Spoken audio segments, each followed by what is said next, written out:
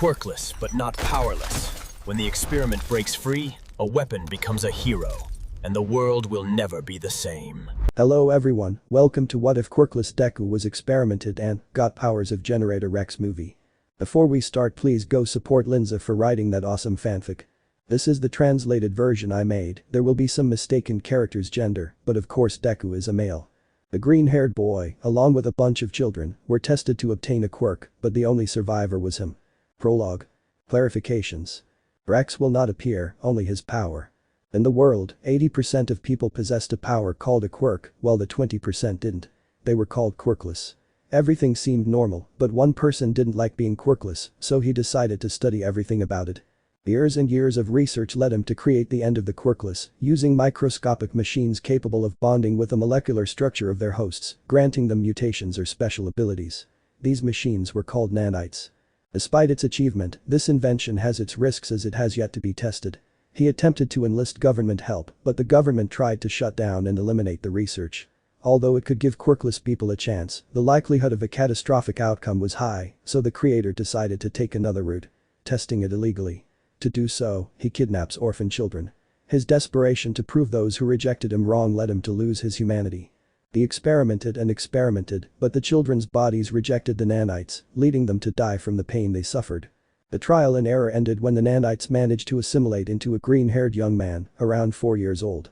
But as a result, the child seemed empty. The pain he suffered seemed to have caused a void in the child, turning him into the perfect puppet. The creator decided to test the boy's quirk. His quirk allowed him to manifest machines from his arms and legs, perfect for offense and defense. Some scientists assisting the professor began to doubt whether his goal was still to help the quirkless. Months later. The scientist went to the green-haired young man's room. It was a minimalist room, with only a bed, a table, a chair and a book. The young man was sitting on his bed reading a book. "Scientist. Hello," he greeted nervously. The scientist approaches the young man and manages to read the title of the book. "Scientist. After a long time. Is it interesting? Don't look that name up, I just made it up out of thin air. Any similarity to any other story is purely coincidental." Nods. "Scientist. Can I stay and read with you?" He thought for a few seconds until he nodded. They both stayed reading the book together. After a few minutes the scientist had to leave. "Scientist. Sighs just as I was enjoying the story. Well, next time I'll come read with you, okay?" With a neutral look he nods. "Scientist. Looks worried by the way, what is your name?" Tilts his head to one side, looking confused. "Scientist. Don't you have a name?" Shakes his head. Scientist. Looks at him with a sad expression, but then looks at the book and approaches it. "I know. What do you think, Izuku?" Scientist. It means after a long time. Do you like it? Izuku. Izuku. If the meaning is wrong, let me know XD. Scientist. Amazed for a few seconds. "Why yes," he spoke. Izuku. "I like it." Scientist. Smiles. "I'll come another time." Izuku. "And your name?" Hajime. "True. My name is Hajime." He smiles and leaves the green-haired man's room. From that day on, Hajime and Izuku would occasionally get together to read or talk. Hajime would bring things to amuse the green-haired boy, such as toys or objects to draw with. One day after playing with Izuku, Hajime passed by the creator's office, let's call him Ken, and overheard Ken talking to someone. It seemed like he was going to use Izuku as a weapon to gain profit for his research. When he hung up, he left his office. Out of curiosity, Hajime decided to go in and looked at some documents on the desk, but was shocked when he read them. Hours later, in a cafeteria. Young Hajime was sitting at a table, drinking coffee. Hajime. Disappointed and sad. It can't be. He felt a hatred toward Ken. His desire to help all quirkless people succumbed to his desire for revenge. Apparently he plans to use Izuku as a way to make money and as a lab rat to create an army. He wanted to find a way to save him, but it was impossible. Getting him out of the lab was impossible, as the security there was so advanced. And from the documents he'd read, asking Ken wasn't an option either. "Hajime. What should I do?" He leaned his head on his hand. Then a woman sits at the same table. Her hair was short and green, part of it tied back in a ponytail. "Can I sit here?" Hajime. "See." She sits at the same table. Hajime decides to drink some of her coffee. Sighs. "I'll ask you straight up. You work for Ken, right?" That question made the young man choke a little on his coffee. "I'll take that as a yes. Look, I know that man wants to help the quirkless, but his method is all wrong." Hajime. "What do you mean? And who are you?" "You're right, I forgot to introduce myself. I'm Inko Midoriya, a special agent working for the government. Hajim's skin turns blue from fear. Inko. Don't worry, I won't do anything to you. She sees a waitress approaching. A coffee, please. The waitress leaves. Listen to me, Hajim. I need you to tell me where the lab is. Hajim. Ink. Minute of silence. Hajim. Listen to me, Inko. Inko. Stares at the young man. Hajim. I will help you by giving you all the information I know, but on one condition. Inko. What is it? Hajim. There's a boy who has an artificial quirk and they want to use him as a weapon. I'd like him to have a normal life. Inko. Okay, what's your name? Hajim. He told me he didn't have one, so I named him Izuku. He likes that name, smiles a little. Inko. She really cares about the child. Hajim. Assuming you already know about Ken's research, what will they do with it? Inko. We'll destroy it. I know it was meant to help the quirkless, but that invention could also give more power to those who already have quirks. What do you think would happen with that? Hajim.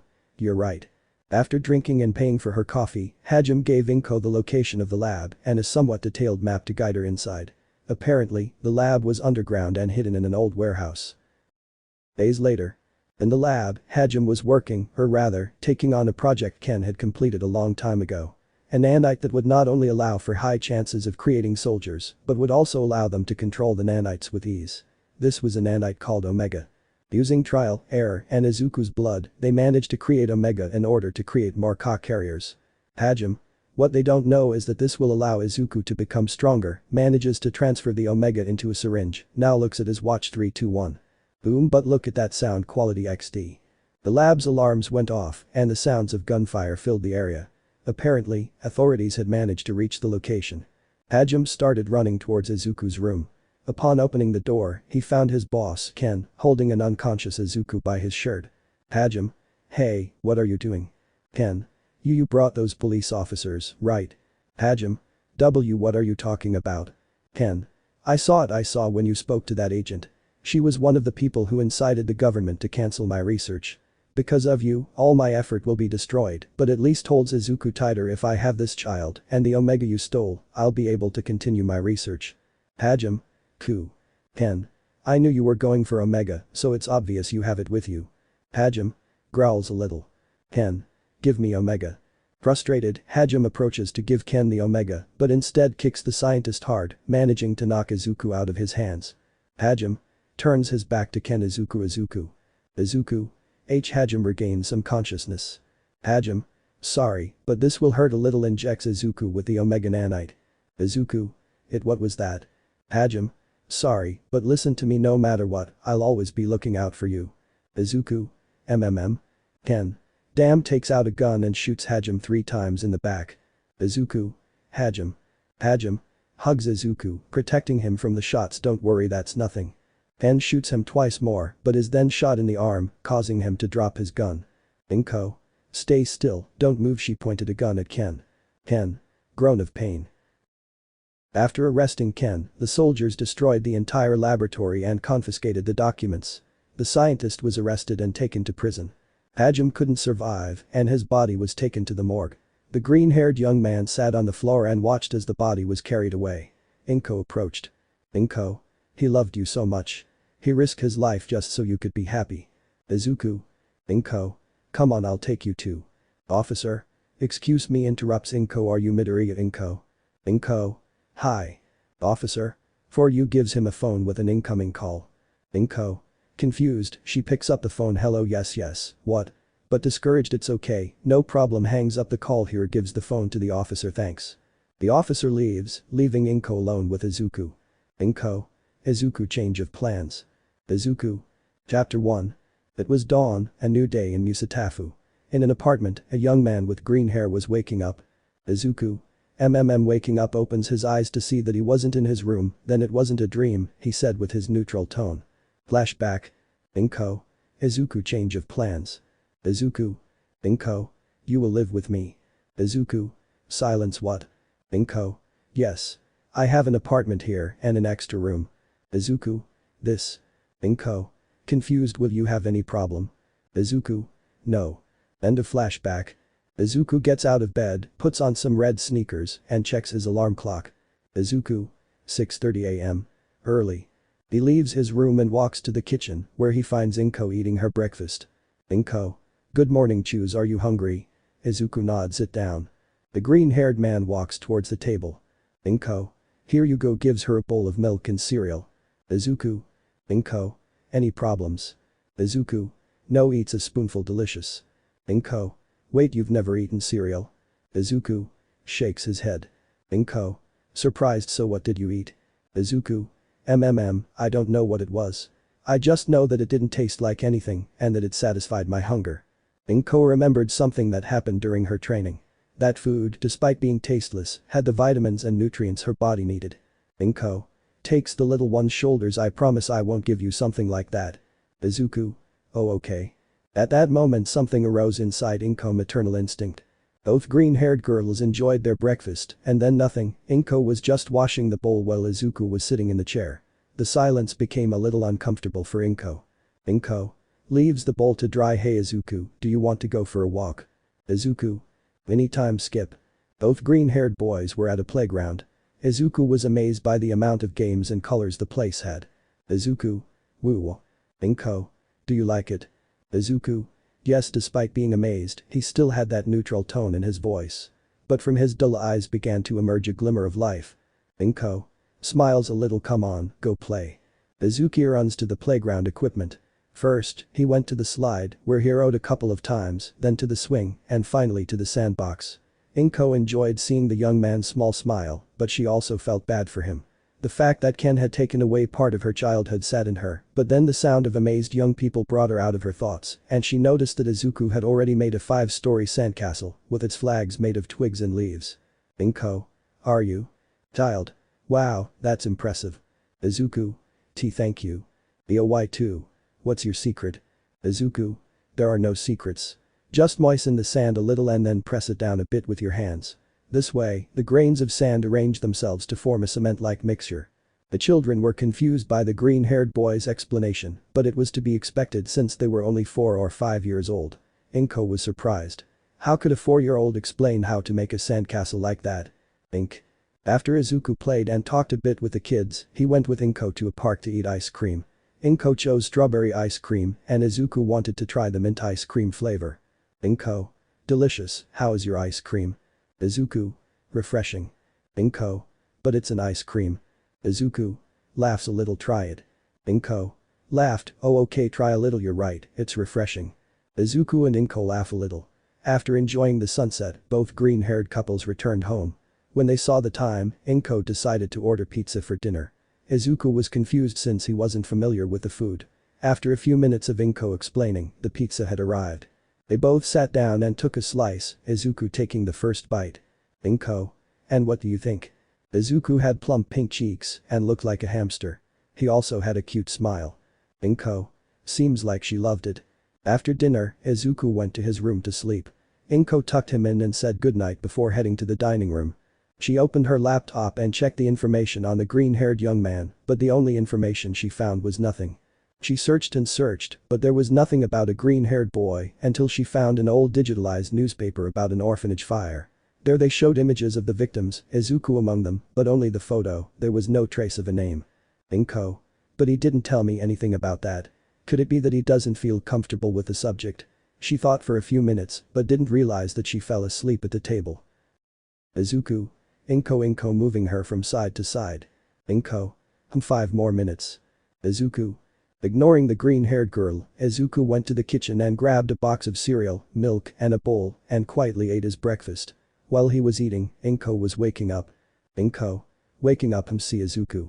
Izuku. Good morning. Inko. Stretching, good die, groan of pain. Izuku. Are you okay? Inko. Sorry, why yes, just never fall asleep in a chair, she continued, complaining about back pain. Izuku. I see, he said as if he were a goblin slayer. Izuku continued eating his cereal while watching the green-haired girl recover from her back pain. Inko. Izuku, can I ask you a question? Izuku. Stares at Inko. Inko. Stares at Izuku. Izuku. Stares at Inko. Inko. Stares at Izuku. Izuku. Yes, neutral tone. Inko tried to calm her heart since she didn't know how Izuku would react if she asked him the question or if his quirk could get out of control because of his emotions. Inko. Do you remember anything about an orphanage? After that question, Izuku showed no change in his neutral expression. An awkward silence filled the room, and Inko was worried as she didn't know what would happen next. She'd experienced many scenarios at work, but this moment was the most difficult. Ink. Izuku. No, he said flatly, with his neutral expression. Inko. Eh? She was surprised. She felt that the atmosphere that had been formed was only to create a comical scene. Izuku. I only remember waking up in the lab, but before that nothing. Inko. Yeah. I see goes to the kitchen to make some coffee, it seems she suffers from amnesia. But could it be some side effect of the experiment? Or could some trauma have repressed her memories? Hey, what would you like for lunch today? Izuku. Pizza. Inko. Nope. Izuku. Ice cream. Inko. No, that will be for dessert. Izuku. Insert kawaii pout. Inko blushed seeing him act like that. Inko. I already know what to cook. Minutes later. Inko. There you go, leaves the food in front of him. Izuku. What is it? Inko. It's called katsudon. Try it. Izuku takes a bite of food. Inko. How are you? Isuzu. Delicious, her eyes began to shine. Inko. I'm glad you like it, smiles. From that day on, a maternal feeling began to grow in Inko, as well as the desire to protect him. After discussing it with her boss, Inko managed to adopt Izuku with the excuse of monitoring him for any strange behavior, since Izuku is the first bearer of an artificial quirk. Chapter 2. One sunny day, in a certain apartment, a green-haired woman was having a dilemma about something for her son. On one hand, she could do it at home, but on the other, it would help him socialize. It was about enrolling him in kindergarten. But why was he in a dilemma? It was because of Izuku's quirk. He didn't know if it was safe for him or the others, so he decided to find out. Inko. Izuku. She called the green-haired boy. A young man comes out of his room. He's wearing a white short-sleeved t-shirt, black shorts, and red sneakers. Izuku. See, Inko-san. Inko. No, I told you not to call me that, she pretended to be angry. Izuku. Yes, mom. Inko. Much better, smiles. Since Inko adopted Izuku, the little one showed more emotions. Although he didn't do it very often, it was already a step. Inko. We're going somewhere. Do you want to come? Izuku. Yes. Inko takes Izuku to an abandoned warehouse. Upon entering, they see the entire place littered with junk and dust. Izuku. What are we doing here? Inko. We came here to find out about your quirk. Izuku. Me quirk. Inko. Yes. Izuku. But. Inko. Don't worry, I won't force you to teach me your quirk. But she knelt down to be at Izuku's height. You can tell me why you don't use it. Izuku. It's just that I'm scared. Inko. Afraid. Izuku. Yes. I'm afraid that if I use my quirk it might hurt people. Inko. It's true that quirks can hurt people, I don't deny it. But that's only by choice. She hugs the green-haired man, but she can also protect them, like a hero. Izuku. Hero. Inko. Yes. And I'm sure you'll be a great hero. Izuku. Do you think I can be a hero? Inko. Yes, smiles and moves away a little from the green-haired boy. Izuku. Okay, with determination I'm going to try. Izuku stands in the middle of the warehouse. Inko watches him closely. Blue lines begin to appear on the green-haired boy's legs, and metal appears from them, giving him the shape of metallic legs. Inko. Incredible, surprised. Izuku. Let's see, he starts walking slowly and then does a couple of kicks and jumps. Yes, they work. Inko. Impressive, then her quirk allows her to manifest machines from her limbs. Tell me, what else can you do? Izuku. So far only this, and something I can't handle yet. Inko. Can you show me? She sees that the green-haired boy was a little scared. Don't worry, I'll help you if something goes wrong. Izuku. Okay. Izuku makes his metallic legs disappear and then creates turbines on his back. He tried to fly with them, but because he couldn't control the power, he was thrown towards the ceiling. The fear of crashing caused the turbines to suddenly shut down, causing his speed to decrease, and he was just inches from the ceiling. He then began to fall, but Inko managed to catch him in midair and land successfully. Izuku. Mom. Ink. Are you okay? Izuku. Why, yes. Inko. It's a relief. After the incident, Izuku continued practicing controlling the techno turbines. Despite nearly colliding with walls and ceilings a couple of times, he managed to control their speed somewhat. Inko. He certainly has potential, smiles proudly of her son. The hours passed and both green-haired men were returning home. On the way, they began to talk. Inko. Tell me, Izuku, would you like to go to kindergarten? Izuku. What's that? Inko. It's a place where you learn and make friends. Izuku. Inko. What do you say? It'll be fun smiles. Izuku. Okay. I'll try. Inko. Fine, I'll sign you up here nearby. But be careful with your quirk. Izuku. Yes. The day ended without any problems. Izuku attended kindergarten and was able to improve his social skills. There, he met an Ashen-haired boy named Kitsuki Bakugo, with whom he managed to get along somewhat despite his prideful personality, caused by his explosive quirk. 9 years later. Years passed, and our young green-haired boy was in his second year of high school. He was considered one of the best students in school, but despite this, he maintained his kind personality. Thanks to his mother, he had developed more confidence and ability to socialize, as well as said personality. But the Midoriyas. Izuku. Thanks for the food, Mom, I'm going to school now. Inko, take care Izuku. By the way, I'll be back late today, so here she gives him some money so you can buy something. Izuku. Thank you, accepts the money and gives him a hug goodbye, walks to the door and leaves. Just as he left, Inko's phone rings. Inko.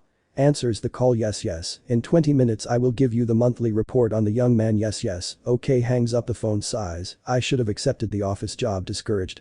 With Izuku. The young man was walking to school. He had plenty of time, as he had gotten up too early.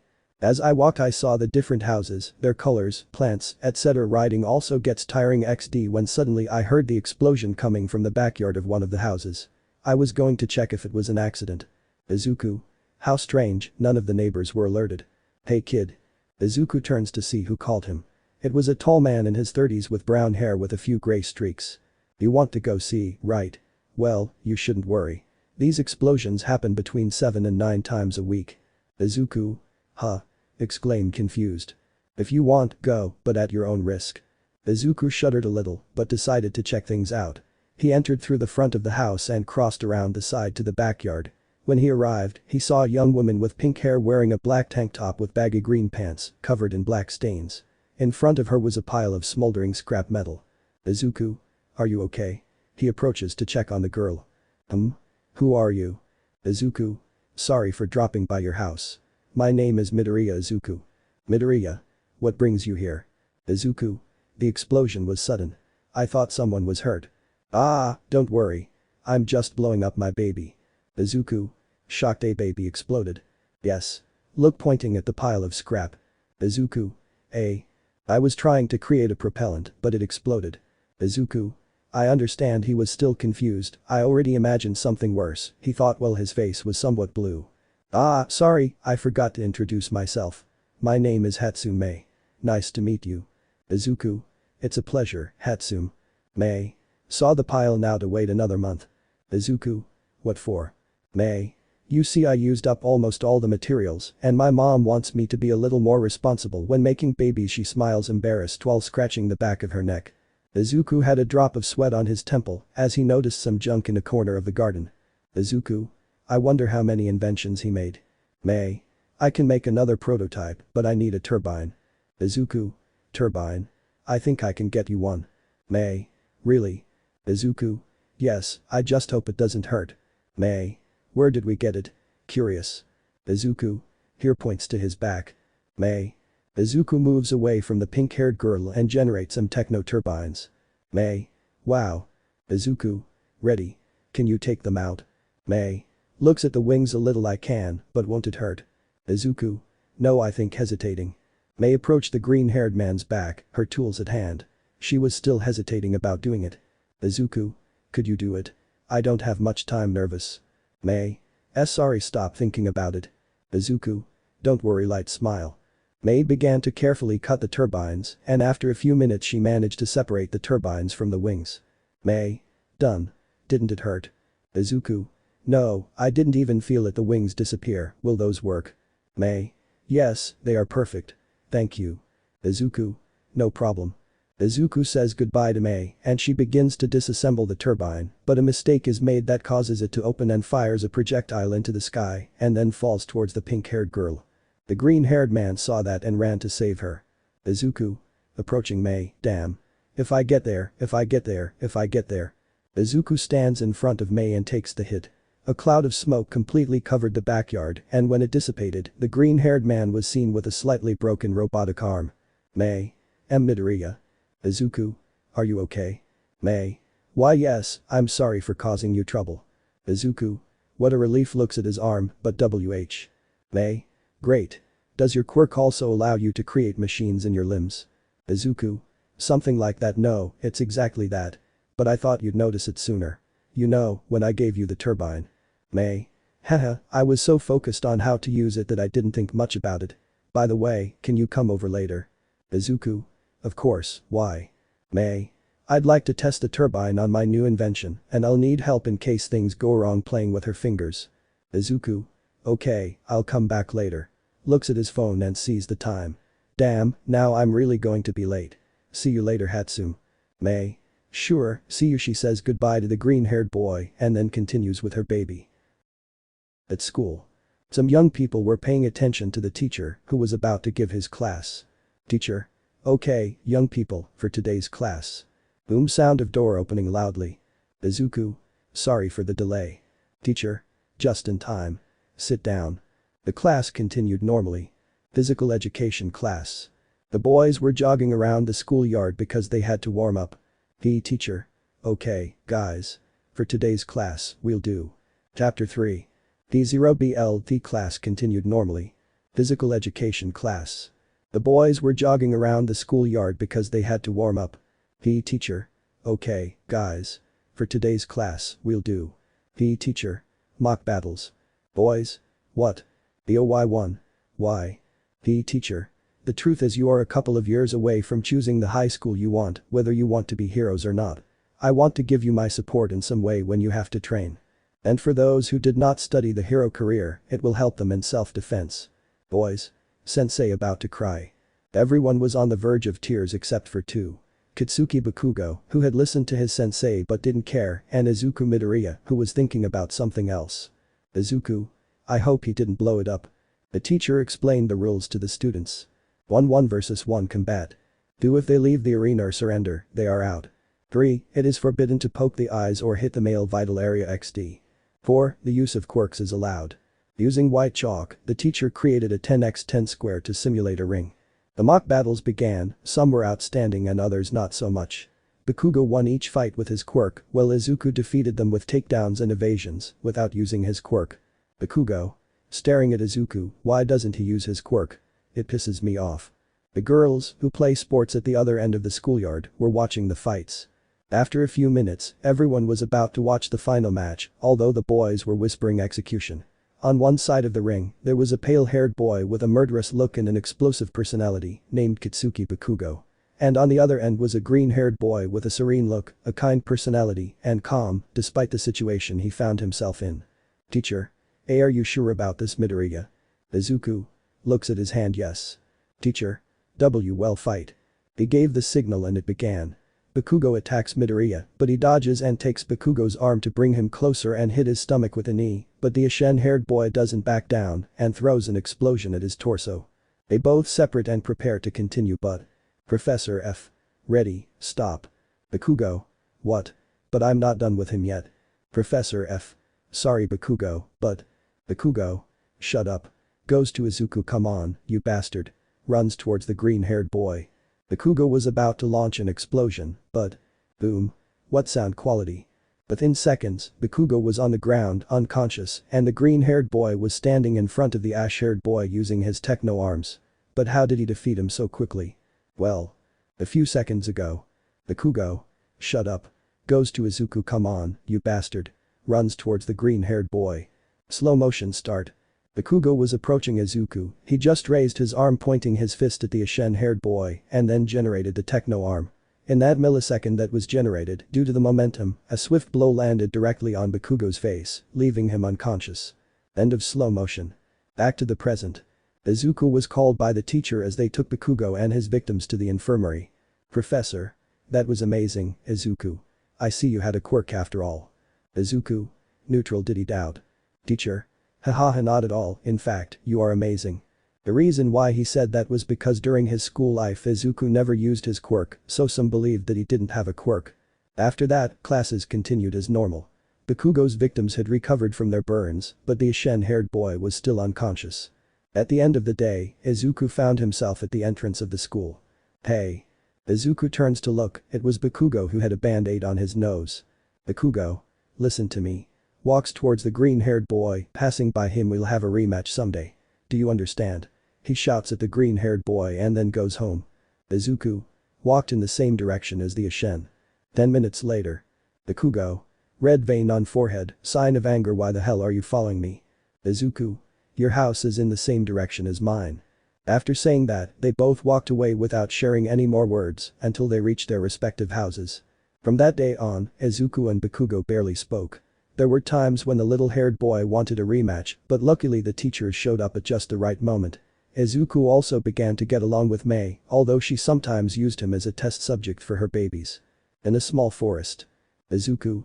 I still think it's a bad idea. Mei. Come on, you already accepted. Izuku. Regretful you only told me to do you a favor, knowing that this was what it was about I wouldn't have accepted it. They were walking through the forest, since Mei's invention would be very dangerous in a crowded area. Izuku. And if you try it? Mei. I can't. I wouldn't be able to spot the errors if I used it. Izuku. Yes you can. Mei. Come on you already told me yes she said, making sad eyes. Izuku. Okay, I'll do it. Upon reaching an open area, Izuku carefully places a backpack containing Mei's baby on the ground. The pink-haired girl takes a bunch of pieces out of the backpack and assembles them, forming a board. Izuku. So is this it? Mei. Why that humor? Pouts this baby is based on the design of that American time travel movie with the DeLorean. Izuku. Ah, that one. So it uses anti-gravity. Mei. Haha no. I took the turbines and reduced their size to place them on the tips of the board to float, and to propel them I placed a pair of rockets. Izuku. Wow. I must admit you're great, Hatsune. Mei. Smiles. Izuku. Okay let's try it. He gets on the board and puts the safety on one foot. Mei. Wait, here she hands him some orange goggles you'll need them to see, and this she gives him a black control with 2 buttons, green and red with this you'll turn it on. Izuku. Thanks. Here we go. Izuku turns on the device and begins to slowly rise, then moves at high speed through the air with the help of the thrusters. Mei checks the board speed with a meter, and the result is 40 km/h. Mei. Okay, the board is working normally, and no faults are seen. Izuku. Hey Mei. How do I turn this off? Mei. Press the red button and the turbines will slowly turn off. Izuku. Okay. Izuku presses the red button, but the board doesn't turn off. Izuku. But what the board began to slowly gain speed. Mei. Oh, she said with a drop of sweat on her temple. Izuku. This is bad, I have no control over the speed. I should stop it, but. Mei. Midoriya. Izuku. Mei. If you can't stop it, destroy it. Izuku. But. Mei. No buts, just do it. Izuku was in a dilemma. If he didn't destroy the tablet, something might happen, but if he destroyed it, all the work he'd done would be lost. Izuku. Let's go with option 3. Izuku creates the techno arms and destroys the thrusters, rising only with the turbines. He then creates the techno turbines and makes it propel him to the opposite direction of the board, but due to the power of Izuku's turbines, he manages to slowly descend to Mei's height. Izuku. Turn it off. Mei disconnects the board from its power source, thus managing to turn off the device. Mei. Hey, are you okay? Izuku. Phew, that's a relief. Don't worry, I'm fine. Mei. I should say that. Izuku. Well, at least. He couldn't finish speaking because he mistakenly didn't remove the footlock that allowed him to use the board without falling and fell on Hatsune, causing both of them to be on the ground. Izuku. Ow. He felt something in his hand. It's soft. I know it's a cliche and I've used it a lot in another story, but I like doing it haha. Mei. Kaya. Izuku. Kaya. Izuku noticed that he was squeezing one of his pink-haired friend's breasts. Mei. Izuku, could you? Izuku. Sorry. Performs Dogiza. Mei. Pouts while showing an angry gesture Eki. After collecting Mei's baby propellants, they both went to the pink-haired girl's house since it was getting dark and it would be dangerous for her to go home alone. After leaving the pink-haired girl at her house, Izuku goes to his own, but a couple of thoughts wandered through his head. Izuku. I hope she's not angry. Now that I think about it, the techno fist suddenly appeared. Could it be that I have more weapons? His thoughts wandered even when he got home. His mother saw that the young man was distracted, so she decided to help him. Inko. Serves the food. Tell me Izuku, how did it go with your little friend? Hearing that, the green-haired boy remembered 1x. What happened with Mei, causing her to blush? Inko. Oh my god, why do I have the feeling I want to annoy him more? Izuku. Izuku. Well, embarrassed and blushing. Inko couldn't stand it anymore and hugged him, since the little green-haired boy's attitude. Meanwhile, at Mei's house. Mrs. Hatsume. Daughter, come down for dinner. She exclaimed, calling her daughter who was in her room. The pink-haired young girl had heard her mother's call. Mei. I'm going. She leaves a tool and a broken propeller on her work table. Looking at it, she remembered what happened with Izuku, causing a slight blush. Chapter 4. A few days had passed since the problem with the hoverboard prototype.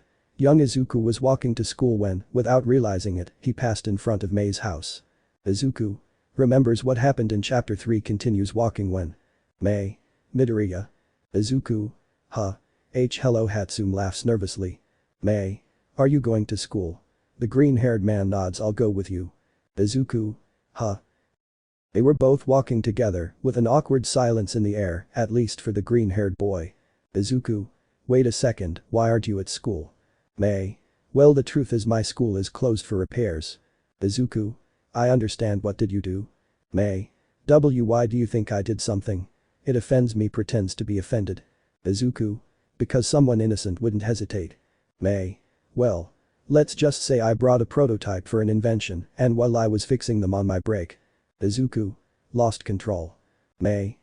Scratches the back of her neck in embarrassment, but now I know what the fault was, and I will make it again. Izuku. Sigh. I understand. Just don't destroy anything along the way. Mei. I don't promise anything. Optimistically raises her thumb. Izuku. Well, I have to go. Good luck. He walks away saying goodbye. Mei. See you later. After watching him walk away, she manages to calm down a bit. Why is my heart beating so fast? Izuku had arrived at school and went straight to his seat in the classroom. Izuku. Hello Midoriya. Izuku is surprised but then sees that it was his friend. Oh, hello Kaminari. Yes, Kaminari Denki. The way they became friends was very simple. Flashback 1 year ago. The green-haired young man was walking along the side of the school building toward the exit. Along the way, he encountered a blonde-haired young man struggling with a vending machine. Damn piece of tin, give me back my money. Angrily activates his quirk and was going to attack the machine but notices Izuku's presence. What are you looking at? In a hostile manner. Izuku. The green-haired man walks up to the machine and hits the side 3 times with a determined rhythm, causing 2 cans of grape-flavored soda to fall out. Izuku takes both cans and gives them to the blonde-haired boy, avoids damaging school property, resumes his way to the exit, but hey. The green-haired boy turns around and quickly takes the can that the young man threw at him. What is your name? Izuku. Midoriya Izuku. Kaminari Denki. Nice to meet you. They both smiled and went back on their way. From that day on, they met and talked a little, to the point of becoming friends. When they moved up to 2nd grade, the boys discovered they were assigned to the same class. End of flashback. Izuku. How's everything going? Kaminari. If you're referring to today, nothing new. I got something for you. Izuku. Discouraged. Don't tell me. Kaminari. Yes, from a bundle of letters, tied with a ribbon. I think there are about 10. Izuku. Og sighs, rests his head on the table and receives the letters from his friend. Kaminari. Honestly, I'd like to be in your shoes. Izuku. Then he returns the bundle, but the young man rejects it. Kaminari. Don't even think about it, they'll kill me if I show up again. Nervous with Vietnam memories. Izuku. Hahaha, just kidding. Smiles a little. Kaminari. By the way, how are things going with Bakugo? Izuku. If you mean that he still seeks revenge and yells shiny when he sees me. The same. Kaminari. He's really frustrated about losing. Izuku. I think he's more frustrated by how he lost. Kaminari. Thinking it's possible. Shiny. Izuku. Speaking of which. Bakugo fiercely opens the classroom door and storms toward his seat. His behavior has been getting worse for a few days, even. Bakugo. Hey Midoriya. Rematch. Izuku. And we continue with that sighs and rests his head back on the desk. Classes had ended and Kaminari was with Izuku, drinking on a bench. Kaminari. And how did it go? Izuku. Sighs, exhausting. Kaminari. I thought you would accept the feelings of at least one girl. Izuku. It's just that I don't think about it much now. Kaminari. Well, and what will you do with Bakugo? Izuku. I'll ignore it. I'll probably forget about it in time. Kaminari. Laughs a little. I doubt it, friend. Izuku. Don't summon bad luck. Kaminari. Hahaha. Kaminari spreads a little laughter to Izuku, then takes a walk in the park. The place had a skate park and they enjoyed watching some of them perform tricks. One of them, with a reptile-like quirk, used his tail to enhance said tricks. Izuku. Isn't using quirk supposed to be illegal? Haminari. Yes, but he has the mutant type. It's hard to say whether he used it or not. Izuku. But it's too obvious. They both chatted for a while, and when the skaters had left, Izuku and Kaminari took advantage of the bug and climbed to the top of the half-pipe to enjoy a bit of the view of the sunset. Kaminari. This place is great. Izuku. You're right. Kaminari. You should bring a girl here, dude. She'll fall in love with you instantly. Izuku. You've been talking a lot about girls lately. What's wrong? Kaminari. I want a girlfriend pretends to cry and then returns to normal. I'm jealous of you, you have everyone at your feet. Izuku. Hahaha, I don't know what you're talking about. Kaminari. Don't act like it. You receive several love letters a week. Izuku. Sighs, they're probably just playing or making a bet. Kaminari. A week. Izuku. Kaminari. Why don't you accept someone? Do you already have a girlfriend? Izuku. No, dryly. Kaminari. Then. Izuku. Kaminari. Are you hitting that way? Izuku. No, dry again. Kaminari. Are you listening to me or do you really like the scenery? Izuku. Yes, I can hear you, and I like the scenery watching the sunset, after all I could never enjoy one, remembering his time in the lab. Kaminari. By the way, what does your quirk do? Izuku. Weren't you in PE? Kaminari. I was sick that day, laughs nervously. Izuku. Sighs, well, I can generate machines with my quirk, create some techno fists for a few seconds, and then deactivates it. Kaminari. And you can't create a vehicle. Izuku. I can create turbines. Kaminari. Great. It would be great if you could use your quirk freely, so you could get anywhere on time. Izuku. I think there's a while to go before that. Kaminari. And why don't we help out at UA Academy? Izuku. You mean become heroes? Continues watching the sunset. Kaminari. Exactly. By the way, what else can you generate with your quirk? Izuku. Turbines and boots. Kaminari. Great. With stars in his eyes, can I see? Izuku. We can't use our quirks in public. Kaminari. Right, wait, I know where we can use them. Izuku. Really? Confused. Sudden change of scene. Izuku. It can't be, he thought when he saw where they were. Kaminari had taken Izuku to the forest, more specifically the same place where he tested one of Mei's experiments. Kaminari. This place is far from the houses, so we can use our quirks whenever we want, smiles. Izuku. How did you find this place? Kaminari. That doesn't matter. Now show me your quirk, excited. Izuku decides to show him his quirk. It started with the techno boots. Kaminari hits the boots with a branch, proving that they were really made of metal and durable. Then he continued with his fists, hitting a tree and managing to knock it down. It was the techno turbine's turn. Izuku had successfully generated them and was about to fly, but then he notices some strange sounds coming from the trees. Izuku observes where it comes from, and then a gray blur appears moving at full speed. Izuku doesn't think twice, takes one of Kaminari's arms and takes flight with the techno turbines. Kaminari. What is that? Izuku. I don't know, but he's aggressive, serious. Both boys looked closely at the creature. Its brain was exposed, its skin was grayish. It was muscular but also skinny. It had bulging eyes and a beak for a mouth. Izuku. Perhaps. Kaminari. Is. INK. A humanoid chicken on steroids. Confused. They continue to watch the creature closely, but it sees them and points its palm at them. Kaminari. Why are you targeting us? Or rather, what are you trying to do? Izuku. I have a bad feeling. From the creature's palm, a leaf grows until it reaches Izuku, or more specifically, the turbine. Said leaf jams the turbine, causing Izuku to begin to lose control and fall. The green-haired man manages to soften his fall, but his landing is still rough. Izuku. GHH, are you okay, Kaminari? Getting up in pain. Kaminari. Yeah, that was nothing, pained, brushing some dust off his clothes. The creature begins to approach both young people. Izuku. What's wrong with that guy? Kaminari. He's probably a criminal. The creature continued to slowly approach them. Kaminari. We must run away. Stands up and tries to walk away. Izuku. No. Kaminari stops. Izuku. If we do, it's likely to reach the residential area. Then it would hurt innocent people or worse. Kaminari remains crestfallen as he thinks about the consequences. Izuku. I have an idea, go for the heroes, I'll try to stop him. Kaminari. But. Izuku. Do it, don't worry. The blonde thought about it for a bit and decided to listen to Izuku. He headed toward the street, but the monster pointed its hand at him and pulled out a knife that was heading his way. But Izuku held the knife in his techno arm. "Izuku, your fight is with me." The villain doesn't respond and decides to attack Izuku with a blade. Izuku manages to narrowly dodge it and hits the creature in the face using his techno arms. But when he does, the creature doesn't flinch and hits the green-haired man directly in the stomach, causing him to spit saliva and fly to crash into a tree. Izuku, GHH groan of pain. The creature slowly approaches the green-haired boy. He couldn't even move due to the pain, but he still got up. The creature quickly attacks, hitting the tree. Apparently, the green-haired boy had disappeared and begins to search for it when he hears the sound of something falling. The chicken looks up and sees the sole of a boot. It was Izuku who managed to jump in time to then land and crush the monster with a techno boot. "Izuku, I knocked him down," while loses his balance. The creature takes the techno boot and slams Izuku a couple of times on the ground before throwing him into another tree. Izuku coughs up some blood. Rapid breathing. "Well, at least Kaminari will be okay."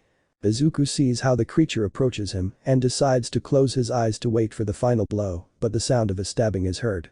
The green-haired man opens his eyes and sees the static creature, then turns around, showing a dagger on his back. Izuku. But what? There she was, Inko Midoriya, wearing a special combat suit with a pair of swords and her belt with daggers. Izuku. Mama. Inko. Izuku, how are you? Izuku. I'm fine. Inko nods and focuses on her enemy. The creature quickly approaches the young woman. She dodges the attack and slashes at its arms, but the cut couldn't be deep because she managed to create a blade to prevent further damage. Inko. Does this thing have consciousness? The creature quickly runs toward Inko and attacks her, but she manages to dodge it by stepping back and then throwing daggers, hitting 2 in her legs and 1 in her arm. The creature becomes enraged and attacks again, this time landing a blow, but she manages to minimize the blow, although she still takes damage and is sent crashing into a tree. Inko and the creature continue to fight, but she lost the advantage over time. Izuku. I must help her. But how? Inko. GHH groan of pain holds her left arm, damn broken. There she was, the green-haired girl was behind a tree, hiding from the creature. Inko. Watch carefully, she doesn't seem to be in pain. It could be a quirk or a fault in her nervous system. She also seems to have fighting instincts. What do I do? Reinforcements will arrive in 10 minutes. She was thinking calmly, but then she felt something and jumped from that tree to another, dodging a blade that pierced the tree. The creature saw her. Inko. I have no choice. The green-haired girl runs towards the creature.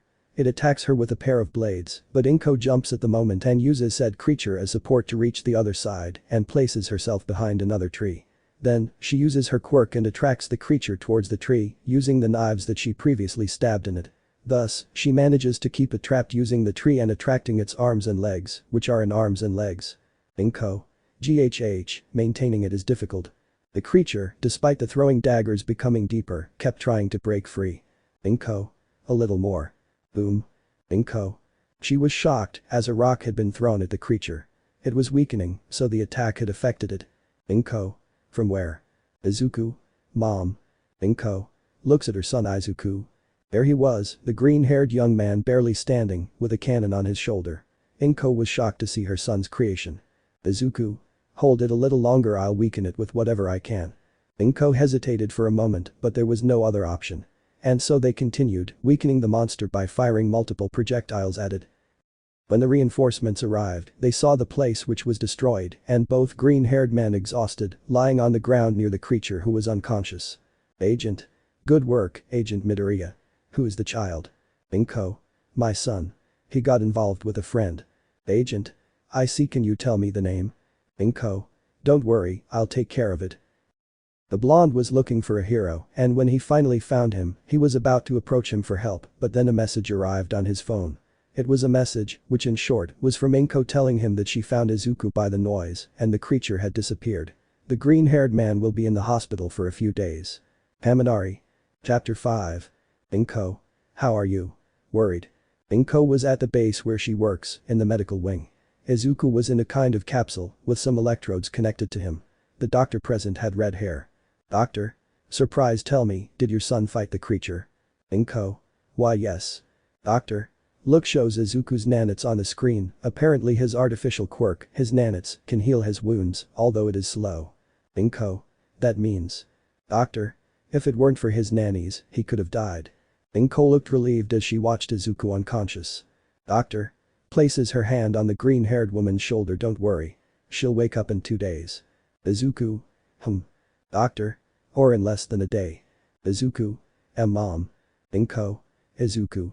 Doctor. You must be dreaming. After some medical explanations, both women went to the bar located in the building. 2 jugs of beer later. Doctor.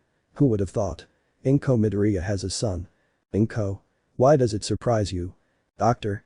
It's just that when we were young recruits, you always said that having a partner was a waste of time and that a child would be an anchor for your plans. In short, you were cold. Inko. Ah. Doctor. And look at you now.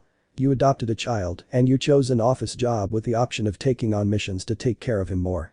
Inko. Well, slightly embarrassed. Doctor. Now that I think about it, weren't you dating that guy? What was his name? Inko. Liz, I don't want to talk about it. Depressed. Liz. Oh, sorry, sad. Inko. Don't worry, it's just Izuku seemed to need a mother. And hearing him call me mom felt warm. She places a hand on his chest. Liz. Giggles. Inko looked at her confused. That's maternal instinct. Inko blushes in embarrassment and looks away. Liz. Giggles on target. As the 2 women spoke. Medical wing. Izuku was still in the capsule, but his heart rate and brainwave meters were high. He seemed to be having a nightmare, one he hadn't had in a long time. The nightmare was about him and his former friend Hajime. It repeated the events of that day over and over again, but at the end of each repetition, he heard a voice say, "It's your fault." Izuku. Grown enough. The heart rate monitor increases. Izuku. Enough. Brainwave meters increase. Izuku. Enough. Izuku opens his eyes, which were shining, and his body began to manifest machines, freeing him from the capsule and destroying it. The alarm sound, everyone runs to the medical area where the disaster originated, and upon arrival they notice that the walls of said wing were completely destroyed. Inko. What happened? Agent. It is unknown, only an explosion was heard and the alarm sounded. Inko. Looks around and Liz. Confused. At the bar. Liz. And do you know how many hick people I have to hick serve a day? She was completely drunk, talking to her reflection in a mirror. But Inko was looking for Izuku among the rubble, but then she sees a silhouette outside the building, noticing a creature that was static looking at the sky, to then turn to the building and see it. Inko. What? Agents? Is that it? The giant creature, it seemed both mechanical and biological at the same time just by looking at it. Inko. Wakes up and uses the communicator in her ear. All agents, bring heavy artillery and activate red alert. We are facing a biomechanical creature. She repeated the last thing and went in search of her equipment. Minutes passed, the creature was about to leave the property of the agency where Inko works. But then a number of tanks appear to attack the creature. The tanks fire and hit the creature, but it takes no damage. In response, it attacks the tanks with cannons located on its shoulders, destroying between 5 and 10 of them. While the battle develops, Inko and some agents were in a helicopter towards the biomechanical creature, ensuring enough distance to be able to land on the creature's shoulder. There, Inko successfully cuts the barrel of the biomechanical creature with her katana, but upon seeing the cannon up close, she immediately recognizes the design. Inko. No, Izuku.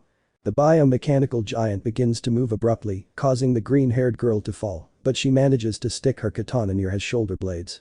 The tanks and trucks kept coming, firing their full arsenal, but they could barely damage the creature.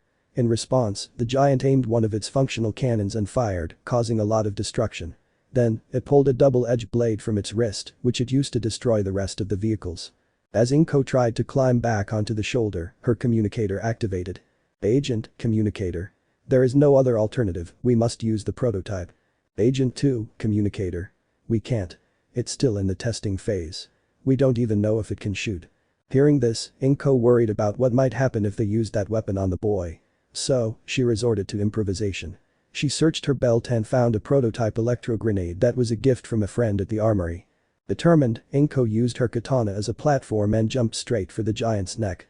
Upon arrival, she stabbed a dagger to grab onto the ground and planted the electro grenade. Inko. Sets the timer ready, 10 seconds. She was about to get off, but the giant managed to catch her. He stared at her for a few seconds and then the grenade exploded.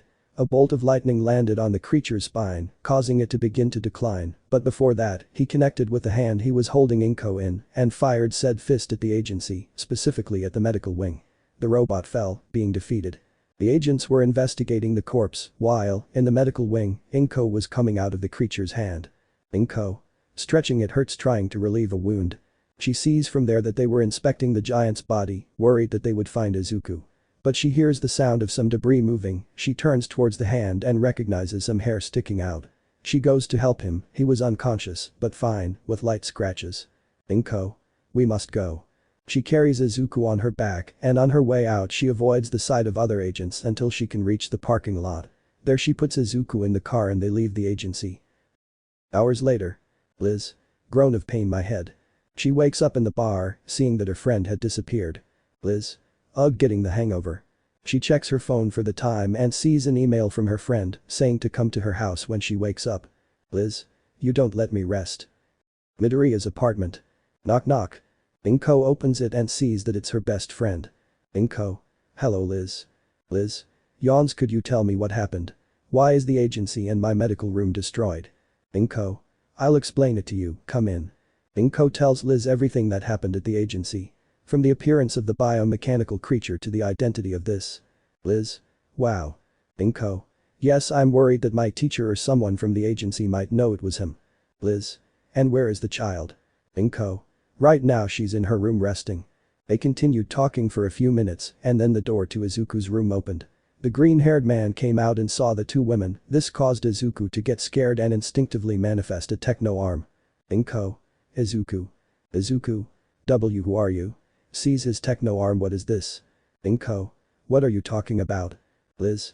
Wait, Inko approaches Izuku cautiously, kid, do you remember your name? Who are you? Izuku. No, worried. Liz was shocked by the answer, but Inko didn't hesitate and jumped to hug the green-haired boy. She began to sob into his shoulder. Minutes passed and the three of them were sitting at the same table and Inko had already calmed down a bit. Liz. Do you remember your name? Izuku. Yes. It's Izuku. Liz. Remember who gave it to you? Izuku. Thinks for a few seconds and no, I don't remember. Liz. How strange. Inko. And. I and L. Inko. Me remember. Izuku. I'm sorry miss, I don't remember you. Inko. She gets sad, but then smiles, she's not a miss, I'm your mother. Izuku. Sorry, laughs nervously. While they were talking for a bit, Liz ordered some food from a restaurant. After the food arrived and was eaten, Izuku went to sleep, leaving the two women alone. Liz. So what are you going to do? Inko. You know what I'll do. Liz. Sighs, okay. I'll see if I can get rid of the recordings. Inko. Liz excited by the help. Liz. But only if you let me be his aunt. Inko. What? Confused. Liz. I like the boy. Inko. Liz. Liz. Okay, yeah. I think it's kind of cute and I always wanted to be an aunt, but I was an only child, pout. Inko. All hugs her friend. Chapter 6. Izuku. Frustrated. It was dawn and the sun's rays were streaming through Izuku's bedroom window, right into his eyes. The green-haired boy wanted to keep sleeping, but when he saw the time on his alarm clock, he decided to get up and go to the bathroom to clean up. Upon leaving, he walked towards the kitchen dining room, where Inko was. Inko. Good morning. Izuku. Good morning, mom. After serving and enjoying breakfast. Inko. Izuku. Izuku. Inko. Can I ask you something? Izuku. Sure. Inko. First of all, you have amnesia because you lost control of your quirk. Izuku. Surprised, nervous, I see. Inko. That's why I'm going to train you. Izuku. Inko. I'll help you control your quirk and fight. Believe me, you'll need it. Izuku. I understand, determined. Inko. Okay. Tomorrow morning we'll go to a secret place in the mountains. Izuku. Wait, in the mountains. Inko. Nods, we'll be calmer there and you'll be able to train without limits. Izuku. I understand. But what about my studies? Inko. Don't worry, Liz will take care of that. Izuku. Liz. Remember, sure. Inko. I understand your concern, but believe me, she is the right one for those things. Izuku. Segura. Inko. Nervous. They both rested and prepared everything for the trip. Inko reported the green-haired boy's situation to the school and the teacher in charge of the class informed his students. Kaminari was surprised and worried for the green-haired boy. Kaminari. Damn, at least say goodbye, friend, slightly sad. There they were, Inko and Izuku leaving the city, heading to the mountains, using a car. Izuku. Mom. Inko. Yes. Izuku. What is this? Izuku and Inko had Liz as their driver. Liz. Didn't he tell you? Izuku. What ko? Inko. Ah, don't do it. Covers Liz's mouth. Liz. Laughing. Izuku. The trip was long. Liz told him the few embarrassing anecdotes about Inko from when she was in school and when they worked together. Izuku listened attentively to Liz's words. After spending some time and a few stops for food and bathroom breaks, the group arrived at the cabin. It had the classic wooden design, along with a power generator in a small storage room away from the house due to the noise it makes when turned on. Inko. Well, we'll be here for about a year. Izuku. I must admit this place looks good. Liz. It's true with a travel backpack. Izuku. Staring at Liz. Liz. Notice him. Smiles messes up the green-haired boy your mom already told you. I'm the most suitable to teach you. Walks towards the generator. Let's chill the drinks. She shouted as she walked. Izuku. Inhale exhale, this will be a difficult year. As the green-haired man said, so it was. His mornings began at 6 a.m. for training with Inko. Said training was based on running, carrying weights, combat simulation, and control over his quirk, after which he continued his studies. Despite her appearance and behavior, Liz knew how to be a rather demanding teacher. The days were difficult and more so when the weather was hotter or colder than others, but something inside him told him that he should do it without declining. Despite not remembering anything, he felt that something like that should not be repeated. 3 months passed. It was difficult for Izuku to continue the training. At this moment he was in the middle of a combat simulation. Izuku. Wa crashes into a tree. Inko. Sighs, do you want to rest? Worried. Izuku. Why yes, getting up. They both went to the cabin. Upon entering they saw Liz reading a book, sitting on the couch. Liz. Hi. How did it go?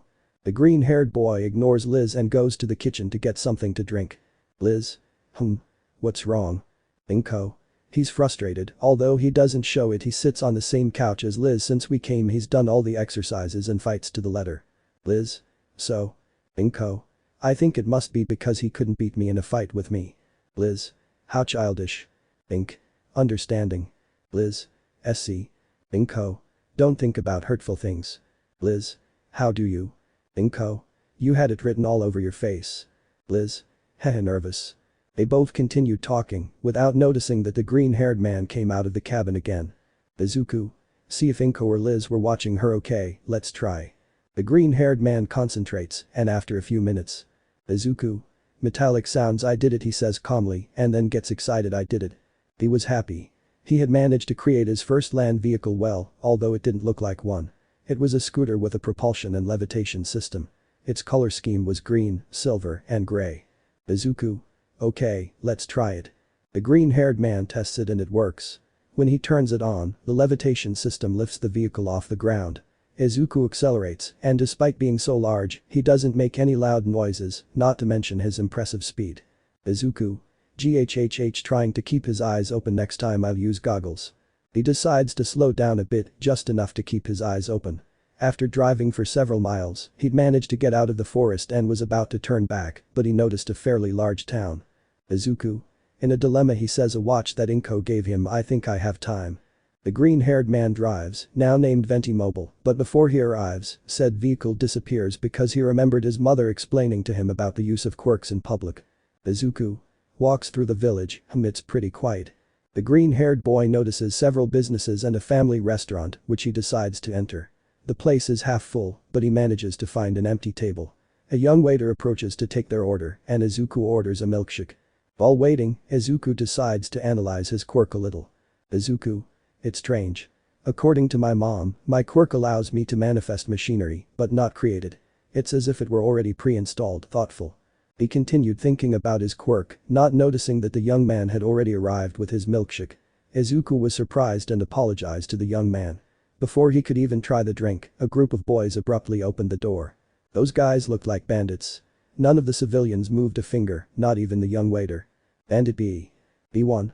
Hey, why are you so quiet? He laughs mischievously. B2. Approaches the waiter. You know what to do. Mischievous smile. Waiter. Why yes. The waiter goes to an office that was behind everything and returns with a paper bag. Izuku. Stares at what was happening. B1. Haha, thanks. Both bandits leave the place. Izuku.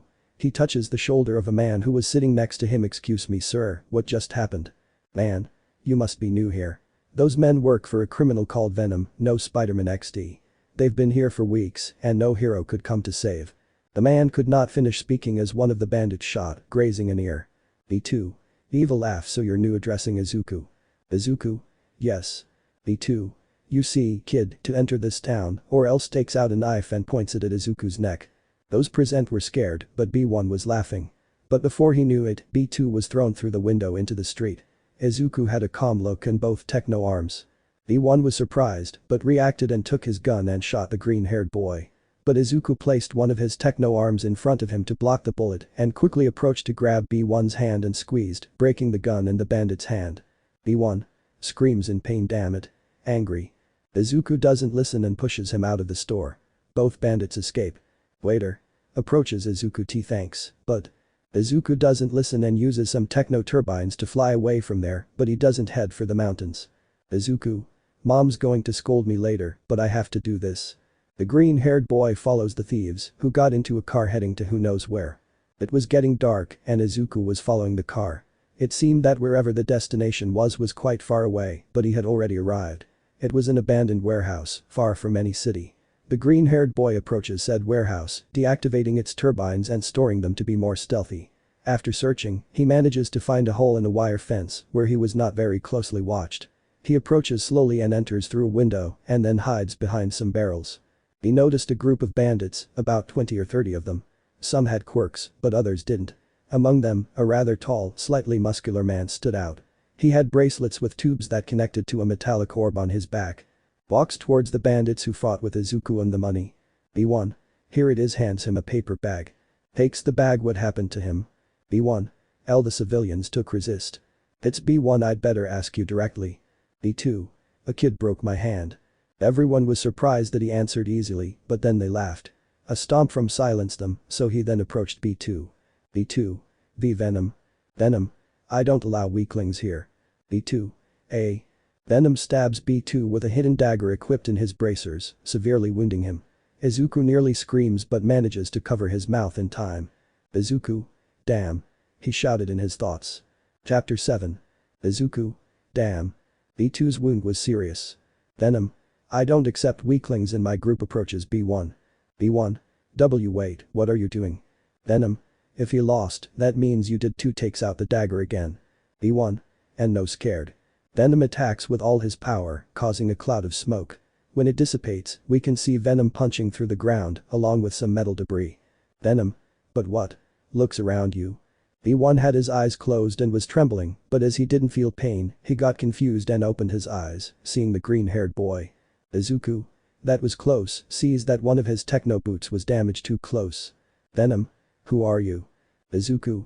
Deactivates the techno boots. I'm just a civilian who was passing by. Dodges a barrel that throws Venom at him. What the hell? Venom. So you're the one who defeated my followers. Izuku. And you are the one called Venom. Venom. I see you're informed. Izuku gets a better look at his opponent. Venom is 2.20 meters tall and has good muscles. He also has 2 pairs of eyes and protruding chelicerae. Venom. You probably noticed, but my quirk is spider. I possess the characteristics of spiders, including their venom. He puts venom on the dagger though, it only paralyzes people. I have to do the rest, he says maliciously. Izuku was trying to analyze venom, but having B1 behind him makes it a bit complicated. Izuku. Hey, addressing go see your friend, I'll tell him. B1. But. Izuku. Uses his techno arms go. Attacks Venom, but he blocks the attack. B1 uses this opportunity to carry his wounded companion out of the warehouse. The others tried to follow him, but Venom ordered them to stay and obstruct the green-haired man's movements. Izuku noticed it immediately. Venom's followers were terrified of him. Izuku. Defeating him will make them flee, but blocks Venom's dagger, but it goes through the techno arm. Those things are tough. The green-haired man steps back and Venom takes advantage and launches a web from his bracelet. Said web sticks to Izuku's chest and then he is lifted and whipped towards a pile of wooden boxes. A large cloud of dust rises and from it comes a projectile aimed at Venom. He manages to block it and watches as the cloud dissipates, revealing Izuku with the techno cannon. Izuku. Take this. Shoots another projectile, but Venom blocks it. Venom. That's all. Izuku. GHH keep shooting. The projectiles it fired were based on wood, iron, stone, among other materials that were gathered at the rear of the cannon. Venom. Hey, this is really bothering me. He cuts the last projectile with his dagger, but it was full of oil, which blinds him. He covers his eyes. Izuku. Now. quickly approaches Venom and hits him in the stomach. Venom. Groan of pain. Damn. Furious. Venom hits the green-haired man's face to push him away and takes the web previously stuck to Izuku to whip him on the ground and then throw him to the ceiling, making him go through it. Izuku was in the air and activated the techno turbines, remaining suspended there. Izuku turns to see the horizon and notices the police lights. They are close, but looks again at Venom, who was waiting for him. They won't arrive in time to catch him. Venom. Coward. Come here. Izuku stopped thinking about it and flies straight to Venom. Izuku. I'll stop you here and now. Deactivates the techno turbines and then uses the techno arms. I need more power. Out of nowhere, the techno arms began to spin, similar to a drill. They both clashed fists, and using the opportunity, he used his other fist to punch him again in the abdomen. Venom was going to punch the green-haired man again, but he dodged. Izuku. I knew you would attack like that. Smiles with determination. He activates the techno arms and uses the techno cannon, hits Venom's face with it and fires. The power of the blow plus the projectile manages to knock Venom out. Izuku sighs in relief and then lies down on the floor. Wait, the police. He quickly gets up and flies home with the techno turbines. He manages to avoid trouble and save a village, but… Inko. Where were you? The aura he emanated did not match the concerned tone of his voice. Izuku. She's angry, you see. That day, Izuku was punished with more training than his program, including more homework from Liz. The news was also very loud. Apparently, Venom was a villain too difficult to capture since he left his followers in charge of the robberies while he hid in his secret base, although he only came out for major crimes. The fact that they managed to capture him was thanks to the noise and chaos caused by a fight at said base. The hero who achieved all this was unknown, and some witnesses characterized him as young and green-haired. Inko, upon discovering this, was angry at the young man, but internally she was happy for the green-haired man's actions and the reason why he did it, but that did not save him from training and tasks. Izuku. Exhausted. Inko. Not bad keeping up, Bach, and you've improved. Izuku. Thanks, mom. Hey, can I ask something? Inko. Yes, it's next to the green-haired boy. Izuku. Is being a hero a job? Inko. Yeah, you see a long explanation about quirk-based society later. Izuku. Incredible. Inko. Low C. They were both watching the sky. Izuku. Then I'll be a hero. 1 year later. In the city of Musafasu, in a secondary school. Teacher. You're now in 3rd grade, so it's time to think about your future. So, I'll give you the future aspirations document. Although it seems like you all want to be heroes, right? Throws the documents in the air. All the youngsters began to use their quirks. Bakugo snatched the document out of the air and quickly wrote UA. Bakugo. Shut up, secondary characters. Boy. Wait. Are you going to UA? Bakugo. That's right, now shut up. Chiko.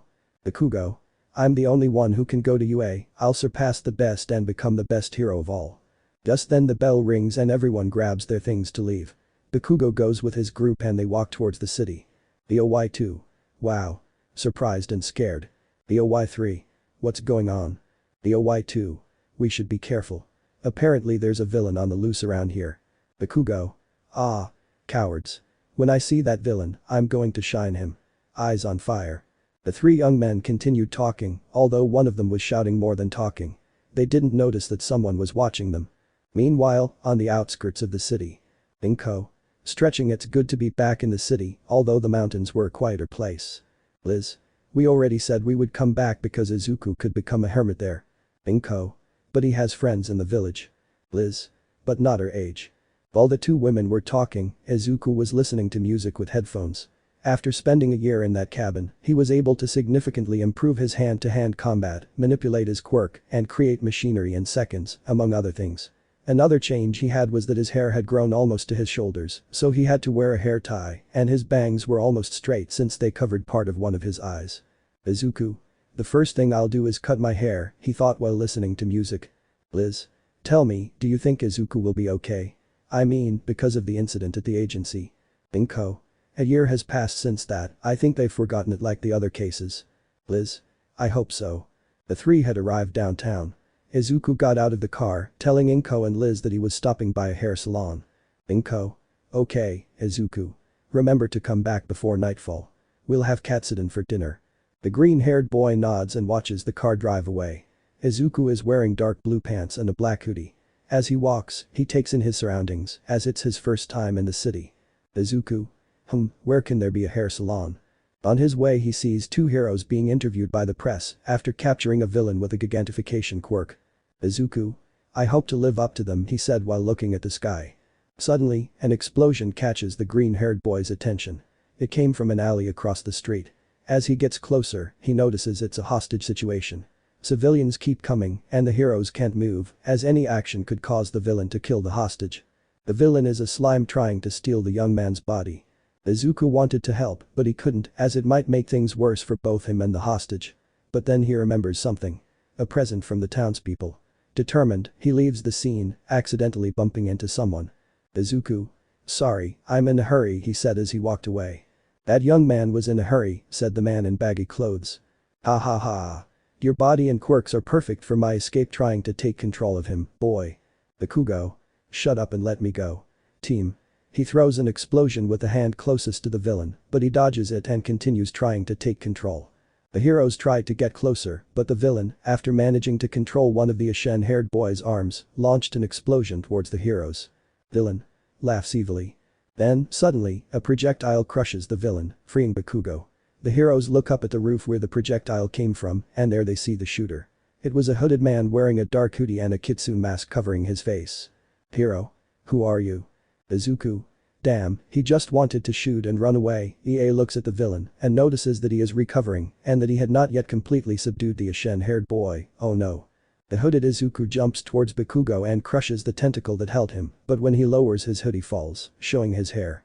Izuku. Run. Bakugo. Ah. You don't give me or ugh. Izuku kicks Bakugo's stomach, pushing him towards the heroes, but that causes the slime villain to catch his leg and arm. Villain. Idiot, now you're trapped, laughs uncontrollably. Izuku doesn't even flinch and uses the techno arm alone to make it spin like a drill and catches the villain, making him spin. Izuku. Take this. Hits the arm next to the villain on the ground. The civilians witnessing this scene cheered for the unknown hero. Izuku hears the cheers and greets them before leaving, climbing the walls like a ninja. Izuku. Thanks mom for the training, he thought as he left the alley. At the end of everything, the villain was captured. Bakugo was being praised by the heroes because his quirk was powerful, although he didn't listen to them because he was thinking about the masked man. Bakugo. That cannon, remembering the cannon he quickly dismantled, that quirk is it. Chapter 8. Dear readers, I am suffering from a dilemma. Do you think Izuku should have one for all? Leave your opinion here. Without further ado, here is the chapter. Since that day, Izuku, while walking through the streets of the city, heard some conversations from groups or couples about the masked hero. Random names for that hero were the only thing he heard, but he was happy to have acted as a hero for the second time. He still remembered how the men and women of the town thanked him for defeating Venom. But the act of bravery did not save him from the scoldings of Inko and Liz. And so, 11 months passed, and the day of the entrance exam arrived for the green-haired boy, whose goal of being a hero had an obstacle, and his normal hairstyle returned. Izuku. Here we are, he exclaimed in front of the doors of the UA Academy. Mini flashback. Izuku e Inko Esteban Sanando. Izuku. UA. Inko. Yes. Many famous heroes graduated from that academy. If you want to be a hero, you should study there. There's also Kitetsu and other academies. Izuku. And go to UA for. Inko. Is the closest. Izuku. Inko. Believe me, it's easier than the vigilante role you played a few months ago. Izuku. Vigilante. Inko. They are unlicensed heroes, or illegal heroes. Despite their heroic deeds, they are considered villains or criminals, and are occasionally hunted by licensed heroes. Izuku. Pensando. Inko. So, if you want to be a hero. End of flashback. You must go to UA. Izuku. Well, there is no easy way, walks towards the door. After walking through the halls, he arrives at what looked like a meeting room where all the new students were sitting. He decides to do the same, and after a few minutes, in the middle of everything, the pro-hero and English teacher, Present Mick, appears. He gives them an explanation of how the exam is based. It is divided into two parts. Written and practical. For Izuku, the exam was a piece of cake. Izuku. I would let Liz buy something for helping me, he thought while he went with the others to the practical exam. This academy is too big. Present Mick. Everyone say ye. Everyone fell silent. DM. Okay, good. The practical exam is based on simulated combat. Points to a wall. On the other side of this wall is a city called Beta City. Inside are a multitude of 3 types of robots. 1 point, 2 point, and 3 point. Excuse me, raising his hand, the brochure said there would be 4 types of robots. Present Mick. Well done for reading the pamphlet, young man. The mysterious robot is just a zero-pointer, tasked with hindering them. I appreciate the explanation. Lowers his hand. Izuku. Quite serious. Present Mick. The special event is about to begin. And remember, push your limits, plus ultra. Everyone paid attention to PM's words explaining the exam time, but they didn't even notice that the doors were open. Izuku noticed this and started moving, leaving the others confused. Present Mick. What are you waiting for? There's no signal to start the real fights. Go. Everyone started running. Izuku. Quite silent, looks at the empty streets. Suddenly, one of the buildings explodes, revealing a large robot. Izuku. 1-point robot, fast dodges a robot attack, but fragile. The green-haired man activates his technoboots and jumps straight at the robot, destroying its head with a kick. In the air, he notices a 3-point robot, so he switches his technoboots with a technocannon and uses the robot's head as ammunition. Near the robot, Izuku fires, landing a perfect headshot. Izuku. Okay, it will be easy runs in search of more objectives. In a surveillance room. This year we have promising students at a teacher. You're right, midnight. Giving them a strict time limit and a vast battlefield, there's nothing like seeing that enthusiasm and using their skills. Check several students' intuition, agility, judgment, and pure combat prowess. With the point system, we can measure their fundamental skills, but the thing that will truly test their capabilities is this: presses a red button. Izuku. Size 60 points, not bad. I think this will be enough to get in. I should get some rest. Suddenly, a tremor rumbles in the countryside and a figure appears behind a building. The figure smashes the building, revealing the giant robot. Izuku. But what? Boy. Run. It's 0 points. Runs away. Izuku. Where do they get so much money? The green-haired boy gets up to move, but then he hears a voice near the robot. A student had hurt herself and seemed unable to move. Izuku. Damn, activates the Venti mobile and accelerates, approaching the robot. Those present were confused, but the blue-haired man could see why he did it. Izuku. Quickly. Speed up. Hey. Your hand. The girl hears Izuku and reaches out her hand towards him. The green-haired man manages to grab her hand and quickly pulls her up into the Venti mobile, dodging the robot's attack and passing underneath it. Izuku. Walks away from the robot. Are you okay? Why yes. Thanks. Nervous. Izuku. Stay here. Should I stop him? Starts floating out of nowhere. What's going on? Uraraka. Ah, sorry, it's my quirk. I can take the weight off things. I'll deactivate it now. Izuku. Wait. Perfect. Deactivates the fan mobile and then generates the techno turbines. When you see me near the robot, deactivate your quirk. Uraraka. Hi. The 0 point slowly approached the other students. They used their quirks, but it was not enough to stop the pace. Suddenly, some projectiles had approached the back of the robot's neck, hitting it a little. He turned to see the source, but before realizing it, Izuku managed to stab one of his eyes using the techno sword. It was also thanks to the momentum he got with the help of Uraraka and the techno turbine. The robot does not flinch and approaches the green-haired boy with his hand. Izuku. I didn't want to use this. Izuku touches a switch on the techno sword, activating the saw inside the robot's head, causing the machine to collapse and fall, raising a curtain of smoke. Present Mick announces that the exam time is over and some students go to the green-haired boy's rescue. The smoke dissipates, showing the destroyed robot and Izuku lying on the ground. The blue-haired boy approaches him. Hey. Shakes the green-haired boy a little. Izuku. Waking up and getting up. The girl. Don't worry, she's being treated by a recovery girl. Izuku. What a relief. More importantly, your arm. Izuku. See that he still had the techno sword, but the blade had disappeared, or rather, it had broken. It must have gotten stuck inside the robot. Don't worry, deactivates the techno sword. See? My arm is fine. I see. Izuku smiles. Izuku. Reading a book. A week had passed since the exam, and the young green-haired boy was reading a book in his free time. Inko. Doesn't seem to care about UACs that one of Izuku's fingers kept hitting the cover of the book. Giggles. I take back what I said, he's nervous. Suddenly the doorbell rings and Inko answers, returning with an envelope. Inko. Izuku come, he's from UA. Izuku puts down the book and goes to his mother's. They both open the envelope, dropping a device into the bag.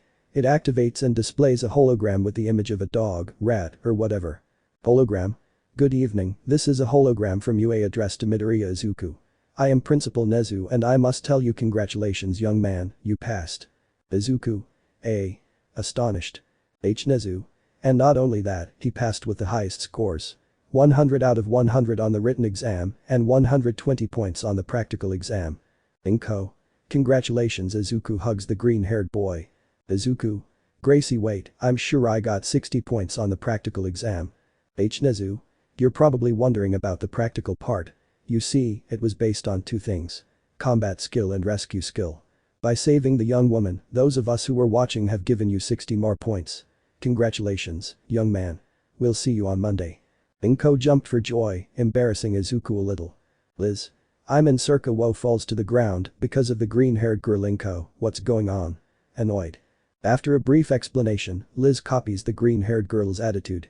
Liz. Come here, boy hugs the green-haired boy. Izuku. Aunt Liz, I can't breathe. Liz. Let it go, fine. You and I, pointing to Inko, are going to give her a feast. Inko. Yes, grabs her own arm, a sign of strength. While both were busy, Izuku goes to his room. Izuku. Yue Sanri. The moment I close the door, the hologram is activated again. Nezu. Midoriya Izuku. Izuku. Wa falls in fright and drops the device. What the hell? Nezu. Don't try to talk to me because this is a pre-recorded message. Listen, at the end of your class on Monday, I want you to come to my office. The reason is this. The hologram changes to an image. Izuku immediately recognizes the image. Izuku. Damn nervous and scared. Inko. Knocking on the door. Come, help me with the table. Izuku. I'm going. Mom hears Inko's footsteps walking away. This is bad. Chapter 9. Izuku. How the hell did he know? Wait, relax, it's just a mere coincidence. The green-haired boy was already dressed and on his way to UA for his first day. He was still worried about what he saw on the hologram, wondering where he could have gotten her. But as he was thinking about it so much, he didn't notice the moment when he had finally arrived at the academy. After a few minutes of searching, he had arrived at room 1A. Izuku. Okay, here we go. The green-haired man opens the door and the first thing he sees is an argument. Take your feet off the table. It's disrespectful to your colleagues, don't you think? I don't think so, so stop bothering me. Extra cheap. How cheeky. Are you planning to become a hero with that way of speaking? And so what? He notices the green-haired man's presence and approaches him. Iida. Hello, I'm Iida Tenya. It's a pleasure. Izuku. Izuku Midoriya, it's a pleasure too. It's the exam. Iida. Tell me, you discovered the true nature of the exam, didn't you? Izuku. Ah, if you mean the rescue points, I didn't know that either. Iida. But. Izuku. I just did what anyone would do. Iida. I see. The exam was designed to simulate a situation a hero would be in. We also had to save our classmates if they were in trouble, even if they were our enemies. This is worthy of UA. Moving his arms like a robot. You. I. Damn. You owe me a rematch. Approaching Izuku. Where the hell have you been, imbecile? Staring at the green-haired boy. Izuku. Edo, do we know each other? Angry, he throws a punch with his left at Izuku. But he blocks it with his arm shine. He was going to use his quirk, but it didn't work. What the hell? I will not allow fights in my classroom. Everyone present noticed the origin of the voice. It came from a yellow caterpillar with a human face, red eyes and a drink in his hand. Everyone to your seats. The caterpillar's gaze made everyone sit down. Izawa. Approaches the front of the classroom and gets out of his sleeping bag. My name is Shota Izawa, and I will be your teacher. I'm so sorry. A young brown-haired woman suddenly opens her mouth. Izawa. I don't care, just for today, come in. Izuku. She's the girl who got hurt in the exam. Izawa. Whatever. I know it's sudden, but put this on and follow me while wearing the sports uniforms. Class 1 were in the schoolyard, already wearing their sports uniforms. Quirk comprehension test. Izawa. Yes, Uraraka. Only this time they'll use their quirks and be able to know how they would apply it in these exams. For example, you points to the ashen-haired boy here, throws a ball at him. Throw this using your quirk. The pale-haired boy takes position, launching the ball with an explosion and shouting shiny. Izawa displays 705.2 meters on his phone. The distance made everyone excited. A big mistake. Izawa. So you think it'll be fun and plan to spend the next 3 years hanging out? Well, new rule. The student with the lowest grade will be expelled. Smiles. Everyone panicked upon hearing those words. Uraraka. But isn't it illogical? It's our first day and yet. Izawa. Natural disasters, car accidents, psychopathic villains, all sorts of calamities can occur when we least expect them. Japan is full of the illogical. As heroes, our job is to reserve everything and maintain logic. So for these 3 years, all you can expect from UA is hardship after hardship.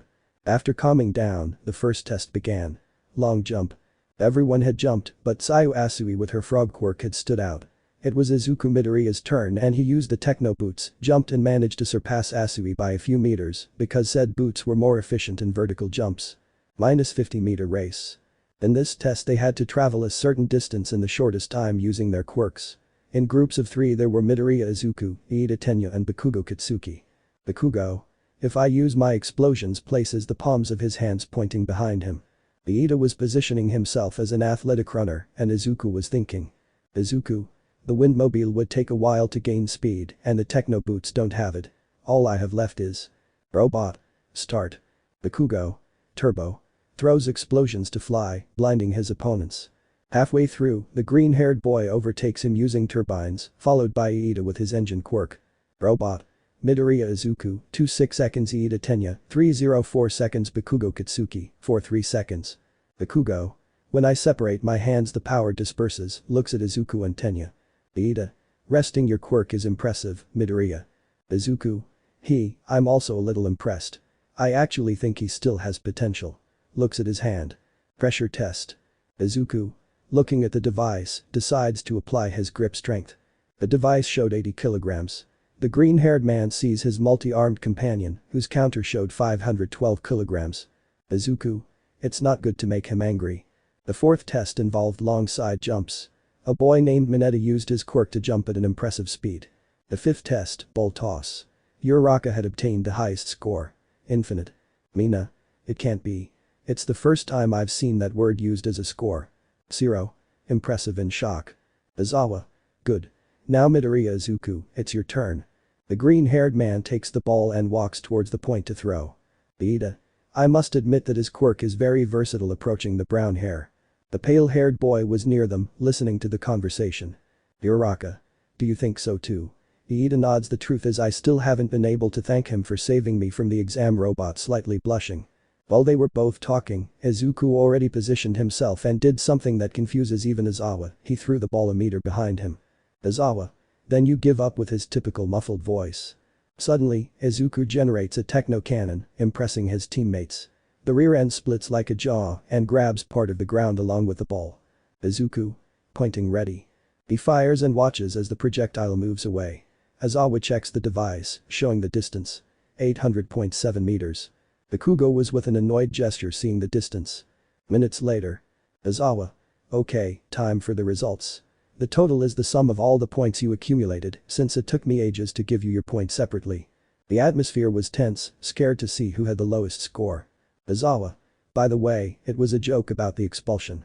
Everyone except Izuku, Bakugo and a few others. Izawa. Anyway, here are your grades shows in a hologram coming from the device, your grades.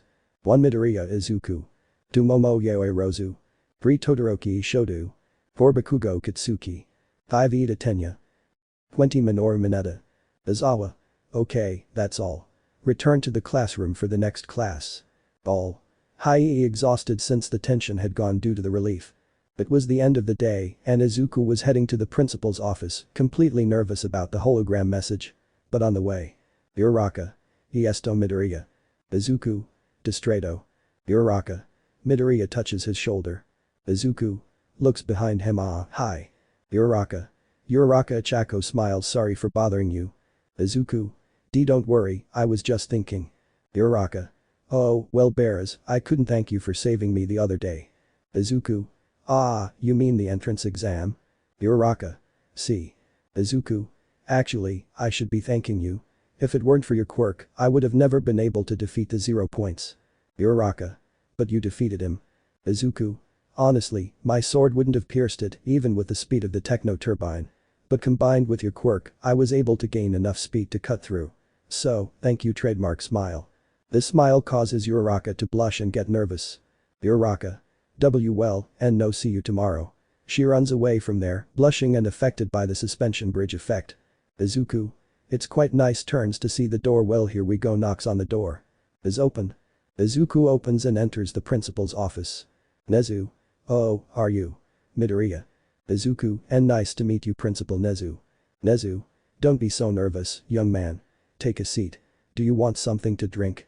Taking some glasses out of the drawer. Izuku. But I'm still a kid. Nezu. Too young to drink juice. Izuku. Embarrassed huh? And no, not for that. The principal serves juice for himself and Izuku. Nezu. Okay, now for the main topic. This shows a photo you were there, right? The photo was from the day Izuku defeated the villain Baba, saved Bakugo and escaped from the heroes. Nezu. It's you, right? Izuku. No. He's probably my brother. Nezu. You don't have any siblings. It's written here showing a document with Izuku's information. Izuku. Damn, well. Nezu. I know everything about you, Midoriya. Thanks to my quirk. Izuku. Yes, it was me. Nezu. I see fine. That's all. Izuku. Huh? You won't hand me over to the heroes. Nezu. For saving a student. No, but you won't be getting away with it either. For a week, you'll stay after school and clean up the erasers for class 1 and 1B. Izuku. Yes, he gets up discouraged. Nezu. And thank you for saving the young man smiles. Izuku is cheerful again and leaves the office to go home. Chapter 10. Dawn breaks, the birds sing, the sun dazzles with its brightness, and young Midoriya had fallen asleep. Izuku. Ouch with his forehead on the floor. Inko. Opens the door wake up Izuku. Izuku. I am already getting up. Inko. Nightmares. Izuku. Relieving the pain in his forehead I'd like to remember. Good morning. Inko. Good morning. Get cleaned up and changed or you'll be late for school. Close the door. Izuku. Remembering a fragment of his dream after a long time, Izuku I like that name. After cleaning up and having breakfast, Izuku walks towards school. He would have arrived much earlier by train, so he decided to walk towards UA.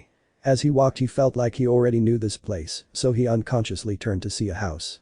He stayed there watching for a few minutes until the sound of running water coming from the neighboring house woke him up from his trance. Izuku. Continues walking, how strange. What is this feeling of nostalgia, calm and anxiety? Upon arriving at UA, he walks straight to his classroom, but on the way he feels a hand on his shoulder. Hey Midoriya. It's been a while. Izuku. Turns to look. Izuku. Do we know each other? Confused. Hey, that hurts, dude sees the surprised face wait, you're not joking. Izuku. Sorry, I lost my memory about 4 or 5 years ago my name is Midoriya Izuku. Kaminari. Hahaha I know that smiles I'm Kaminari Denki. They both shake hands and walk into the living room. During the conversation, the blonde man offers to share a part of his story with him, one that his mother probably didn't know, so he accepts. Izuku. Haha, are you kidding? I doubt he was popular in high school. Kaminari. You haven't changed at all, I'm not kidding, haha. You even offered me to go instead. It was one of the worst moments of my life. They both arrived and opened the door to room 1A. They attracted attention as they were standing there with tears in their eyes and holding their stomachs. At that moment, one of the girls approached the duo. What happened to them? Kaminari. Ah, nothing Jiru. I was just reminiscing with my friend about old times. Jiru. I see sees the green-haired man I'm Kyoka Jiru. Izuku. Izuku Midoriya, on gusto. One of Jiru's earphone jacks catches the green-haired man's attention and without hesitation, he touches one of them, causing Jiru to say Kaya in a high-pitched voice. Embarrassed and blushing, she sticks one of the earphone jacks in his ear and then stuns him. Kaminari. Midoriya. Izuku. I'm fine. Sorry Jiru. Jiru. Shut up don't touch him like that without asking. Izuku. So can I touch them? Jiru stuns him again and walks away. Kaminari. I see that you are not afraid of death yet. Izuku was on the ground, still stunned by the attack. After that, classes began. In the mornings, they held normal classes like any other school. At noon, they could enjoy delicious cafeteria food prepared by the Hero Lunch Rush. And in the afternoon, they had Hero Studies. Bestu. Everyone. Look at the door. Here. The number 1 hero and symbol of peace, Almight, abruptly opens the door. Everyone present was surprised to find out who their teacher was. Hiroshima. It's Almight. Seiya. She's wearing her silver Kiro-era outfit. Mina. How cool. Almight. Okay, my dear young ones. For this class, we'll be building your heroic foundations through rehearsals.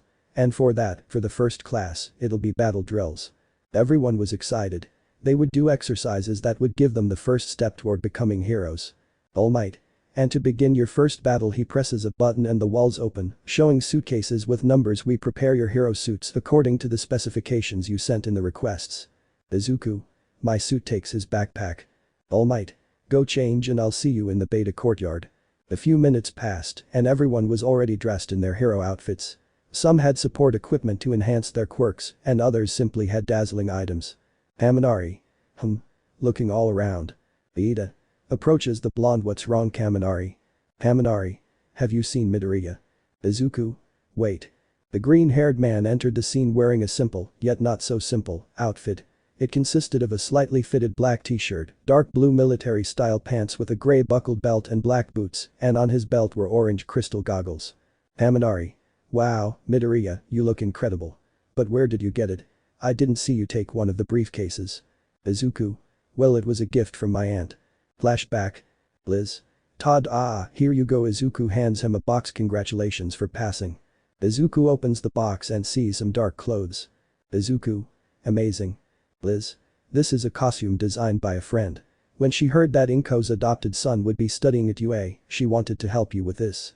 Izuku. Genius. Inko. Really? Who? Liz. Nervous. Flashback of the flashback. Liz was standing in front of her coworker, who was performing doggies in the middle of the hallway. Liz. What are you doing? Tadao. Picks up her friend from the floor. Explain to me. Tadao. I heard that Inko's son is about to enter UA. Liz. Yes, how do you know that? Tadao. You yelled it in the cafeteria when he called you on the phone. You're lucky there was no one there except me. Liz. Embarrassed, regains her composure. Fine, what do you want? Tadao. Can I make his hero suit? Liz. What? Tadao. Students from high schools like UA usually send in applications with specifications for their costumes. I thought you could give me their information and I could make it myself. Liz. Why? Tadao. It's because that kid is so kind and helped me with a gadget when I made a video call to his mom. I want to give him a gift for helping me. Liz was hesitant about the idea, but she knows Tadao very well and knows when he's lying or trying to lie. But this time she knew he was telling the truth. Liz. Fine, but don't put anything weird on the suit. Tadao. Well, excited, I'll give my best. Liz moves away from Tadao a little, as when he gets excited he is too loud. End of flashback. Inko. He is. Liz. Too energetic. As Izuku was getting dressed to try on the suit, Inko and Liz noticed two pieces of paper inside the box. One had information about the suit's material, and the other a thank you from Tadao for allowing him to create a suit for the green-haired boy. Liz. Giggles. It's funny to see him excited. It even shows in his letter. Inko. Looks at the suit's info. Wow, he used all this. Tough ultralight tactical coating thread made from a titanium alloy for resistance to bladed weapons, belt buckle with a knife. Izuku heard that and takes out a removable part of the buckle and presses a hidden button, releasing a double-edged blade. Izuku. Incredible. The knife is snatched from his hands by his mom. Inko. Only in case of emergency, okay. Releases a murderous aura. Izuku. Yes. Horrified. End of flashback. Izuku. It's comfortable, come to think of it, that explains why Liz told me not to send a request. Kaminari. And the googles. Izuku. I've had them for a while now. I use them when I have to fly. At that moment, Almight approached to explain the exercise. It consisted of forming groups of two, taking on the roles of heroes and villains. The villains would be in charge of guarding a fake bomb on the upper floors of a building and holding the heroes until time ran out, while the heroes had to defuse the bomb or capture the villains. After a number of questions from the students to the hero, and thanks to the power of the script, the groups were as follows. A. Midoriya Kaminari. B. Hagakure Jiro. C. Shoji Todoroki. B. Ida Tokoyami. B. Jiro Shido. F. Mineta Asui. G. Aoyama Sato. H. Kota Uraraka. I. Momo Bakugo. J. Kirishima Shiro. Almight. Okay, the first groups to go through are. The hero reaches into two separate boxes, each with the words hero and villain written on them. From the box, he takes out the two boxes with a sphere in each. From the hero box, he takes out one with the letter A, and from the villain box, he takes out another with the letter I. Izuku and Kaminari were surprised. They would be the first in this test. But the blonde was worried since they would face Bakugo. Izuku. Noticing the blonde's nerves. Kaminari, are you okay? Kaminari. Actually, there's something I didn't tell you. Did you notice that Bakugo always looks at you with hatred? Izuku. Yes. Kaminari. You see, he tells him the story of how the green-haired boy beat Bakugo with one punch, that's why when he sees you, he usually shouts revenge. Izuku. I understand well, thanks for telling me. You just gave me an idea. Kaminari. Now both groups were in their places. Bakugo and Momo were on the top floor of a building, along with a paper match bomb. Midoriya and Kaminari were outside the building with some blueprints of it. Izuku. Okay, you know the plan. Haminari. Yes. You serve as bait and I'll try to retrieve the bomb. Izuku. Exactly, notices Kaminari's light blush pervert. Haminari. Don't ruin my reputation. Izuku. I doubt they're listening to us, and I say this because you probably thought about Yayoi Rozu-sen's outfit. Haminari. As perceptive as ever. But Momo and Bakugo. Momo. We could stay here and wait for them, or one of us should stay and the other go look for them on the lower floors. The brunette was giving possible ideas to use in this exercise. Bakugo was thinking about how to defeat Midoriya, so he wasn't listening. An alarm sounds, signaling the start of the exercise. Midoriya and Kaminari head to a corner of the building where there was a blind spot with no windows. The green-haired man puts on his goggles and generates a techno-turbine. Izuku. Hold on, he extends his hand towards the blonde. Kaminari nods and takes the green-haired boy's hand. He takes off and leaves him on the roof of the building where there was a door that leads to some stairs. When he leaves Kaminari, Izuku flies to the height where Bakugo and Momo would see him. They both look at him without knowing what he would do. The ash-haired boy had no patience and takes a chair and then throws it at the window. It breaks and Bakugo jumps and then flies with the help of his quirk. Izuku. Okay, I'll save you part of the plan. Hey, do you want a rematch? Well, you'll get it. The green-haired boy accelerates and flies directly at Bakugo. He activates some turbine cannons and launches projectiles, some with cables, but misses, causing some to go through the windows of the building, specifically where the bomb was. But this was a perfect distraction, managing to grab Bakugo and throw him to the roof of the structure. The gray-haired boy launches some explosions to land, Izuku also lands, and now both were face to face. Hey Mianri, communicator. I'm in position. Izuku hears that and taps his finger twice on the communicator as a signal to continue. He got distracted and caused Bakugo to launch himself at him and attack with an explosion. The green-haired man dodges and uses his techno-arms to attack Bakugo, who jumps and attacks Midoriya again with an explosion. He blocks it with one of his other arms, but receives an explosion on his back and falls to the ground. Izuku. A fake. Bakugo was about to attack again, but Izuku deactivates the techno-arms and uses the techno-boots, kicking Bakugo and pushing him away. Izuku. Gets up from the ground, impressive, the suit absorbed all the damage. I must thank Aunt Liz's friend later. Bakugo. Again. Izuku. Bakugo. I fell for the same trick again. Damn. Takes a safety pin from his grenade bracelet. If they made it according to my specifications, this bracelet must have accumulated my sweat.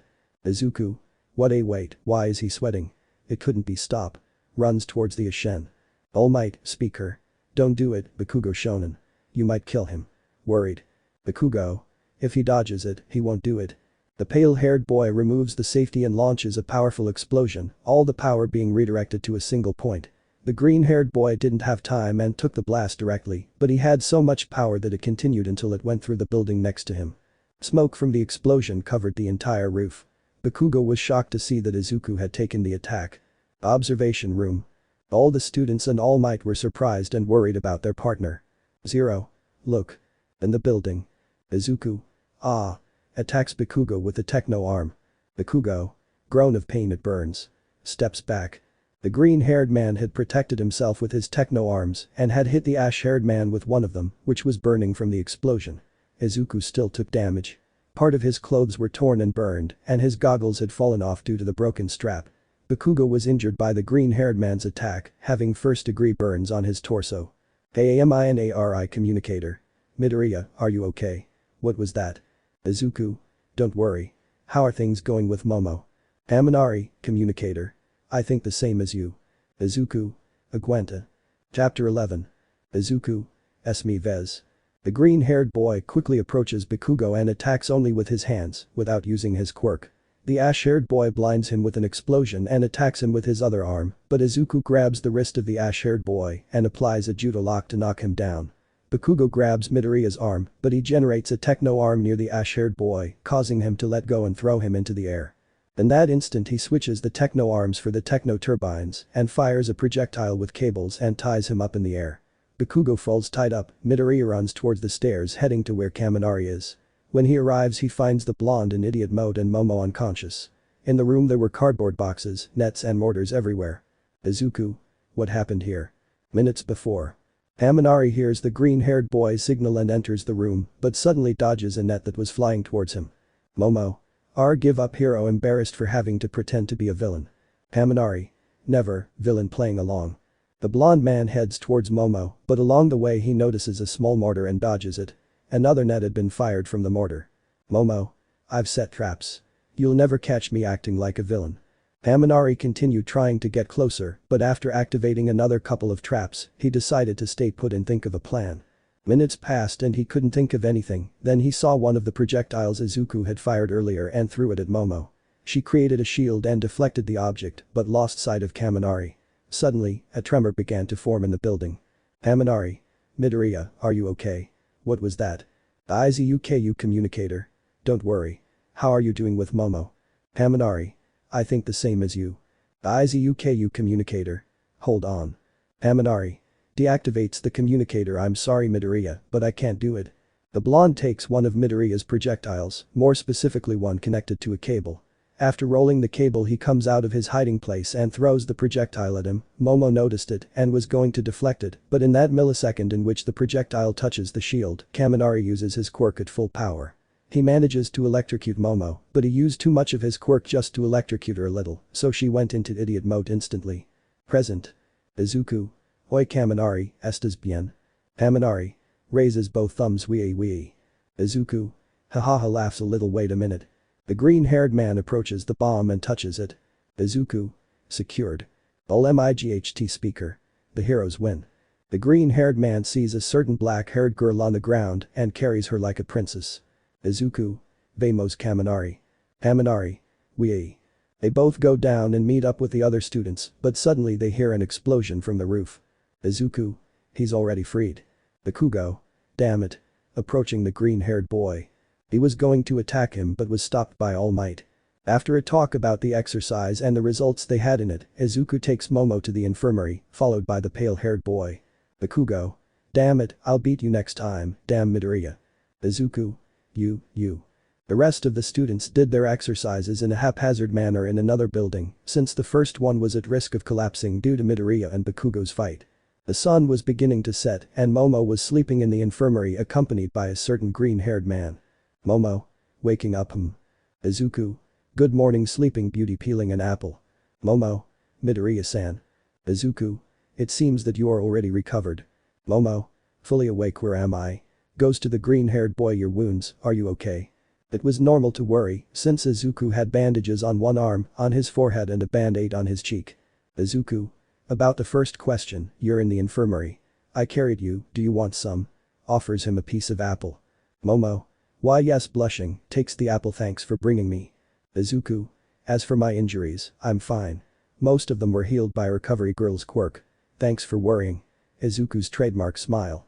They both talked a little about what happened in the exercise and the plans they used. Izuku.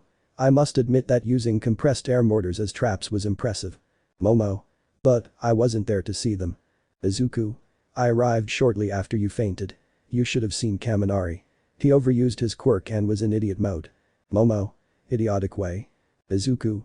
He, using his quirk too much causes a short circuit in his brain, making him scream wee while moving his thumbs. Momo. Laughs a little upon hearing that. Sounds fun. At that moment the heroine recovery girl enters the infirmary. RGE. I see you're feeling pretty good now, young lady. Okay, Izuku, you can go now because the infirmary is only for the sick. Izuku. But I'm hurt. RGE.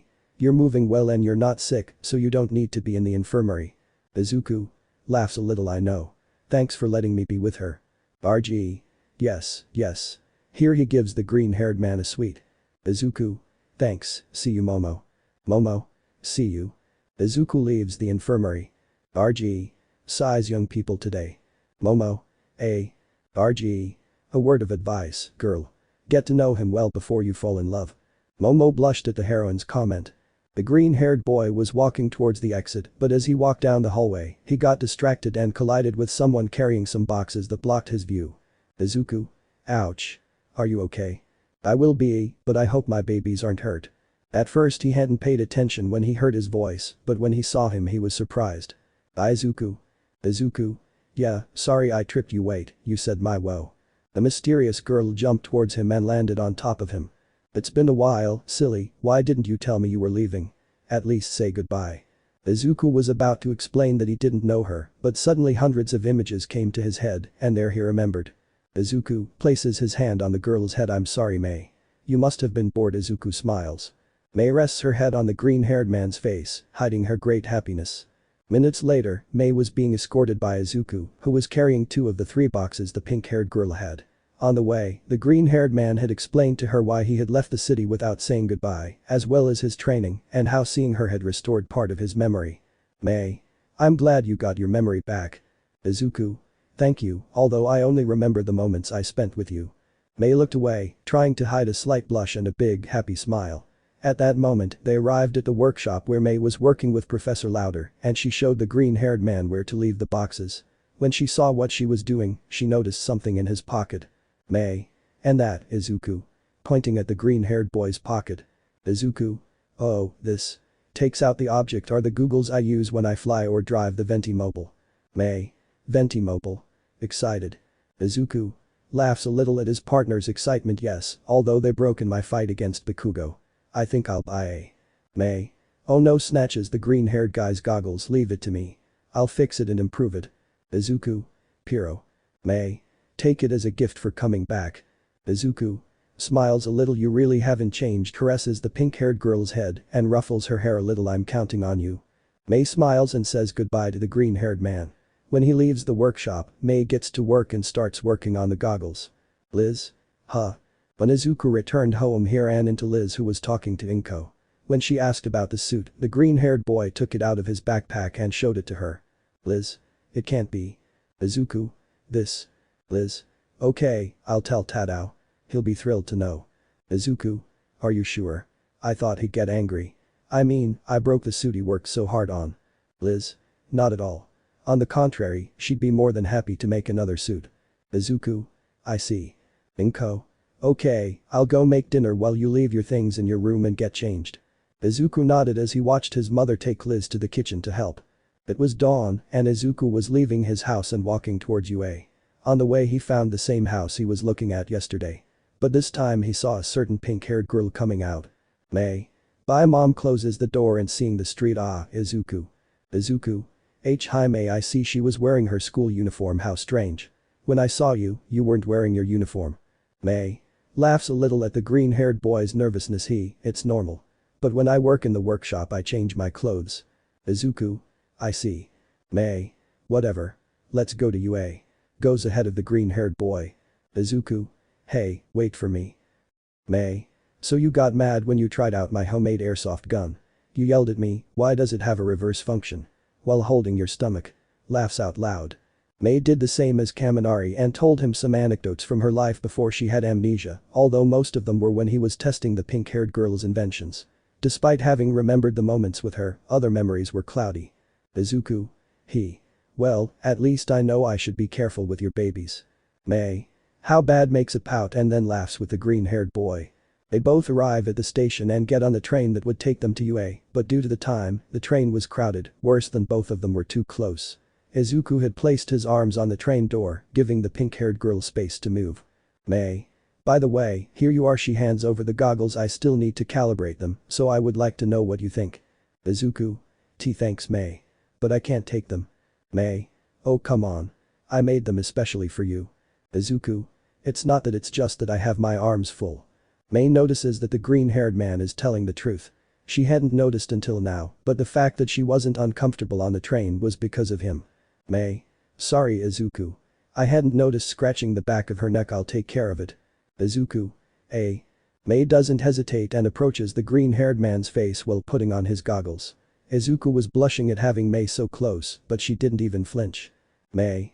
And ready. How are you? Izuku. It's quite comfortable. Blushing. Mei. I also added features like thermal and night vision. You can also activate a scope to help you with the techno cannon. Mei was about to show him where the switch was, but as she was about to, a man behind them accidentally pushed Izuku and he got closer to Mei. Their lips were close, inches from each other, but then the door suddenly opened and Izuku grabbed Mei by the waist to keep her from falling. Mei regained her balance and they both got off the train, walking towards UA. Upon arriving at the academy, they both took different paths to get to their respective classrooms, but they felt a pang in their chest and their faces flushed as they remembered what had happened on the train, wondering what this feeling was. Chapter 12. A normal day at UA, where our green-haired boy was talking to his best friend, Kaminari. Kaminari. Really? It can't be. The blonde scream caused everyone present to turn to look at him. Izuku. I'm serious and don't shout it, you'll bother others. Haminari. Covers his mouth and then turns to see the others. I'm sorry, goes back to Izuku. I really feel hurt, pretends to be sad. Despite seeing me you couldn't remember anything. Izuku. It's the worst performance I've ever seen, with a drop of sweat on his temple. Haminari. Hahaha. By the way, that girl. Izuku. Hatsume. Haminari. Hatsume, is she your girlfriend? Izuku. No. Haminari. Can I go out with her? Izuku. No. Haminari. Why? Izuku. Would you tolerate me using you as a test guinea pig? Haminari thought for a bit. Haminari. Forget what I said. Izuku laughs a little and is relieved to manage to convince Kaminari. Izuku. Haminari. What's going on? Izuku. Ah. Nothing, smiles. I was just trying to remember something. Heh, nervous. Lately, he's been having strange dreams. A man who felt warm, an attack, a laboratory, a cold room, and a needle. These were the images he saw in his dreams, feeling like he had forgotten something very important, which worries him a little. At that moment the mother caterpillar arrives with an important announcement. Izawa. Okay, young people, for today's activity dramatic silence, you will elect a class president. Everyone. It's true that this is a school. Izawa. Silence uses his quirk and calms them. Do you decide how you will choose? I will take a nap, gets into his sleeping bag. Everyone was thinking and decided to vote, even though they knew some might vote for themselves. Minutes passed and as a result, Momoe Aorozu was elected president and Iida vice president. Although he knew the chances were low, Izuku was relieved not to have been chosen. Right now the green-haired boy was with Kaminari, Iida and Uraraka talking in the cafeteria. Izuku. For money. Uraraka. Yes. I want to give my parents the comfortable life they deserve. I used to want to help them with my quirk, but they wouldn't let me. Iida shouted bravo, but was ignored by the others. Kaminari. Wow, you really are great, Uraraka. Izuku. Nods at his friend's comment. I agree. You're really cool. Izuku's trademark smile. Uraraka blushes and is slightly embarrassed by her friend's comments. At that moment, an alarm goes off throughout the school. Apparently, the perimeter has been breached. All the students go crazy and head straight for the exit. The boys are pushed out by them. Iida is near the window and sees the reason for the alarm. Some journalists have invaded UA. Without hesitation, he goes with the others through the students. Iida. I need help getting everyone's attention. Izuku. Thinking I have an idea.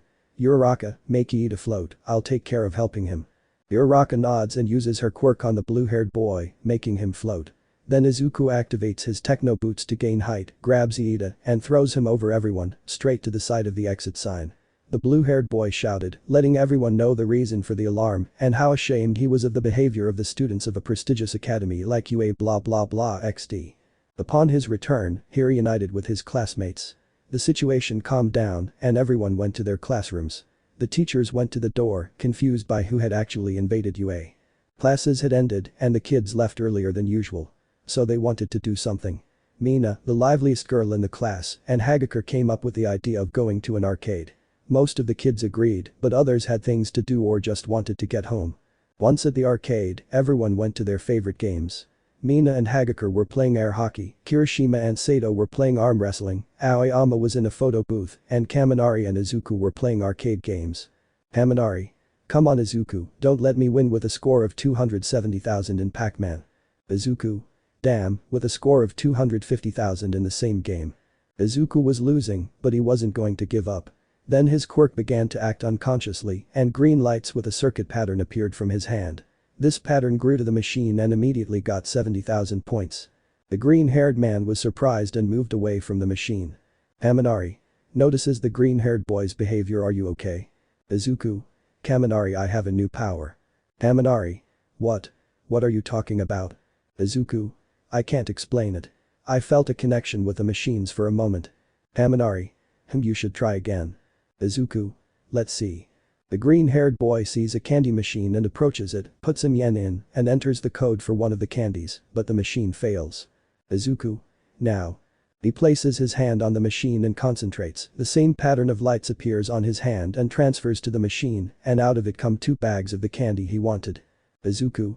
It's hard to control, but it can be useful. Opens the bag of chips and takes one. Kaminari. Why did you put money in the machine if you knew you could get it out? Izuku. Basically I paid for them. Kaminari. You're pretty good. Midoriya shonen imitating All Might. Izuku laughs at Kaminari's joke. Days later, UA Academy. The boys of Class 1 were eager to know today's activities. Izawa. Regarding today's activities, it's been decided that they'll be supervised by Almight, me, and another person. And what we'll be doing is takes out a card with rescue written on it combat rehearsals. Everyone got excited, but Eraser used his quirk to intimidate and silence them. Izawa. Okay, now takes out the briefcases with the hero suits. It's your decision whether you want to use them or not, since it will probably slow you down in some exercises. The training area is very far, so we'll take a bus. When you're ready, we'll see you outside. Everyone was outside already dressed in their hero costumes, except for Midoriya, who only wore the pants and boots of his costume and was wearing school sportswear. Uraraka. Why are you wearing your gym shirt, Izuku? Izuku. Ah, it's that my shirt is being repaired for the damage it suffered, although luckily not everything was damaged. Iida. Very well, to avoid problems, make 2 lines according to your numbers. Uraraka and Izuku. At full speed, with a drop of sweat. Izuku. Poor Iida. Seiya. Midoriya, I always say what I think no matter what's on my mind. Izuku. Asui. Seiya. Call me Seiya. Izuku. Then call me Izuku smiles. Seiya. It's okay Izuku. What's the limit of your quirk? Izuku. My limit. Kirishima. Joining the conversation, it's true. We've seen your fight with Bakugo and we didn't see you exhausted when using it. Izuku. I don't know, to be honest. I never reached my limit when I was training. Kirishima. Great. You're basically powerful. On the other hand, my quirk isn't very strong or flashy. He stiffens his arm, showing off his quirk. Izuku. Not at all. Your quirk is great, it boosts both attack and defense. You'd be great as a spear or a shield, a very useful quirk for pros. Irideed's behavior made those present laugh a little, while Izawa used the opportunity to take a nap. While they were discussing striking quirks, some boys used the opportunity to annoy Bakugo, who responded explosively and furiously, making them all laugh, including the green-haired boy. Momo. What a vulgar conversation. Uraraka. But they're fun. Admitted. Momo. Well, I try to hide a smile just a little. Uraraka. Haha. Izawa. We're almost there, sit down. All, yes sir. Upon arrival, the students and Izawa got off. They had arrived at USJ, where they were greeted by floods, landslides, fires, etc. etc. This training area I created was designed to simulate all types of disasters and accidents, and its name is USJ Ultimate Space for Jams. Uraraka. She is the space hero number 13, the chivalrous hero who works phenomenally in natural disasters. 13. Oh, a fan. Thank you for the introduction. Pretends to take off his hat. Izawa. Approaches the hero and Almight. 13. Apparently he worked too much and his time was up, holding up 3 fingers. Izawa. That man is too irrational. 13. Okay. Before we begin, let me tell you something or 2 or 3. All. It's increasing. The hero explains to the students that, although quirks can rescue people, they can also easily hurt them. 13. During Izawa's exam, you learned the potential of your quirks. And with All Might, you learned the sense of danger when using your power against others. This lesson will be like a new starting point. You learn that your quirks can save people. Thank you very much for listening, Bose. Iida. Bravo, bravo. Claps frantically. Uraraka. So cool. Izuku smiles upon hearing no 0.13 seconds words when talking about quirks. Izawa was observing all of USJ and noticed a portal opening in the middle of the place. A thin man dressed in black and covered in hands emerged from it. The portal expanded and a group of people appeared. Izawa. It can't be. Kirishima. What's going on? Sees the men from the portal. Are we going to do an exercise like the one on the entrance exam? Izawa. No, these are real villains. Number 13 proceeds to evacuate the students and calls the school. Do the same and call them with your Kaminari quirk. Kaminari. Yes. Izuku. What will you do? Izawa. I'll distract them and give them time. Izuku. Let me help you. Izawa. No. Stay close to the others. Izuku. Okay, but generates the techno cannon. At least I'll give him support from a distance. The green-haired man convinces the hero and begins loading the cannon. Izawa jumps into action, putting on goggles that allowed him to cover his eyes, gaining an advantage against the villains. Izuku provided support from a distance, firing projectiles at those villains far from Izawa, who seemed to have long-range quirks. Momo. What happened to the intruder alarm? Number 13. They probably have a partner whose quirk cancels alarms.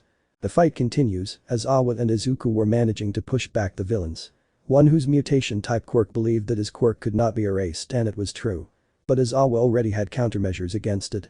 Heroes are really problematic. Manolo thinks if we were just any mob, we wouldn't have a chance. He scratches his neck frantically.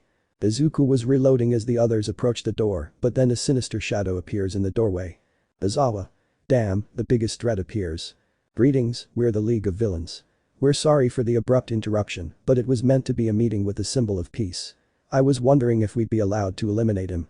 Izuku was in shock hearing what the villain said. Izuku. Izawa. Izawa. Do it.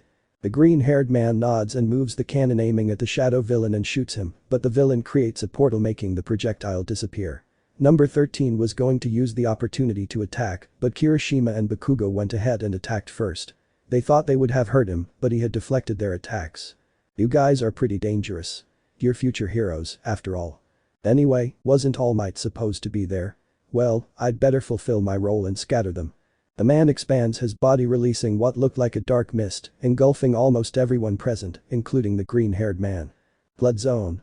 The portal opens, and the green-haired boy falls out. Seeing the height of the fall, he activates the techno-turbines. Suddenly, a dwarf falls out of the same portal, and Izuku catches him by the hand. Midoriya. Releasing tears. Izuku. Mineta, why are you crying? Mineta. I'm scared. Izuku. While trying to calm Mineta down, Izuku looks at the water and recognizes a silhouette. It was Seiya, who was trying to escape from a villain with a shark quirk. Izuku. Mineta, hold on tight. Mineta. Huh. Ahhhh. The green-haired man places Mineta on his back and flies closer to the water. There he activates the turbine weapons and fires projectiles, hitting the villain with a few. Izuku. Seiya, hold on, shoots a projectile with a cable. Seiya grabs onto said cable and pulls it towards him. Seeing a ship nearby, Izuku leads them both towards the ship and lands there. Mineta gets off the green-haired man's back and Seiya releases the cable, which Izuku pulls and deactivates the turbines. Izuku. Seiya lies on the floor. It was close. Seiya. Thank you, Izuku. Izuku. You're welcome. I'm glad you're okay. Mineta. Thank you. Izuku. Yes. A break after. Izuku. Okay, let's think a little. How did you manage to get the information about this excursion? Everyone was thinking, and then Mineta's light bulb went on. Mineta. It couldn't possibly have anything to do with the alert from a few days ago. The one from the reporters. Seiya. Mineta's right, Kiro. The villain said, wasn't All Might supposed to be there? Izuku. True, the raid that day was to obtain information. Mineta. But it's impossible to kill All Might. Once he arrives, this problem will be solved. Izuku. We have to keep in mind that we're isolated. We won't know when he might arrive. Seiya. That's true. Besides, if they're here, they've probably found a way to kill him. Mineta. How scary. Suddenly, the boat jerked, causing the children to lose their balance. They saw the source of the movement. The villains were in the water, playing with the young people to frighten them. Izuku. They are really annoying. Mineta gets scared and starts throwing his spheres into the water. Izuku sees the villains' behavior. They were being careful with the floating spheres. Izuku. Are they keeping them away from them? Mineta, how does your quirk work? Lie. They are spheres that stick to the enemy or any object, but if I touch them, they repel me. Depending on my mood, they can stay stuck for up to a day. Izuku. Then, they probably don't know about our quirks well, let's go back to the others. Seiya. But if we leave it there, they'll chase us, pointing at the villains. Izuku. Then we'll fight them, but we'll lure them to our territory, smiles determinedly. Chapter 13. Mineta. Fight. But how? Seiya.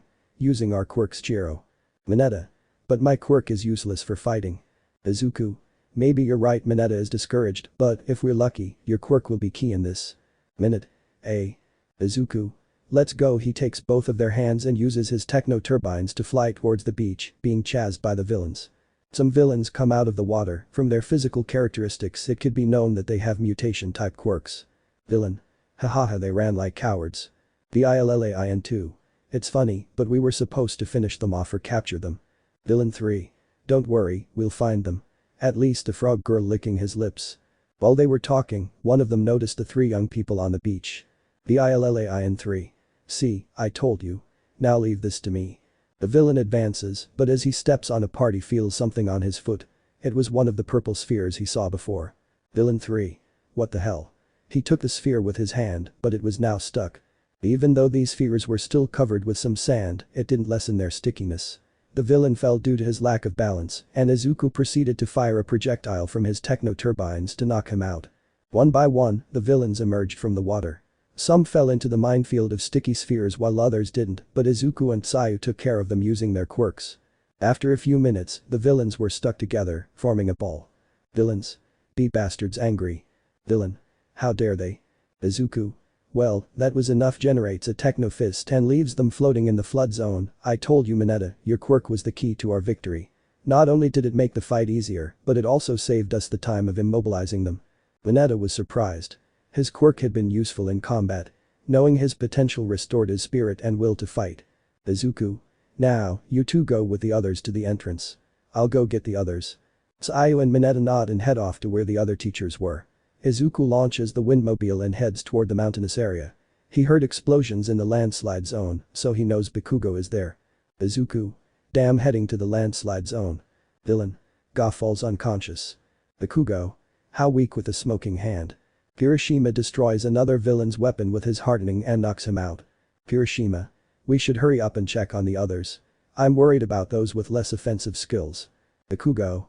If you want to go, go alone. Kirishima. Hey. You don't care about your teammates. Bakugo. It's not that he throws an explosion to the side, finishing off a camouflaged villain. If they sent us enemies like these weaklings, they must be fine, right? Kirishima was impressed by the pale-haired boy's rationality and calm, as he had a more explosive image of Bakugo. They were both leaving the building and saw a cloud of dust approaching them. It appeared to be another villain, so they decided to prepare to intercept it. The cloud stopped meters away from them, and when it dissipated. Izuku. Guys. Taking off his goggles, are you okay? Kirishima. Midoribro. What a cool vehicle. Very manly, raising his fist. Bakugo. We're not weak, damn nerd. Izuku. I'll take that as a yes anyway, I'll go check on the others. Do you want to come? Bakugo. I'll be creeped out by you.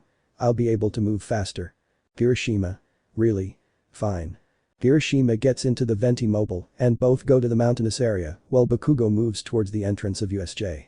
In that area, Kaminari, Jiro and Momo were surrounded by villains, but they resisted with the weapons that Momo created. Jiro. Kaminari, aren't you the electricity type? Why don't you take care of them? Kaminari. We were a team in training, you should know that. I can't control my electricity. If I expel it, it might hurt them. While they were arguing, a guy approaches the blonde but is immediately electrocuted when he touches him. Kaminari. I also tried to communicate with the heroes, but there's interference in the signal. I'm counting on you. Jiro. Saying that being a man, then kicks Kaminari towards another villain. I'll use you as a stun gun. Kaminari touches another villain and electrocutes him. A guy with a rock-covered fist tries to hit the girls, but Jiro connects her earphone jack to an amplifier on her leg and launches a sonic attack at the villain. The villain, disoriented, approaches his partner even though he is being electrocuted, and he also touches Kaminari. Momo used the opportunity and created a blanket that covers her and Jiro. Momo. Kaminari, it's a 100mm thick insulation blanket. Kaminari didn't understand at first, but after a few seconds he knew what Momo was referring to, so he moves away from the electrocuted villains and places himself in the middle of the rest. Kaminari. I see now, I can really be strong. Throws some electric currents at the ground and they move towards the villains. The electric current manages to incapacitate them and leave them unconscious. Jiro and Momo leave the savannah, but the purple-haired girl notices her companion's destroyed clothes and tries to cover her so that the blonde wouldn't see her, but he suffered a short circuit in his brain and was acting in idiot mode. After a few minutes, Momo managed to repair her clothes and approached Kaminari, who was walking away, but then a villain appeared from the ground like a zombie and captured the boy. He was wearing a skull helmet and an armored vest. The girls had let their guard down, believing they had defeated all the villains. Villain. Don't use your quirks. If you do, I'll kill this guy. I really don't want to kill someone with a quirk similar to mine. Shows some electricity in his hand. Jiro tried to talk to the villain so she could plug her earphones into the amplifier, but it was useless. The villain had noticed the girl's movement and brought his hand closer to Kaminari's face. Minutes passed and some villains were recovering. This could end badly for Jiro and Momo. Boom. A projectile lands on the villain, raising a cloud of dust in the area. When it dissipates, a Deity can be seen standing above him. Kirishima. It hurts, complaining. I thought it would be a good idea at first, but I was wrong, moving his body, making his bones rattle. Momo. Kirishima. Jiro. Where were you? Kirishima. Sorry for the delay, but I was able to get there thanks to someone. Deity points to a hill where the green-haired man could be seen on his knees with a cannon on his shoulder. He undoes the cannon and approaches the others. Izuku? Are you okay? Jiru? A few more seconds and we wouldn't have counted her. Momo? Nods thank you Midoriya-san, Kirishima-san. Izuku? It was nothing. How's Kamina? Haminari? Wee with both thumbs up. Izuku saw his friend in an idiotic state and tries not to laugh. Kirishima? Midoribro, I'll stay with them and Kaminari to tie up the villains. You should go see the rest of the guys. Izuku? Good idea. Take care activates the techno turbines and heads towards the other zones. I will summarize this. The green-haired boy arrived at the fire zone where he finds Ajiro escaping from the villains. Izuku gets off and helps his partner incapacitate the villains, and after capturing them, they move to the storm zone where Tokoyami and Koda were who had already defeated all the villains in the area. Seeing that they would move to the entrance, the green-haired boy decides to go to the Earth displacement zone, but seeing the amount of ice from the lifer, he assumed that Todoroki was there and had frozen all the villains, so he returned with the others and they moved towards the entrance of USJ. When they arrived, the scene they saw caused a shock. Aizawa was being tortured by a purple chicken on steroids. Izuku looks quickly and sees Manuel the First Mean, the green-haired boy full of hands approaching Tsuyu and Mineta who were hiding in the water. The green-haired man thought that the guy's quirk probably activates by touch, so he moved quickly with his techno turbines and took both of them out of the villain's range, but he managed to touch Izuku's turbine. When he moves away enough. Done. Summarized, XD. Izuku. Puts Mineta down, are you okay? Tsuyu. We're fine, Midoriya-chan. But could you put me down? It's kind of embarrassing. The green-haired man was carrying Tsuyu bridal style. Izuku. Sorry. Upon landing, he notices Mineta trembling and pointing at his turbine. Izuku turns around and sees that the turbine is disintegrating. He becomes worried until the disintegration stops at the wing. Izuku. That guy's quirk is too dangerous. The green-haired boy turned to see how the creature was holding Aizawa like a rag doll. He knew he shouldn't have, but he created the turbines again and flew straight at the creature. It caught one of the turbines, but that didn't stop the green-haired boy. He increased the power, causing one of the wings to break, but he managed to reach Aizawa, freeing him from the muscular chicken's hands. Nomu finish him off. The creature now known as Nomu approaches the green-haired man. He had no escape. He knew he wouldn't have time to change vehicles, but he had to protect Aizawa. Suddenly, an explosion bursts into the Nomu's view. Bakugo. Quick, damn it. Take him somewhere safe. The Nomu catches one of the ash-haired boy's arms and was about to throw him, but a large amount of ice freezes the Nomu's body, except for the arm that was holding Bakugo. Izuku uses the techno boots and jumps towards the stairs, and at the top, he could see Todoroki who created the ice. The two-colored boy nods when he sees the green-haired boy. Izuku didn't know what it meant, so he thought it meant we'll be okay. Upon landing, he leaves the hero with the other students. Uraraka. Izuku. Do you know anything about the others? Izuku proceeded to explain the situation to the students, but he didn't know anything about Aoyama, Hagakure or Iida. Uraraka. Iida-kun managed to get out. He must be on his way to bring the other heroes. Izuku. Saka, thank goodness. He stands up and walks away from the brown-haired girl. Uraraka. What are you going to do? Izuku. I'll go support Bakugo, and Todoroki sees that the ice holding Nomu was breaking. Uraraka. Take care of them, and you too. Izuku, turning his back on the brown-haired girl, nods and jumps towards where the creature was. Bakugo. Let me go, throwing multiple blasts at the Nomu's face. Nomu manages to free himself from the ice and is about to hit Bakugo, but Bakugo notices where the bracelet is pointing and decides to unpin it, launching a concentrated blast at Nomu's face. Being disconcerted by the explosion, the ashen-haired boy manages to free himself from the grip but loses the bracelet that Nomu was still holding. The ashen-haired boy moves away from Nomu, standing next to Todoroki. The creature approaches them little by little, but then something falls from the sky and hits Nomu. It was Izuku who used his techno arms to hit the creature, but it didn't hurt him, and he catches his fists and begins to crush them. Izuku saw that the metal was bending, creating the perfect opening to get his arms out and get away from the Nomu. Izuku. Someone managed to hurt him. Bakugo. TSK, shut up.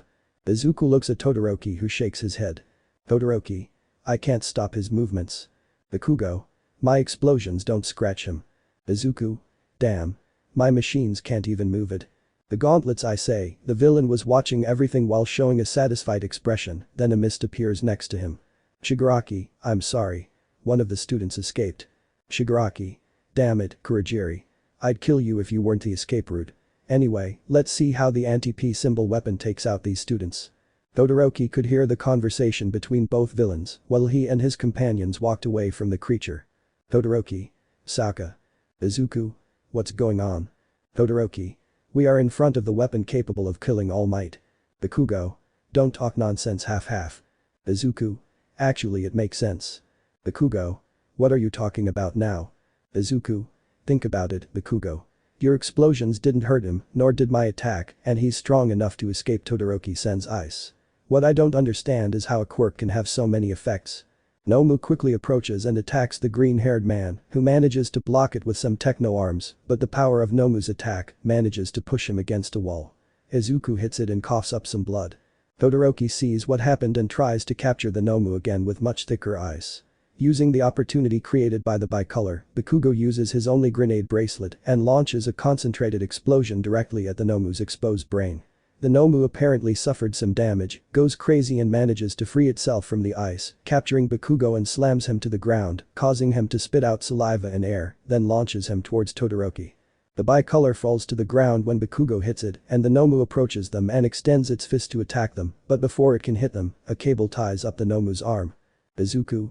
I won't let you do it. He shouts while holding the side of his torso, damn my rib. The green-haired man had managed to fire a wired projectile from the techno-turbine and tie up one of the Nomu's limbs. The creature tries to free itself, but Izuku fires more wired projectiles, managing to immobilize it, then flies as high as he could from USJ, and when he reaches the end, the green-haired man cuts the cables, propels himself towards the Nomu, changes the turbines for the techno-sword, and stabs the Nomu. Izuku. Sorry. Both hit the ground, raising a cloud of smoke. Chapter 14. As if it were a meteorite, the impact of Izuku and Nomu could be seen from all over USJ. The smoke was dissipating, showing the image of Izuku being grabbed by the collar of his shirt by Nomu, who still had the sword buried in his chest. The creature breaks the sword as if it were nothing, surprising the green-haired man. Tomorrow.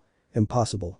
Nomu slams Izuku to the ground and delivers the most powerful blow to his chest, cracking the ground even more. Izuku began to cough blood and lose the little air he had in his lungs. Izuku. Damn 3 broken ribs. His vision was getting blurry. Izuku. I guess this is the end for me. Undo the techno sword. Izuku. Even if it is. Nomu prepares another attack, but the moment he tries it, Izuku stabs him again with his techno sword, and with the strength he has left, he activates the saw mode, giving a diagonal cut to the creature's body, causing it to split in two. Izuku. At least it causes a lot of damage, I'll leave the rest to you guys, closes his eyes. Bakugo and Todoroki are on to the green-haired boy's aid. The blow to his ribs caused enough pain to render him unconscious. Todoroki. He's badly hurt. We have to take him to the others. Bakugo. You don't give me orders. They were about to lift Izuku's body when suddenly Bakugo's leg was grabbed by the Nomu. Bakugo. What the shy? The ash-haired boy was thrown into the water. Nomu was still alive, and the body part with the head regenerates the missing part. Todoroki creates a wall of ice, but the creature easily breaks it and knocks the bicolor away from Izuku's body. Nomu observes the green-haired boy and seeing that he showed no threat, leaves him there and heads for the bicolor. Suddenly the USJ door explodes. I had a bad feeling, so I stopped talking to the director and came. And when I saw young Ida walk past me, I had an idea of what was going on. All the young people recognized that voice, some cried knowing that it was the #1 hero and symbol of peace, All Might. He saw what was happening, but the straw that broke the camel's back was what he saw in the middle of USJ, a green-haired man with his eyes closed. All Might's smile disappears as does the tie on his suit, taking on the most serious expression of him. The remaining villains try to stop him, but the hero defeats them with a single blow, then goes towards Izuku. All Might. Sorry, Midoriya Shonen carries him to the entrance where the students were. All Might returns to Nomu to fight him. The combat is the same as the anime manga. There he was, the #1 hero was standing there. His body was releasing steam, a sign that he was losing his transformation, but said steam was mixed with the smoke raised by the fight. The symbol of peace was provoking both villains with his words, still conscious. He had managed to annoy Shigaraki, and he tries to attack the hero. Everything was in slow motion, Shigaraki's movements, the smoke around All Might, the students worried about him. But then a projectile collides with a light-haired boy, taking him away from the hero. Said projectile came from Izuku's cannon, who was still lying on the ground with the cannon on his shoulder. Shigaraki tries to get up, and when he wants to resume his race to the hero, an explosion at the main entrance of USJ catches his attention. More professional heroes, Present Mick, Midnight, Snipe, etc., arrived. Snipe shoots Shigaraki, but Kurogiri protects him using his portals and he along with the light-haired boy escape. The heroes helped gather all the captured villains. Class 1 was happy to see Izuku still conscious. Seiya jumped towards the green-haired boy and hugged him, happy to see him safe but careful not to cause him pain. The authorities arrived and interrogated the students. Aizawa and 13 were taken to the general hospital due to their serious injuries. Midoriya, Almight, Bakugo, and Todoroki were treated by a recovery girl. The last two had already left the infirmary. RGE. So how do you feel? Izuku. Lying on the stretcher as if I had been hit by a truck. RGE. According to what the two who left told me, you tried really hard to distract the creature. Well, the two-colored one told me so. The other one left with a sour face. Izuku. Sokka imagining the ashen-haired boy's face.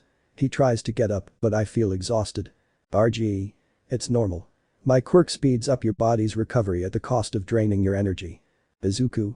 That explains it. RGE. You're lucky your rib fractures were clean, or else I'd have to operate on you. As Izuku listened to that, he noticed a person lying on the stretcher next to him. His figure was skeletal, the sclera of his eyes were black and his eyes is green, not to mention his hair was disheveled. His middle torso was bandaged and he was coughing up some blood. RGE. How do you feel, All Might?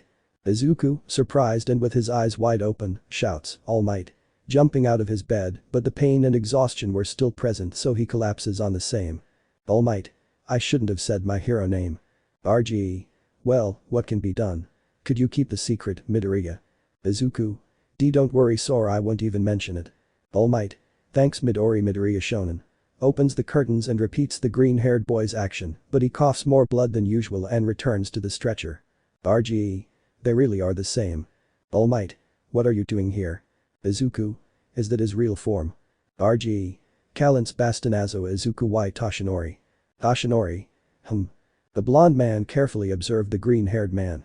At first glance, he didn't seem like a bad person. In fact, he recognized him from the kidnapping of the Muslim by the villain from Baba, but he still didn't have much confidence in him since he barely knew him. Toshinori. Thank you for agreeing not to tell anyone about this. If only they knew my situation. Izuku. I understand smiles I hope we get along well these 3 years, All Might. Toshinori. Lo mismo digo, Midoriya Shonen.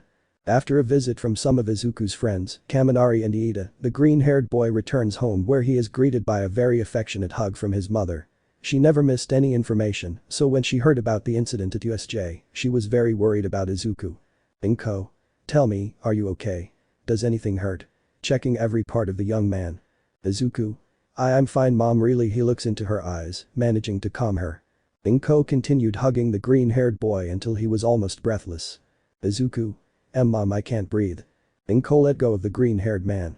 Although she had relaxed a bit, she still wasn't satisfied, so they would go see Liz tomorrow to have her check on him. So they rested that night after eating katsudon. Time skip, highway. Both green-haired men were in a car on the way to the agency where Liz works. Inko. Maybe you don't remember Izuku, but about a year ago you came here. Izuku. And Sirio. Inko. Nods maybe you feel deja vu. After a few minutes they had arrived. The agency was on the outskirts of the city, the land was large enough to have its own helipad. The green-haired boy noticed a sign with the word Providencia, so he assumed that was the name of the agency. Once the car was parked, Izuku and Inko entered the building, whose lobby had a quiet atmosphere, with white sofas and a small glass table. Inko spoke to the receptionist, who recognized her immediately. After catching up, she told her Liz was in the infirmary. The two green-haired women went to the infirmary, and there she was sleeping. Izuku. Does she usually do that? Inko. Sighs only when she doesn't have work approaches the repeat oi, wake up taps her face. Liz. 5 more minutes talking in her sleep. The green-haired girl notices a red vein on her forehead and pulls out her gun, shooting Liz with a rubber bullet in the butt. Liz. It. Screams in pain why did you Inko? Inko. Hola. Liz. Sees the green-haired boy and hides behind him Izuku Inko is being mean. Izuku. Is she really an adult? I think it was too much. Inko. It was the only way to wake her up. Liz. That's not true. Sighs what happened? Inko. I need you to check on Izuku. There was a villain invasion at USJ. Liz. Okay. Izuku, could you go in there? The redeed points to a machine similar to one used for taking CT scans. Izuku complied and lay down on the machine's table. It closes like a capsule. Relax, Liz's voice came from the machine's horn. Izuku complied and closed his eyes. Liz. Fine. Explain to me what happened. I saw on the screen information about the green-haired boy's body, pressure, heart rate, brain waves, etc. Imagine a recovery capsule, DBZ, but with a stretcher inside and without the water. Inko. Apparently. Inko explains in detail how it happened.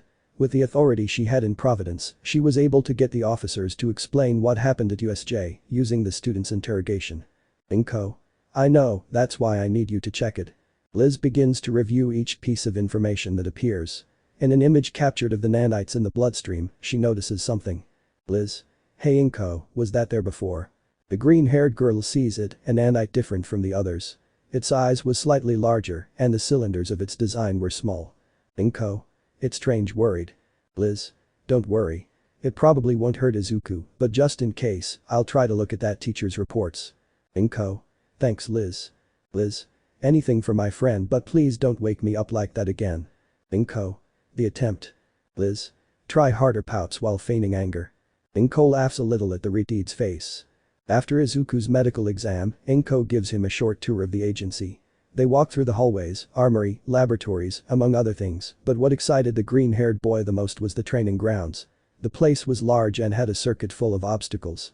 Izuku wanted to try it, but Inko flatly refused. Inko. You're not ready yet. Izuku. Ready? What do you mean? Inko. When you're ready, I'll tell you, although maybe you'll understand in time. Izuku was confused by the older girl's words. They both walked toward the exit, but then an explosion in a nearby lab caught the green-haired boy's attention. He was confused, as the people around the door weren't doing anything. Izuku. Huh. Why are you guys calm? There was an explosion. Inko. Nervous laugh, haha, you see.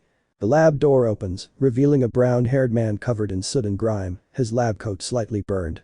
Inko. What did you forget this time, Tadao? Tadao. Cough cough, calibrating the laser energy transfer. I think the battery couldn't handle the charge. Cough for a second. Inko. Inko. It's been a while. Tadao. It's a pleasure to see you. He notes the young man at his side. I suppose you're Izuku. It's a pleasure to finally meet you. Izuku. Likewise, shakes Tadao's hand. Inko. He was the one who designed your suit and created it. Izuku. Really? His suit really was comfortable and functional. Tadao. Thanks for the compliments. I'm sorry I didn't make it sturdier. But don't worry, it's already 70% complete. Izuku. 70%. Inko. Hey, you're resting well, right? Tadao. Of course, looking away. Green-haired. Doesn't do it, with a vein in his head. Inko. You must set a good example for your daughter. Tadao. I know, but I managed to blend the fabric with a bomb-proof material perfectly. Not only will it be comfortable, but it's also fireproof and explosion-proof. Izuku. You really try hard. Inko. After all, he is the agency's #1 scientist. Tadao. Embarrassed, not at all, others may be better than me, scratching his neck. After talking for a few minutes, the two green-haired men said their goodbyes and returned home. The green-haired man had a lot to do, not to mention he wanted to improve his quirk. Chapter 15. Visiting Inko's friends made the green-haired boy reflect. It was clear that if he wanted to achieve his dream of becoming a hero, he had to improve his skills. For now, he had to train hard. When he got home, his mother was about to cook something, so Izuku decided to go to his room. There, he decided to try something he'd noticed before. The green-haired man approaches the desk and places his phone there. He then reaches for the device and places it on top of it. He closes his eyes and concentrates. Minutes pass, and a neon blue circuit pattern appears in his hand and then on the device. Izuku. Impressive, I can see the contents of my phone, information. But the pattern disappears and he begins to lose his balance, falling onto his bed. It's exhausting, my head is spinning. The green-haired boy had discovered his technopath abilities, but after using them for a while, he suffered a headache and loss of balance. His mother was calling him for dinner and Izuku got up somewhat recovered, then headed to the kitchen. It was dawning, and the green-haired boy received the news that there would be no classes for a couple of days due to the attack at USJ, so he decided to practice using his quirk. To do so, he opted to find a place where he could be seen, since using quirks without permission was not allowed. Where could there be such a place? He wondered, but then he remembered someone who could help him. The green-haired boy takes out his cell phone and searches for the contact. When he finds it, he calls them. 2 beeps are heard on the cell phone speaker. Izuku. Hello, I need your help. The green-haired man was in a park waiting for someone. Hey. Izuku. Ah. Kaminari. Kaminari. What do you need? I was on some important business. Izuku. You were playing video games, right? Haminari. It was the last level of geometry dash. The green-haired boy looks at him with a face of anyway, what do you need? Izuku. Do you know a place where I can? He gets closer to him so they wouldn't hear him. Whispers, train my quirk. Haminari. Whispers, you know that using a quirk without authorization is illegal, right? Izuku. So you know a place? Haminari. Yes. But due to an accident that place was closed down. Izuku. Where could I train? Thinking, what about the forest? Haminari. The forest. Remembers the creature incident. I don't think that's a good idea. Wait. Izuku went to the forest, but not to train. An explosion had been heard from that place, so he went to check it out. He walked for a few minutes and when he arrived, he saw a pink-haired girl lying on the ground, unconscious with some pieces of scrap metal on top of her. Izuku. Mei.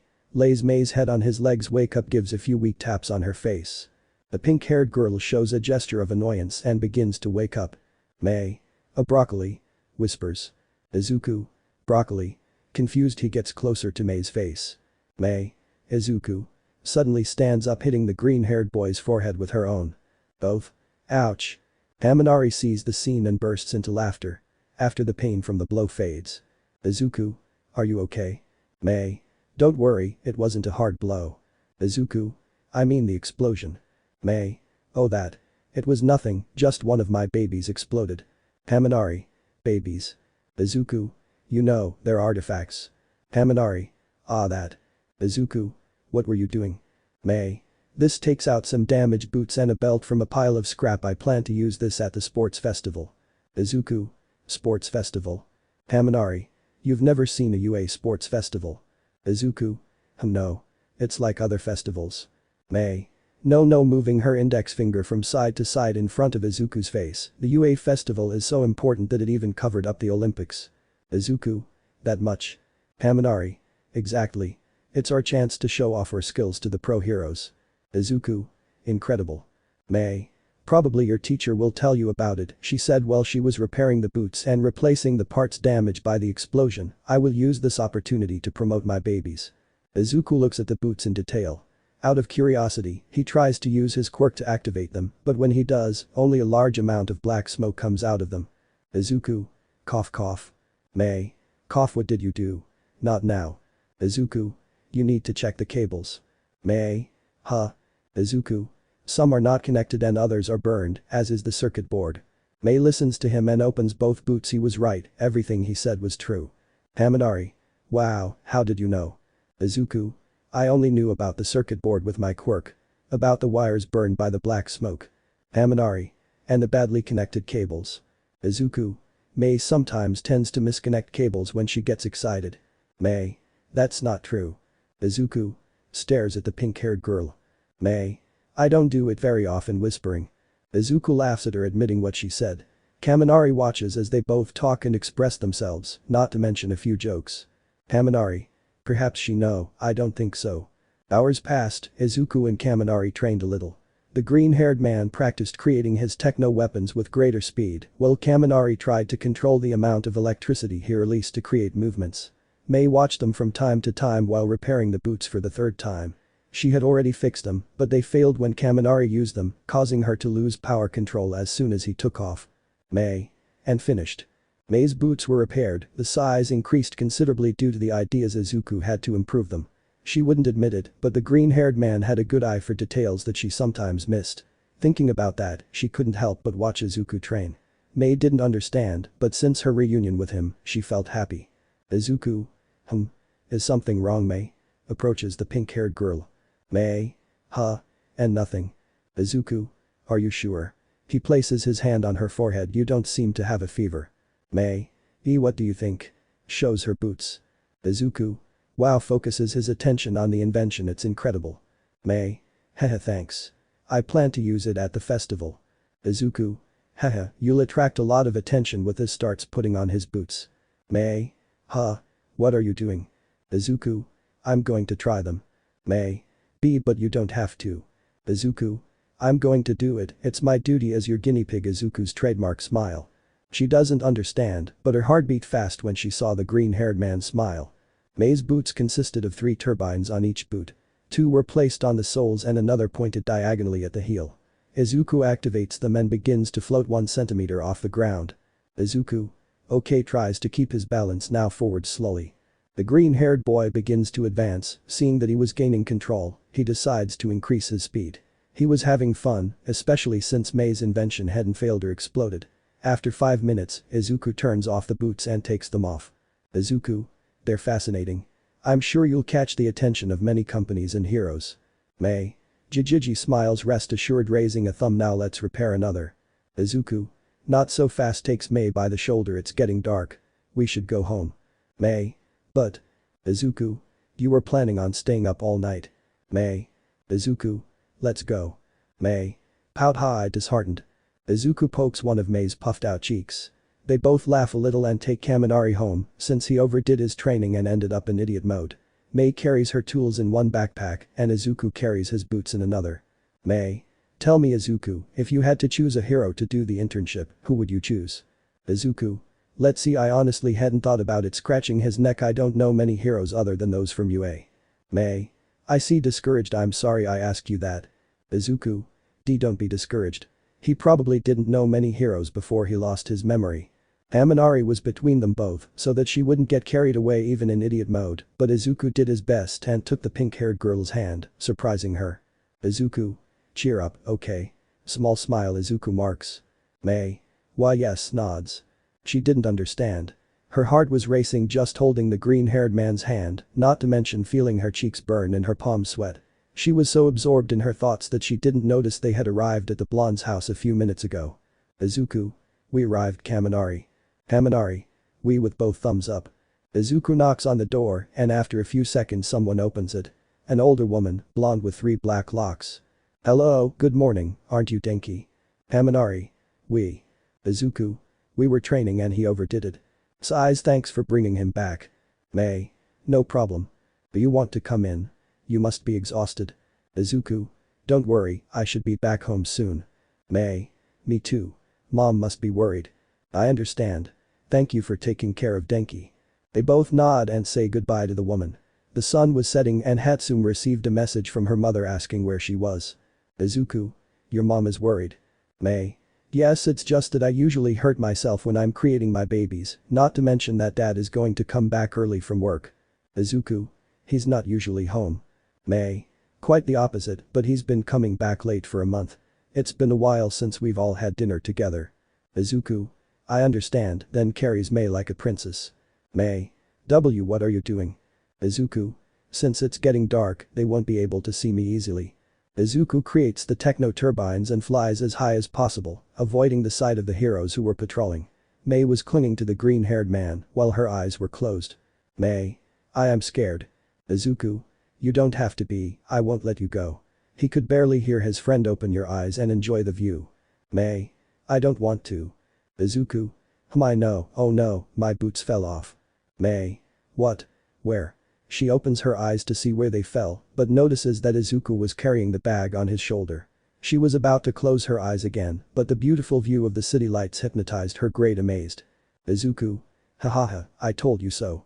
Izuku didn't tell her, but he was flying at a slow speed so she could enjoy the view more. After a few minutes, they both arrived at Mei's house. Izuku flew down quickly so no one would see him and deactivated the techno turbines, then brought Mei down. Mei. Thanks for bringing me, combing her wind-blown hair. Izuku. Laughs, you're welcome. I'm sorry for scaring you and lying to you. Mei. I forgive you because the view was amazing. Izuku says goodbye to her and walks home, but something takes him by surprise, someone grabs him and then he feels something warm on his cheek. Mei had kissed him. Mei. Thanks for the view in the sky, goodbye, smiles and then quickly enters her house. Izuku walks for a few minutes and when he gets home he finds Inko cooking. Inko. Hello Izuku, how was your day, are you okay? Izuku. Why yes, why the question? Inko. Well, you look tense, you stutter and your face is pink. Izuku. Huh. Izuku goes to the bathroom and looks in the mirror. Inko was right, his face was completely flushed. He quickly splashes cold water on his face to try to cool it down. Izuku. Breathes, trying to calm his heart. What's wrong with me? Chapter 16. A few days had passed and the UA Academy classes had returned to normal, except for Izawa who looked like a mummy. Izuku was thoughtful, the technopathic power coming from his quirk could be very useful, but he would have to learn to control it since the 2 times he had used it, it drained him too quickly. While his head was in the clouds, a scream brought him back to reality. Apparently, the students in the class were excited about something. Izuku asked Kaminari, and that's what Mate told him, the sports festival is what excited everyone. Izawa silenced his students and then told them that they would go to USJ. Mina. But sensei, isn't it dangerous for us to go now? I mean, because of the villain's assault. Izawa. Just like the festival, we've increased security at the academy to prevent it from happening again. Also, because of that attack, we weren't able to conduct the rescue exercises. Anyway, I'll wait for you on the bus after your classes. Now. The living room door suddenly opens. Present Mick. It's time for English class. Regular classes were boring, but interesting at the same time. Now class was in the cafeteria, where Izuku and Kaminari were enjoying lunch rush's food. Izuku. How do you think the rescue activities will be? Kaminari. It's hard to imagine. I mean, it's UA. Izuku. Pensando. So. May. Izuku. Jumps on the green-haired boy's back. Izuku. Whoa. Hola May. May. Excited for the festival. Izuku. Why yes. They both laugh a little. Kaminari felt a little out of place, so he decided to tease them a little. Kaminari. Hey Izuku, you never told me you two were dating. Izuku. Huh. What are you talking about? Blushing and confused. May. Izuku and I are not dating, laughs a little while she was slightly blushing. Kaminari noticed something, but decided not to speak. Well, they were talking about what the hero and support classes were like. A boy from class B had come to bother them, but then he got hit in the neck. I'm sorry, he drags the student away. Kaminari. How strange. Izuku and May nod. Lunchtime is over and they both say goodbye to the pink-haired girl to head to the locker room to change into their hero outfits. Izuku still has to wear his gym uniform since his outfit hasn't been repaired yet. Mineta. Guys, look, whispering he manages to get the attention of his companions, it's the legacy of our ancestors. Izuku. What are you talking about? Kaminari. Perhaps. Mineta nods and shows that behind a poster there was a gap that connected to the girls' locker room. Izuku. Mineta, I don't think that's a good idea. Mineta. What are you talking about? Don't lie to me, I'm sure you want to watch too. Izuku. I admit that our teammates are limited, but I would never do something like that. Mineta. Cute. But what about Toru? Izuku. A woman is not only pretty because of her appearance, but also because of her personality. Mineta was being blinded by Izuku's kindness and goodness, but that didn't stop him from trying to spy, although the talk with Izuku gave him enough time for Jiru to prepare her deadly attack on Mineta's eye, using his earphone jack. Izuku. Jiru's quirk is terrifying. Kaminari. What you said was really incredible. Izuku. Thanks, although I only said what a coworker of my mom told me. What the green-haired boy didn't know is that Jiru had heard. Already on the bus, Kaminari and Izuku were practicing controlling their quirks. Izuku was trying to improve his technopath skills using his phone, while Kaminari, he was charging his. Izuku. How convenient that you forgot to charge it, laughs a little at his friend's bad luck. Kaminari. It's not greasy with the cable in his mouth, at least I can practice getting rid of electricity. He tried to hold on, but seeing his friend concentrating, with a cable in his mouth, staring at his phone to make sure it didn't explode, it was hard not to. They had arrived at USJ when they saw 13, some went to see and ask how he was. Izuku was getting off but then heard someone behind him screaming a little. The green-haired boy reacted and caught the person who had tripped on one of the bus steps. Izuku. Jiru-san, are you okay? Jiru. Thanks, she separates from the green-haired boy, slightly blushing and playing with one of her earphone jack. Izuku notices his partner's quirk. Izuku. I apologize if what I said made you uncomfortable. Jiru. It's not that, it's just that, blushes a little more. Izuku looks away. Jiru. Is something wrong? Confused. Izuku. And nothing, how cute. Luckily for Izuku and Jiru, Aizawa was calling them to start the rescue exercises. The entire class, accompanied by Aizawa and Iida, went to the mountainous area. She proceeds to explain the exercise to them. 3 students must act as civilians, in which one will be unconscious, another with a broken leg and the last very worried. Uraraka was excited to be able to act as a hero along with others, but that excitement diminished when she was chosen along with Izuku and Iida to act as civilians. Izuku. Well, at least it will be in turns. After going down with his companions. Iida. We must hurt each other as much as possible. Uraraka. Yes. Raising a fist. Izuku. Seriously, we should just pretend. Fine, I'll be the unconscious one, I think Iida should be the worried one. Uraraka. Midoriya is right. You fit the role very well. Iida. I understand. I'll do my best. Moving his arms like a robot. After taking their positions as wounded, 13 proceeds to choose the first rescue group, which consisted of Momo, Bakugo, Todoroki and Tokoyami. Ignoring Bakugo's option to exploit the ravine's area, Momo creates pulleys, while Todoroki freezes the edge of the ravine and creates a pillar at the other end for the rope. Tokoyami climbs down tied by the rope and then they lower the stretcher. The Bat Chicken uses Dark Shadow to move the unconscious Midoriya to the stretcher and then they pull him up. Dark Shadow keeps the stretcher stable. Uraraka. Your quirk is amazing, Tokoyami-kun. Tokoyami. Grace. Although he sees the Dark Shadow is approaching the sun and stops, but the stretcher continues to rise. My limit reaches that point. Uraraka. It's still great though. Iida. Thank you. Heroes. Uraraka tried to contain her laughter at her partner's performance. Out of the ravine. Momo. We already saved one. Sees that the green-haired boy doesn't react. Midoriya-san. Izuku. She didn't know it, but Izuku was so absorbed in his thoughts that he seemed to be truly unconscious.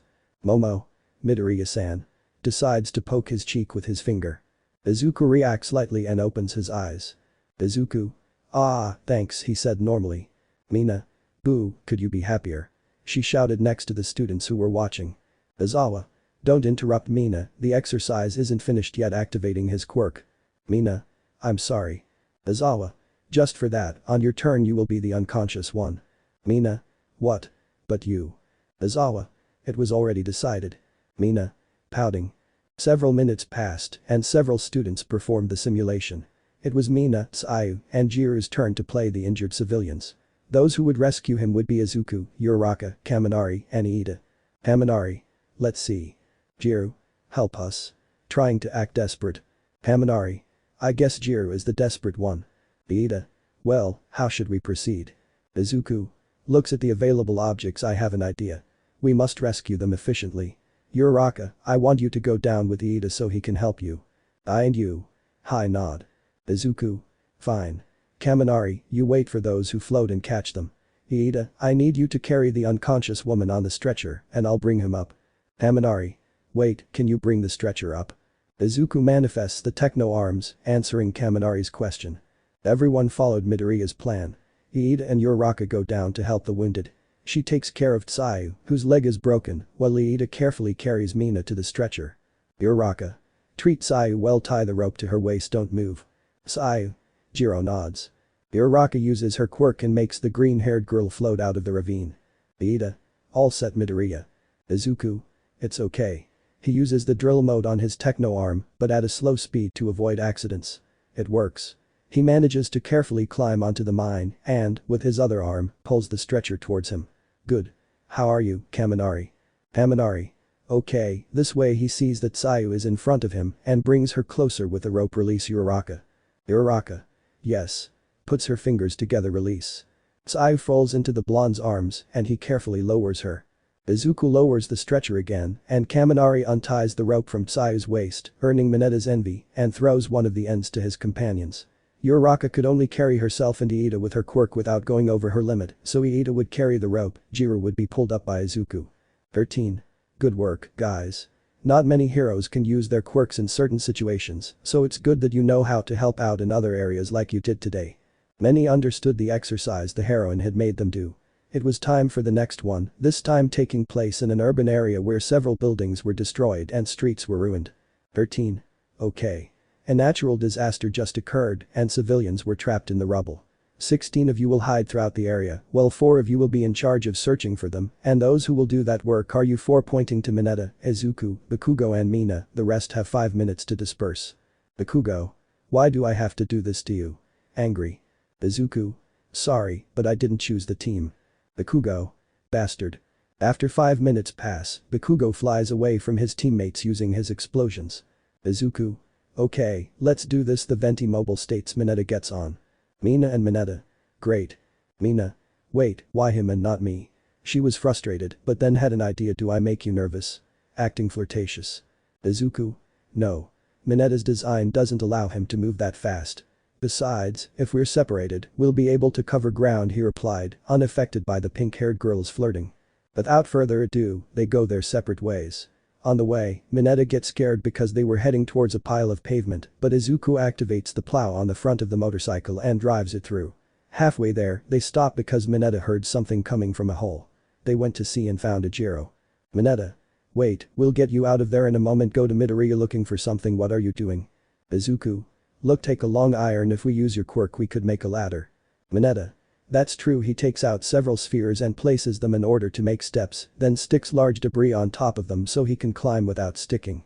After finishing the construction, Mineta goes down the ladder to Ejiro, while Izuku tried to see someone from the sky with the techno turbines, but then a sound similar to a powerful explosion appears. Izuku sees that where it came from appears Iida. The green-haired man goes down and approaches him. Izuku. What's up, Iida? Iida. This is bad. He's a villain. Worried. Izuku. What? In shock. Another explosion, this time coming from a building near them. Iida. Look, it's Izuku. Todoroki. Mineta. The strongest in the class. Scared. We must flee. Iida. We have to ask the teachers for help. Izuku. Impossible. Calls Iida's attention. They are in no condition to fight. Ejiro. So what do we do? Suddenly another explosion is heard in the opposite direction, but this one was different. Bakugo. Is he a villain? Extras. He doesn't wait for answers and goes to attack him. The villain sees the other students arriving while dodging the Ashen-haired boy's attacks. They were about to escape, but then the villain decides to use all his power and stomps on the ground, creating a shockwave that manages to destroy the buildings around him. Izuku. Coming out of some rubble. What power? Mineta. How scary. Villain. Well, now that the field is clear none will escape. Everyone was shocked by the power the criminal possessed. Bakugo emerges from the rubble and begins attacking the villain. Mineta. He's letting his instincts get the better of him. Izuku. Wait, he doesn't attack without thinking. He looks carefully at both of their movements. Fine, I'll attack. Mineta. What? Izuku creates the techno cannon and loads a projectile.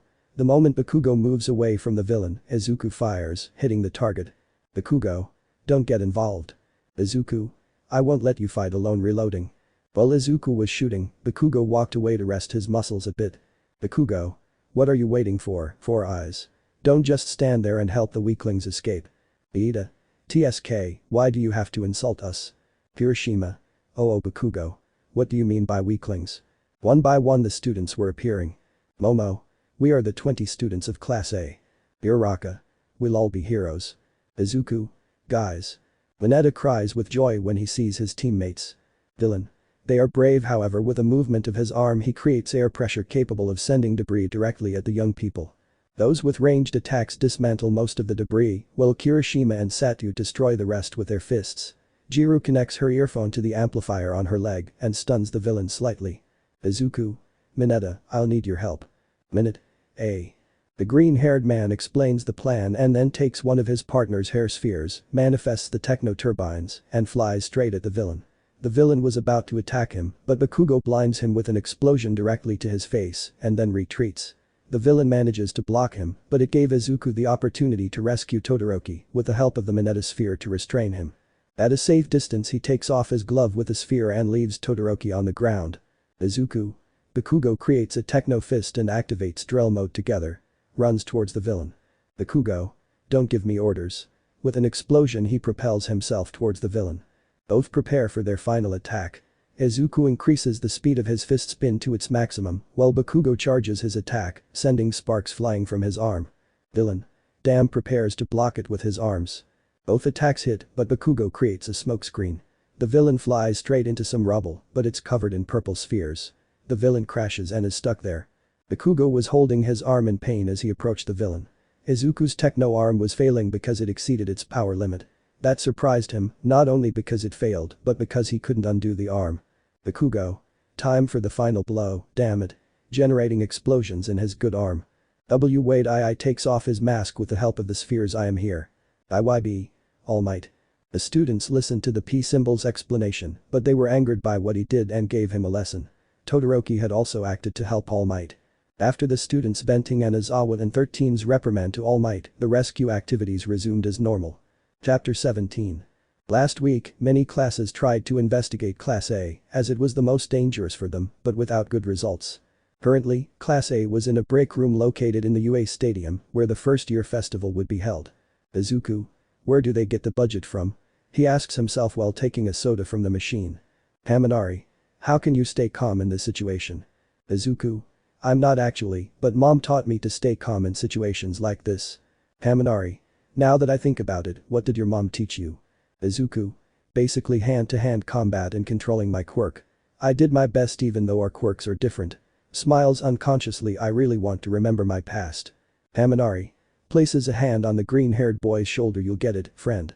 The scene caught the attention of some of his classmates. Mina. They seem to have been friends for a while. Toru. It's true. Gyaru had heard everything because of her quirk. She was really surprised to know the state of her partner. I summarize for you. Basically, Present Mick carefully introduced classes A and B, treating the rest as extras since they didn't do much to stand out. Midnight showed up and called Izuku, since he had a high score on the entrance exam, to give a speech. Let's go straight to the first event, the obstacle course. Midnight. On your marks. Everyone positions themselves on the starting line. Midnight. Listos. Suddenly, the green-haired boy feels the temperature of the room slowly drop. 2 people away is Todoroki, who sighs a little cold air. Izuku. Maybe. Oh no. Midnight. Get out. Todoroki releases a layer of ice around him, freezing the feet of all the students, and then starts running. DM. Amazing. Todoroki traps all the teenagers in ice. A quick move from the Class A student. Hell. The ice is too hard. I can't. Some of the A and B classes begin to break free of the ice and move quickly to catch up with the bicolor. Izuku. Even on the ice well. But those simple words he draws the attention of some. Optional, in case you want to add music XD. Izuku. I'm not going to hold back. Seeing that several young people around him were trapped like him, Izuku manifests his techno arms and hits the ground with both of them, fragmenting the ice and part of the ground. PM. What are you doing? You released your opponents. Izawa. No. PM looks confused at Izawa mummy. Izawa. He doesn't see them as opponents. Izuku, now free, creates the fan mobile and accelerates at full speed. Some heroes in the stadium were surprised by the green-haired man's quirk. He accelerates, the green-haired man begins to regain ground, but on the way he sees a trail of ice. Izuku. He must be using his quirk to boost himself. He has too much stamina. While moving he notices something incredible and at the same time dangerous, a hell robbery. Izuku. Oh stops the venti mobile, this is dangerous, worried. Some students were still trying to figure out how to cross when suddenly one of the robots freezes. Literally, there was a large amount of ice on it. The robot begins to fall. Izuku notices 2 students in the robot's path, creates the techno turbines and fires wired projectiles which catch both students and bring them back near him, preventing them from being crushed by the robot. Hiroshima. Thank you, Midoriya. Izuku. It's weird to see you frozen in that situation. Hiroshima. It was very sudden, although it would have been fine thanks to my quirk activated, showing its hardening. The second student thanks the green-haired boy but says the same words as Kirishima and shows off his metal quirk. For some reason, Kirishima starts running, leaving the green-haired boy confused. He wastes no time, disconnecting the cables from both projectiles and taking flight. With a fan mobile, he would be faster, but he wouldn't be able to evade the number of zero-point robots on the ground. In the air, he manages to see a couple of explosions. He knew who it was, but they were far away. Izuku. But faster. The robots tried to catch him, but Izuku evaded them with difficulty, but in a maneuver, one of the robots managed to grab and break one of his wings.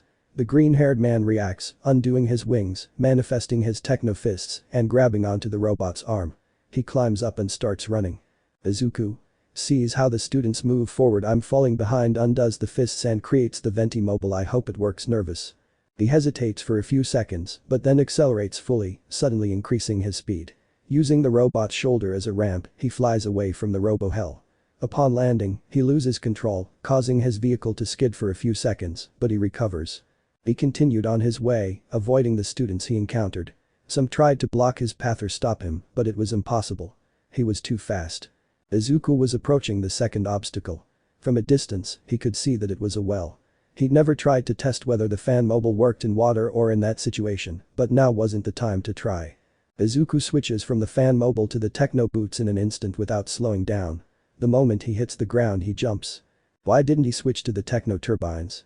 Apparently, when he activates them, it takes a couple of seconds to fire, so it could have ended badly if he did it at that speed and distance from the ground. Halfway there, he switches back to the fan mobile, lands again, and regains control more quickly this time. The third obstacle, a minefield, Todoroki was crossing carefully without using his quirk because it might make it easier for the others to pass. Many students accidentally activated the minefields and were blown away by the explosion, but Present Mick explained that they only had enough power to stun them. Behind him was Bakugo. He also didn't use his quirk against Todoroki since he didn't know how the mines would react to the vibrations. At that moment they both hear a sound behind them. Izuku was approaching at great speed. Todoroki reacts and creates a very thick ice wall between him and Bakugo, but there were still students on Todoroki's side. Bakugo. Damn it. Damn. Some mines exploded under the wall, but these caused little damage. Izuku. This is Todoroki's power. Impressive. Surprised. It's very high. It will take me time. There is no other option. Izuku creates the techno arms and uses drill mode, creating a hole in the ice wall, but fails to break through it. Izuku. It's hard but not indestructible. He sees that there were cracks in some places. I guess there's no other option. He carefully begins to dig them out and slowly place them in the hole. Bakugo watches the green-haired boy from a distance, wondering what he plans to do. But he puts that aside and approaches the green-haired boy, careful not to step on the mines, with murderous intent. Izuku was unaware of the ashen-haired boy's presence as he was focused on positioning the mines without them exploding. As he finishes, the green-haired man prepares to attack, thinking about using his techno arm and covering the hole to contain the force of the explosion. A bit risky. Izuku. And now. Throws a punch at the hole. Bakugo. Okay. Izuku. Boom. The techno arm hits the hole. Boom. With the help of Izuku's techno arm used as a cover, the power of the explosion crossed to the other side, but even so the green-haired boy retreated from the power, as did the ashen-haired boy. Izuku. Stays in pain. On the other side, the students, including Todoroki, saw how a part of the ice on the wall fell, revealing the green-haired boy in pain. Izuku. Even with the techno arm that hurt, he sees that the techno arm was completely destroyed, leaving only a gray part covering his real hand. Todoroki reacts and freezes the rest of the way, even though it gives him a safe route for the others. Izuku uses that opportunity and uses the fan mobile on that icy path. They were evenly matched, Izuku with his fan mobile and Todoroki with his ice. Todoroki tried to block the green-haired man's path, but Todoroki destroyed them with his battering ram. Even though the fan mobile reaches 220 km/h, Izuku never used that speed because he doesn't even know what the maximum speed of the fan mobile is, nor did he even think about it in his year of training. Present Mick. Here come the best of the first event. The winner is. At that moment, they both appeared at the same time. Everyone was silent, waiting for the result, as PM watched the recording frame by frame. Present Mick. This is amazing. Something that's never happened before. A tie for first place between Midoriya Izuku and Todoroki Shoto. The crowd goes wild. Both of them, despite hearing the hero, were too exhausted to be surprised. Izuku was lying on the ground holding his arm in pain, while Todoroki lightly used his fire side to melt the frost on his right side. Little by little the other students arrived, some more exhausted than others. Izuku gets up from the ground and stretches his body a little. Him sees that Yaoi Rozu was exhausted with the front of her shirt unbuttoned. Are you okay? Momo. Yes, just that. Izuku sees that Mineta is stuck to Yaoi Rozu's clothes, then manifests the techno cannon and captures Mineta as if he were ammunition for the weapon. Mineta. Get the hell out of here. Izuku. No, Sirio. Momo. Thank you. Izuku nods and walks away from his partner. While he was thinking about what the second event would be like, he was losing patience with Mineta's complaints. Mineta. Let me out. Izuku. No. Mineta. Wait, there's an exit here. Izuku. Intentula white Tyro. Mineta. Why are you so cruel? Feigning sadness. Izuku. And why are you a pervert? Mineta. You are too, don't pretend. Izuku. What are you talking about? Mineta. I saw you spending time with a beautiful girl from the support department. Izuku. May. Mineta. You probably enjoyed her glorious breasts and s. He didn't finish speaking as it was fired, but Izuku was kind enough to aim straight into the minefield. Present Mick. That wasn't heroic, Midoriya. He shouted. Izuku. Sorry. This cannon has a sensitive trigger. Classes. Where is the trigger? Izawa. Forgive him, present. Besides, Mineta deserves a little punishment from time to time. It was time for the second event. The 42 students who made it through stood in front of a stage where Midnight would explain the second event. Cavalry battle. The heroine explained the rules and then distributed the points. Midnight. Since we had a tie for first place, Midoriya and Todoroki will have half the points. Therefore, they will both have 5 million points. Izuku. 5 nervous. Todoroki. Millions, he said normally. Everyone present saw both of them with bloodlust, since the 5 million could be the key to the final event. Some evaded the green-haired boy and Todoroki, others didn't even try, but some managed to ask Todoroki. Izuku. Kaminari. Izuku, Estaras bien. Izuku. Kaminari. Kaminari. I'll be in your group if you can stand me, smiles while giving a thumbs up. Izuku. Kaminari, thank you. He places a hand on his friend's shoulder while lowering his head. Kaminari. Huh? Are you crying? Izuku. And no. Kaminari laughs a little. Izuku recovers and had to think since they needed 2 more to have a good team. May. Izuku. Jumps to hug the green-haired boy from behind. Izuku. May. Gets scared at the sudden action. May. Hey, can I be on your team? Izuku. Huh. Sure. But it will be difficult since they might all come after me. May. That's no problem. Besides, if I'm with one of the best, I could attract the attention of many companies. Izuku. Ah, that's right. May. Laughs, whispers, besides, I feel more comfortable with you. Izuku. May. And nothing. Look, she takes 3 pairs of boots out of her suitcase. With this our team will move fast. Izuku. Great, with a sparkle in his eyes. The blonde watched both of them talk about heroes and a jetpack that May made based on one. Kaminari. Seeing both of them, they should just leave. Chapter 18. The teams had already been formed. Equipo 1. Midoriya, Kaminari, Hatsune, Uraraka. Equipo 2. Todoroki, Yaoirozu, Tokoyami, Mina. Team 3. Bakugo, Kirishima, Zero, Ide. The rest of the teams were the same as in the anime. A few minutes ago. Izuku. I have an idea. Kaminari, Hatsune, and Uraraka listened carefully to the green-haired boy. Hatsune and Uraraka would be in the back while Kaminari in the front. Kaminari. You should know this, Midoriya. I can only use my quirk at its maximum capacity twice. Izuku. I understand. So if you use a third one. Kaminari. I look like an idiot. Izuku and Mei remember the time they trained and try to hold back their laughter. Izuku. I understand holding back laughter. Kaminari.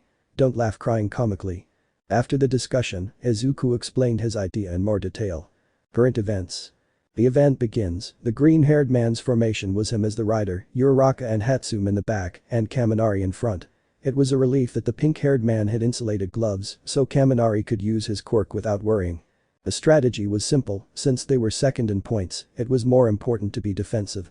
Izuku warns the girls, Uraraka uses her quirk on the team and her teammates, and Izuku propels everyone into the air with the help of the jetpack made by Mei. Team Midoriya was in the air. Izuku. Where can we land? Looking around. Kaminari. Watch out. Generates lightning in his hand and electrocutes Chihiru's jacks, which almost touched the green-haired boy. The team lands safely with the help of Hatsune's boots and tries to move, but they're surrounded by 2 teams. Tetsutetsu's and Shoji's. Izuku was about to activate the jetpack again, but Uraraka told him he couldn't move his foot. Izuku. Is that Minetta's? Where is it? Kaminari. Look at Midoriya on Shoji's back. The green-haired boy sees it. Minetta was hidden in Shoji's arms. Kaminari. Oh. That shouldn't be allowed. From the Shoji tank a pink whip appears that is directed at Midoriya, but he dodges it along with the Tetsutetsu team. Izuku. What about Asui-san? Seiya. Sayukiro. The Shoji team begins firing the Minetta spheres. Both teams were narrowly dodging, but Izuku generates a techno arm and manages to protect himself from the spheres. Seiya sees a blind spot and fires her tongue at the green-haired gang. Izuku. Smiles cast. Seiya. Kiro. The part of the techno arm had the Minetta spheres stuck to it. Seeing the trajectory of Tsuyu's tongue, Izuku places his arm in said trajectory, causing Tsuyu's tongue to become stuck to the techno arm. Izuku. Sorry, Tsuyusan. Using his other techno arm, he breaks the first one, more specifically, he breaks the part filled with spheres and separates it. The piece of scrap flew towards where Shoji was, then he activates the jetpack and they fly in time before Tetsutetsu's team got closer. Mei. No. My baby. Seeing that one of Uraraka's boots had broken. Izuku. I'm sorry Mei, but there was no alternative. Boom. Kaminari. What was that? Bakugo. Midoriya. Izuku sees where the scream came from. Bakugo was in the air heading towards him. Izuku. Curse. Bakugo fails to remove the band, but the explosion reached the green-haired boy when he tried to create the techno arm. Izuku. Damn. Bakugo is caught by Zero's tape and he returns to his team. Midnight allowed this maneuver as long as he didn't touch the ground. The team lands with some difficulty due to Uraraka's damaged boot. Uraraka. Estas bien, Midoriya-kun. Izuku. Why yes, holding his arm, he had suffered some burns on his arm, parts of his uniform had also been burned, we will have to change strategy. We will not be able to continue if we are on the defensive. Haminari. What's on your mind? Izuku. You like the idea, since it includes you smiles. Haminari. Huh. Confused. 10 minutes passed, the Todoroki team had surpassed the Midoriya team in points since they got a couple of bans from other teams. Hagakure. We must plan a strategy to get points. Satu. Hagakure, 2 banded is Aparicio. Hagakure. Huh. Kaya. When did she disappear? Monoma was calm as he held the Hagakure sash in his hand. He was confident he'd make it until. To say. Watch out, Monoma uses his quirk and blocks an attack that was aimed at his partner. Monoma sees what had hit the solid air. It was a great projectile with a cable connected to it. Following the cable with his eyes, he noticed that said projectile came from Midoriya Izuku. The green-haired man had fired all the projectiles from his techno-turbines at various sectors. Izuku. Okay, disconnects the cables and passes them to Kaminari. Ready. Kaminari. Hi. Determined, he begins to generate electricity, concentrate all the electricity he generates is concentrated in his arms, he discharges 800,000 volts. All the electricity generated traveled through the cables directly to the projectiles. Most of the lightning bolts hit a few students, causing them to be stunned. Izuku used that opportunity to grab the armbands of a few, overcoming Todoroki's team. He hid the 5 million armband around his neck with the low point ones, but as he did so, his team suddenly stopped. What happened? Apparently, Todoroki froze all the teams with his ice. Izuku. What, did he touch the ground? Sees that Todoroki had a cane he can't. Dark Shadow attacks and takes the green-haired man's bands. He is worried but sees that he still has the 5 million plus point band. Izuku. Why are you attacking us? Haminari. He probably wants to eliminate us from the competition. Izuku. Damn, presses the jetpack button, but it doesn't respond, the backpack doesn't work. May. We can't get out, the boots are stuck. Haminari. Quick, generates electricity to keep Dark Shadow away, I can't keep it up for long. Izuku acts quickly and using the techno fists and breaks the ice on his team's feet, then undoes the machine and approaches the girl's boots. Uraraka. What are you doing, Midoriya-kun? Embarrassed. Izuku. I'm sorry, Uraraka, but I need you to use your quirk. I'm sorry too, May, but I have to do this. May. You don't think. Izuku nods and touches both girls' boots, then uses his technopath abilities and overloads the boots, increasing the power, causing his team to fly away from Todoroki's team. In the air, Izuku hears Bakugo approaching again, but before he could touch him the time had run out. The pale-haired boy lands on the ground, frustrated at having been surpassed by the green-haired boy. Izuku, on the other hand, was relieved as he was hugged by Mei and Kaminari. Uraraka felt a bit left out, but Izuku grabbed her arm and pulled her closer to him before hugging her. She was blushing and nervous, but hugged him back. Present Mick. Now let's see the 4 best teams that will move on to the next stage. First, Team Todoroki. Mina. We did it. Excited. Momo. What a relief, relieved. Though Koyami and Todoroki were silent watching the situation. Present Mick. Second place, Team Midoriya. The team had already separated from the hug. Haminari. Okay, it's time for the third event. Izuku. What do you mean? Haminari. Right, I forgot to tell you. Normally the first 2 events are random, but the third is always one-on-one battles. Izuku. Saka then, if we come to blows, don't hold back. Haminari. Same here. They both bumped fists as a symbol of friendship. In the distance, Midnight hugged herself while saying "Ah, youth." Present Mick. Third, Team Bakugo. Everyone on the team was happy, but they were a little far from Bakugo, who despite having won was frustrated for finishing in third place. Present Mick. And finally, Team Tetsude. Team Shinso. But when was it that?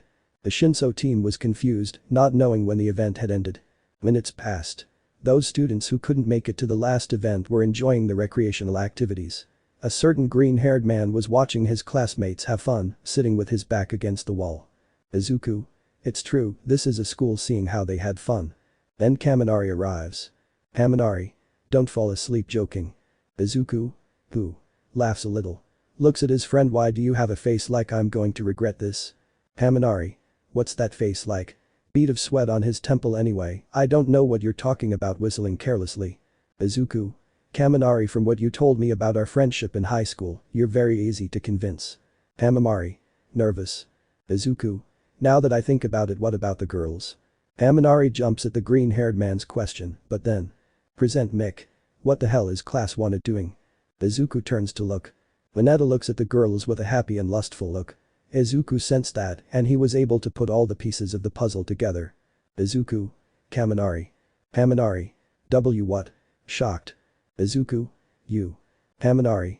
I'm sorry performs Dogiza, but Mineta's idea was very tempting. Izuku.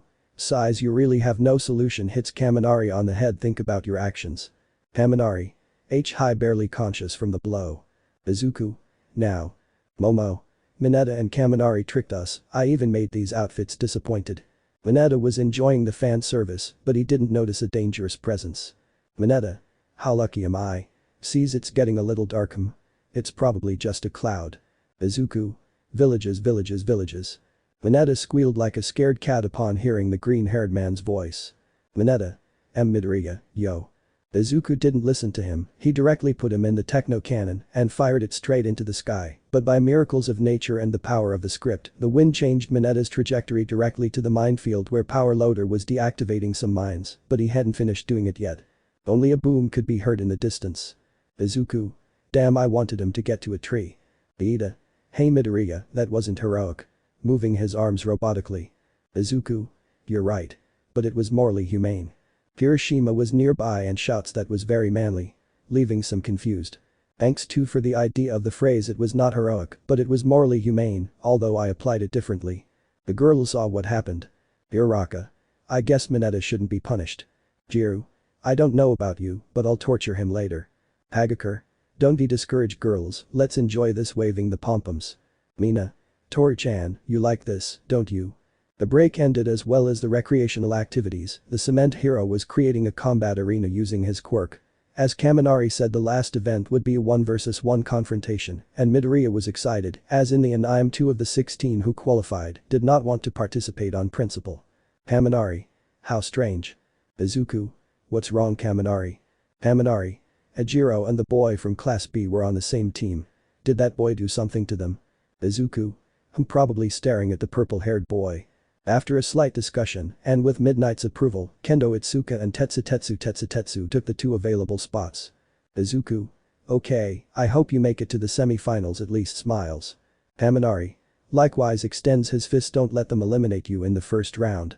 After words of encouragement from both, they bump fists. Midnight. Okay. Now we'll see who will face each other in the first round. The screen lights up showing the opponents. Midoriya vs Kaminari. Kendo vs Aoyama. Ishido vs Zero. Todoroki vs Tokoyami. Tetsu vs Kirishima. Bakugo vs Uraraka. Aoirozu vs Shinso. Iida vs Hatsume. Seeing that they would face each other in the first round, Izuki and Kaminari were. Izuku. PFFF. They were both holding back their laughter. They didn't know if it was a matter of good or bad luck. Kaminari. I hope you don't hold back. Izuku. Don't worry, I wouldn't do it anyway. Chapter 19. Cementus had already finished creating the combat arena and students from all classes were in the stands, except for some who went to other places to be alone. Present Mick. Ladies and gentlemen, it's time for the fights. Crowd goes wild and for the first one, it'll be a fight between 2 great friends. Will the fight be affected by their friendship? We'll find out now. The hero's words stirred emotion in those present. Only one of Class A knew what he was talking about, Present Mick. Uraraka. I didn't know that Kaminari and Midoriya had been friends for a long time. Mina. That's true. I thought they were for a short time. Hagakure. I'm curious to know both of their pasts. Present Mick. He's proven to be versatile and cunning in previous events. Will he show that potential in this fight? From Class A. Midoriya Izuku. Izuku comes out of an entrance, confused by the presentation. Izuku. Was the introduction necessary? Present Mick. Contra. Despite not excelling in the race, he demonstrated a knack for teamwork. From the same class, Kaminari Denki. Kaminari approaches the battle arena, slightly confused and embarrassed by the introduction. Kaminari. That presentation was not necessary. Izuku. Is there a list Kaminari? Kaminari. I never thought this day would come releasing lightning from his hands. Midnight. Ready start. They both approach each other with great speed. Kaminari attacks with a punch, but Izuku slides and then sweeps with his leg. Kaminari steps back. Izuku. I must avoid direct contact or I could get electrocuted think it takes time for him to activate his quirk, I must make a surprise attack. Kaminari. Wake up. Izuku. The green-haired man receives a direct blow charged with electricity. Izuku. damn. Manifests the techno arms, managing to push the blonde away. Kaminari deactivates his quirk. Kaminari. You said not to hold back, so there you go. Izuku. I know, but I didn't think you'd go straight for my face. Kaminari. What did you expect? This is a fight. Izuku. Ah, right, then switches to the techno cannon, take loads and shoot cement from the ground. The projectile seemed to be heading towards Kaminari, but it impacted the ground in front of him, raising some dust, causing the blonde to be blinded for a few seconds. Izuku used that opportunity and approached before delivering a kick directly to the torso, pushing him to the side of the arena. Kaminari. GHH, good hit, but starts running towards the green-haired boy. You won't beat me. He approaches the green-haired boy and tries to hit him, but he evades all the attacks with ease. But when they counterattacked, both Izuku and Kaminari took damage, the green-haired boy from Kaminari's blasts and Kaminari from Izuku's blow. In the stands. Uraraka. They are evenly matched. Iida. That's true, but why isn't Midoriya-san using his quirk? He could defeat Kaminari with a single hit. Bakugo. Heard Iida, they don't know. With both. Kaminari. You're holding back, aren't you? Izuku. Huh. What are you talking about? Kaminari. You could easily defeat me with your techno arms. What are you waiting for? Izuku remained silent. Class A listened and was surprised by what Kaminari said. Izuku. Do you think I'll fall for that trick? Kaminari was confused. I know that if I touch you with one of my machines, you could use them as a conductor and electrocute me, not to mention that it takes me time to reload the techno cannon. Kaminari. I see, sweats a little. You discovered my strategy, smiles confidently. In his mind. Kaminari. I didn't even think of that. In shock. Out of his mind. Izuku. But if you want, smiles determinedly. Izuku starts running towards Kaminari, who tries to hit him with a charged attack, but the green-haired man jumps and activates the techno turbines on him, then lands and shoots 3 common projectiles and 3 with cables at him. Kaminari manages to evade the common ones but is caught by those with cables. The blonde didn't hesitate and passed all the electricity in his body through the cables. Kaminari. I got you. But when the download almost reaches the green-haired man, he disconnects them in time. Kaminari couldn't do anything else as he went into idiot mode. Seeing that, Izuku simply pushed him out of the arena. Midnight. Midoriya Izuku is the winner of this fight. The crowd screams with excitement. Izuku unties Kaminari and carries him to the infirmary like a sack of potatoes. Minutes passed, and the green-haired boy was in the stands with his class.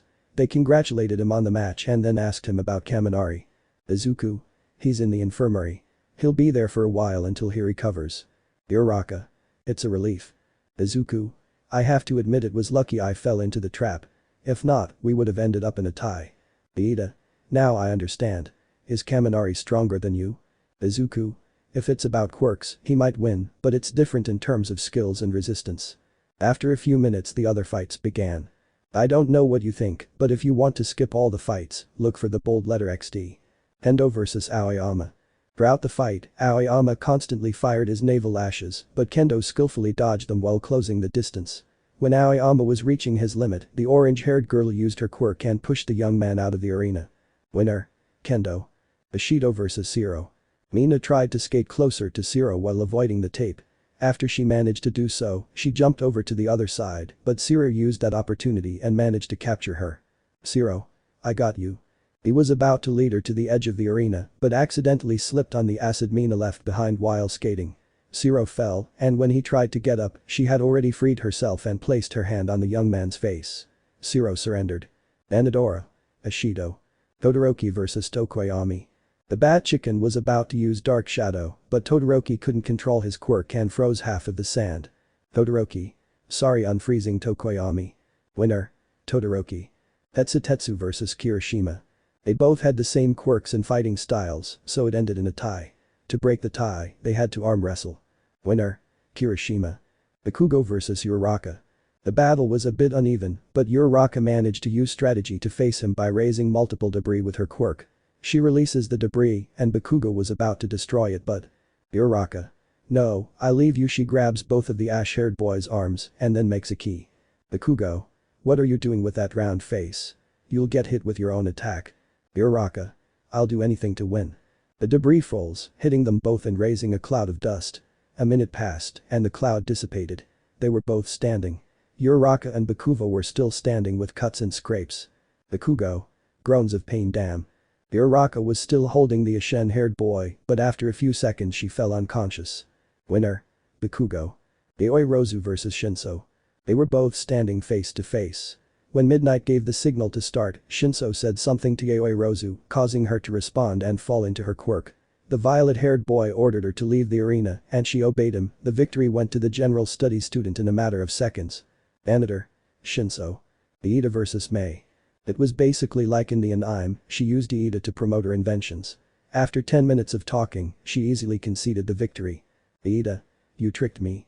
Moving his arms like a robot. Winner. Iida. End of first round fights. Results for the second round. Midoriya vs Kendo. Bushido vs Todoroki.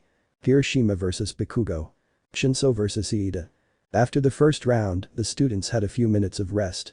The green-haired boy was on his way to the infirmary to greet Kaminari, but on the way, he heard a familiar voice in one of the break rooms. He went inside to see his pink-haired friend, but she didn't look entirely presentable.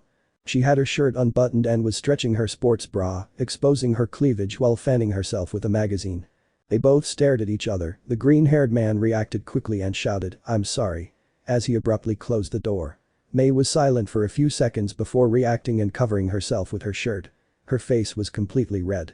She goes to the door and opens it, but the green-haired man had already left. Izuku Mei. How embarrassing. They think while their faces were red. The green-haired boy arrives at the infirmary and finds Kaminari on the stretcher, already awake. Apparently, recovery girl wasn't there. Kaminari. Hello Midoriya, how's it, hey, are you okay? Izuku. Huh. Why yeah. Why are you asking? Nervous. Kaminari. Well, your voice is shaking, you're agitated, and your face is red. He laughs a little seeing his friend's appearance. Izuku. Seriously. Looks at a reflective object and sees his face red. Kaminari. Friend, what happened? Izuku. I don't want to talk about it. He sits next to the blonde, calming his blush. Kaminari. Tell me, buddy. It's weird seeing you so blushed. Waving the green-haired boy from side to side. Izuku. No. Minutes passed, and Kaminari gave up on interrogating Izuku. Rikobori arrived and gave the blonde one last check before releasing him. They both walked toward the other classes, but ran into Mei along the way. Kaminari. Hola Hatsum-san. Mei. I see you're feeling better now, sees the green-haired boy and blushes. The blonde saw how both were nervous and blushed. Curiosity invaded him, but he knew that if he failed to interrogate Izuku, the same would happen to Mei. He was going to try anyway, but President Mick gave notice for Midoriya, Izuku and Kendo Itsuka to prepare. Izuku. See you. He moves away from both of them. Mei simply raises her hand saying goodbye to the green-haired man. Kaminari. So something happened between you two. Mei. What? Not at all, laughs nervously. Unlike Izuku, she knew how to hide some things. Kaminari. Alright. Well, I'll go with my class. Do you want to come? Mei. Of course. They both walked towards where Class A was. Present Mick. After a long wait, it's time for round 2. The heroes scream with excitement. This time both students gave a great demonstration of their quirks. I wonder how they will impress us. With Class A. Kaminari. I hope Midoriya doesn't lose, otherwise I'll hit him to beat me. Ball. Kaminari. Sees his companions. What's happening? Iida. Well, it's the first time we've seen you so serious. Kaminari. Ah, Saka. Iida. And also, what is she doing here? Pointing at Hatsum. Mei. Konnichiwa. I'm sorry, but I needed to get the company's attention, laughs. Iida was looking angry, but then he received a call. He said goodbye to his teammates to answer. Mina. You're from the Hatsum-san support course. Mei. Hi. If you want a baby for your suit, just tell me. Mina. Baby. Kaminari. She calls artifacts that. Mina. I understand. One question, have you met Midoriya before? Hatsum. Remembers what happened before, causing her to blush a little. Yes, we've known each other for a few years. Mina. I see, and tell me, what do you think about him? Kaminari. K Intinuo. Mei. Well. Present Mick. First. He showed his skill in combat against Kaminari. Midoriya Izuku. The green-haired man appears in the sand. Izuku. Present Mick. How do you know about my friendship with Kaminari? Present Mick. He told me so himself. Izuku. Sees Kaminari, who just shrugged. Present Mick. Contra. She's agile, skilled in hand-to-hand combat. From Class B, Kendo Itsuka. She steps onto the arena with a serene smile. Izuku raises his guard. Midnight was about to give the signal, both make their preparations. Midnight. Ready, start. They both start running. Izuku creates his techno arms and Kendo enlarges his own. They were about to connect their fists. Chapter 20. Boom high effect at the beginning XD. The blows collided. The impact was so strong it could be heard from outside the stadium. They separated their fists and began to exchange blows, but neither of them could land any blows on the other. They both step back. Kendo moves his hand as the initial blow hurt a bit. Midoriya sees that his techno arm is slightly bent. Izuku. His strength is overwhelming. Kendo runs towards the green-haired boy and lands another blow with his big fist quirk. He blocks the attack, but his techno arms take more damage. Izuku backs away and evades the orange-haired girl's other attacks. Izuku. The bigger his hands are, the stronger the attack, but it seems that his speed is not affected as much. With a serious expression, I must find an opening. The green-haired man continued dodging the attacks. Sometimes she deactivated her quirk to disorient Izuku. Her strategy was effective since she was cornering him. Izuku notices he's at the edge of the arena. Kendo attacks with his big fist and pushes the green-haired man away, but before he can touch him, he jumps as high as he can and uses Kendo's fingers to propel himself toward the center of the ring. When he lands, he uses the techno cannon and loads a cement projectile to then fire at him. The young woman sees the projectile and stops it with her quirk, the power of the bullet pushing her a little to the edge of the sand. Kendo. GHH groan of pain my shoulder. Using her other arm, Kendo throws the projectile directly at the green-haired man. He blocks it with his cannon, and she uses that opportunity to hit him at the point where his arm and gun connect. Izuku notices this and blocks the attack with his other arm, steps back, and reloads the cannon. Kendo doesn't stay behind and tries to attack him. Izuku. Careful. Kendo. Izuku fires the projectile at the ground between them. She steps back and raises her guard, as the situation they were in was similar to the fight the green-haired man had with Kaminari. A few seconds passed, Izuku shoots wired projectiles, but she managed to catch them with one hand and then pulled them, but when she did so only the other end of the cables appeared. Kendo. What? Izuku smashes through the dust screen in his fan mobile, but she can't dodge it. The green-haired man passes by her and grabs her arm, then moves her out of bounds. Of course, without him leaving the arena. Midnight. Midoriya Izuku of Class A wins. Izuku was about to deactivate the ventilator, but he saw that she was making a gesture of pain. Izuku. Are you okay, what's wrong? Kendo. It's my shoulder. The green-haired man remembers that she had stopped the projectile from her cannon using one hand. Izuku. Soup. And. Izuku. I'll take you to the infirmary. Let's go. Slightly blushing, she agrees and gets into the ventilator. Izuku accelerates and takes the young woman to the infirmary. After repairing the arena, President Mick called the next fighters. Bushido vs Todoroki. The pink-haired girl fought the two-colored man. He tried to freeze her, but Mina managed to dodge them while skating with the help of her acid. Todoroki began to block her path by creating multiple walls, and when he was about to freeze her, she managed to dodge him, but one of her legs was frozen. Mina. Not yet creates acid and tries to quickly melt the ice. Still, she wasn't fast enough, as she managed to freeze her. She tried to melt the ice with her acid, but reached her quirk's limit halfway through.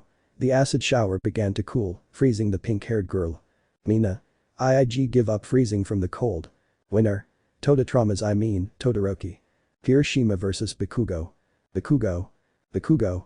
Shine. Creating consecutive explosions. The Ashen-haired boy was continuously attacking Kirishima while he defended himself with his hardening. However, Bakugo knew exactly what he was doing and attacked the Redeed where his quirk hadn't fully hardened. Shinso vs Iida. Iida had received Momo's advice, knowing that the violet-haired boy's quirk activates when you respond to him. When Shinso realized this, he tried to attack him, but was unsuccessful since the blue-haired boy dodged him and with his speed, pushed him out of the arena. Winner. Iida. End of the second round. The following fights will be Izuku vs Todoroki. Bakugo vs Iida. Seeing who he would be fighting, Izuku knew he wouldn't have it easy. From the introductions President Mick gave, he learned that Shoto was the son of the number 2 hero, Endeavor. Izuku. And to think that all this time you were only using half of his power, he whispered to himself. While he was thinking about how to fight the bicolor, he could feel someone hugging him from behind. He instantly knew who it was. Izuku. Please tell me you don't have one of your explosive inventions with you. May. Hey, that offends me. She gets off the green-haired man's back, and they are called babies, not inventions or artifacts. Izuku. Only you call him that, he thought as he looked at the pink-haired girl with a drop of sweat on her temple. May. And tell me, have you already thought of a strategy against Todoroki? Izuku. If I'm honest, no. May. Huh? Surprised. Izuku. In terms of power, they surpass me. None of my weapons are equal to them. My techno arms could barely break the ice. Mei saw how the green-haired man was getting discouraged every time he mentioned the fight. Izuku. I should probably give up. Suddenly Izuku gets slapped. His cheek was red, he saw how angry his friend was. Mei. Are you really going to give up after coming so far? Izuku. Mei. Does a hero ever give up when he sees a stronger enemy? No, they would do their best to save everyone they could and find a way to defeat him. Izuku. Mei. No one said a hero's path would be easy. No path ever is. In life, there's time for everything, except giving up. Smiles. At that moment, by pure coincidence, Present Mick was calling Midoriya and Todoroki for the semi-final. Izuku gets up from the ground, his face was still irritated by his friend's slap, but he still showed determination and walks towards the entrance to the arena. Izuku. Turns to look at his friend. Thank you. I'm sorry for being so. Mei. Vulnerable, ridiculous, depressed. Izuku. All that. You're a great friend, Mei. Mei. Come on, go to the arena before it's too late. Izuku. Walking away. You should be a personal motivator. Joking. The green-haired boy nods and leaves. On one hand, she was happy to see Izuku motivated again, but for some reason, she was a little annoyed that he called her a friend. Mei. How strange, feeling something in her chest. Present Mick. Ladies and gentlemen, ready for the semi-final. The crowd goes wild. The previous fights were incredible. Present Mick. They've proven to be one of the strongest in their class. They'll be the machine against ice. Here, from Class A, are Midoriya Izuku and Todoroki Shoto. Both young men entered, one with a cold gaze, while the other had determination. Once they entered the arena, Izuku positioned himself while the two-colored man stood static in his place. Izuku. When the fight starts he will attack with ice. Midnight. Listos. Izuku. If that happens. Midnight. Begin. The bicolor attacks with so much ice, the size of half the stadium. Izuku. I'll go all out. The green-haired boy uses the techno boots and jumps as high as he can, but the ice manages to freeze them. Todoroki thought he had won, but Izuku switches to the techno cannon and fires an ice projectile. The bicolor reacts quickly and creates an ice wall, but the force of the projectile managed to fragment the wall. Izuku creates the fan mobile and accelerates towards the wall, but before reaching it another wall appears. Even with the battering ram it was not enough to break through it. The green-haired boy backs up and uses the techno turbine to get away. Todoroki goes through the fragmented wall and creates a pillar to approach the green-haired boy. Izuku. What a demo. He didn't have time to dodge. Todoroki had made icicles that burst from the pillar and pierced the green-haired boy's wings.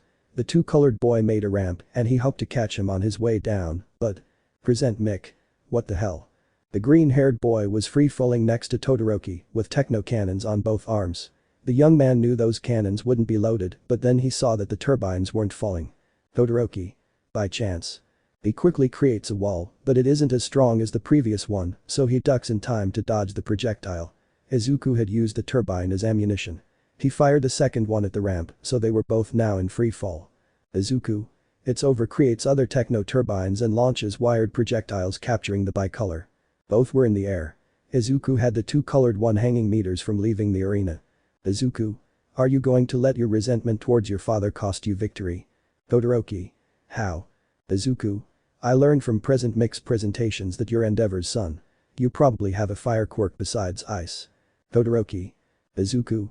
Look, I won't give you a speech about how that power isn't your father's, but I will tell you one thing. If you don't fight it, your 100% disconnects the turbine cable. You won't last long in the hero world. The two-colored boy was falling, thinking about what the green-haired boy had said. As he fell, he waited for midnight to announce his defeat, but when he heard nothing, he saw that he had fallen to the side of the arena, at the edge of the boundary. Izuku. So what do you decide? Present Mick. What is this? Midoriya just lost his chance to defeat him. What is he thinking? Izuku. How noisy, complaining about the hero. Then what will you do? Todoroki was silent. His eyes were covered by his hair, as if he were thinking. After a few seconds, he simply continued attacking the green-haired man as if nothing had happened. Izuku. Dodges a wave of ice. I guess his problem is more serious than I thought. The green-haired boy reacts and dodges the two-colored man who approached after attacking him with his quirk. Izuku dodged it without problems. Upon closer inspection, he sees fragments of ice on his skin. Izuku. I guess you're already reaching your limit. The green-haired man evaded each attack, occasionally counterattacking, preventing Todoroki from touching him with his hand, since there was a chance that his quirk would freeze him just by touching him. Izuku, use all your power. Todoroki. No, continues attacking with his fists. Izuku got tired and pushed his partner with his techno arm. He was about to leave, but when he was close his foot touched the ground and he used that opportunity to create a wall of ice behind him.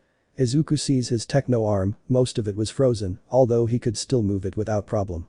He didn't waste any more time and runs towards the bicolor to get him out of the arena. He tries to hit him with his ice quirk, but his movements became slower and slower, so he could dodge them easily. Already close to him, Izuku activates the techno arm's drill mode and attacks the bicolor, but his attack was aimed at the wall behind the young man and manages to destroy it. With the other, he pushes Todoroki out of the arena, obtaining victory. Despite having won, a part of it did not like it and left the arena in silence. In the stands. Hiroshima. Midoriya's quirk is really amazing. Haminari. For a second I thought Todoroki would beat him. Bakugo was quiet, he had noticed something strange in the green-haired boy's quirk. Seiya. Did you notice anything strange about Izuku's quirk?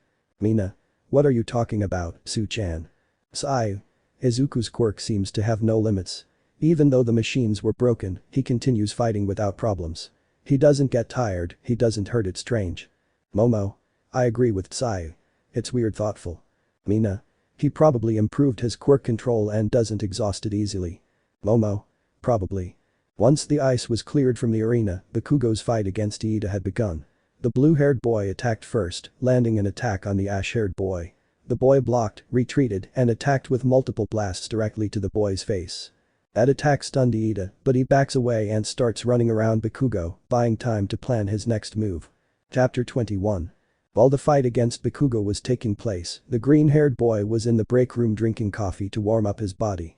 He had returned from Recovery Girl to check for ice burns. Izuku. Damn sneezes, I hate sudden changes in temperature. I could hear the sound of explosions in the distance. Izuku. Iida has it tough.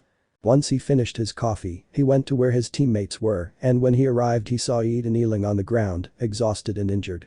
Bakugo didn't show it, but he was also exhausted and his arms were sore. It was a battle of endurance and both were tied.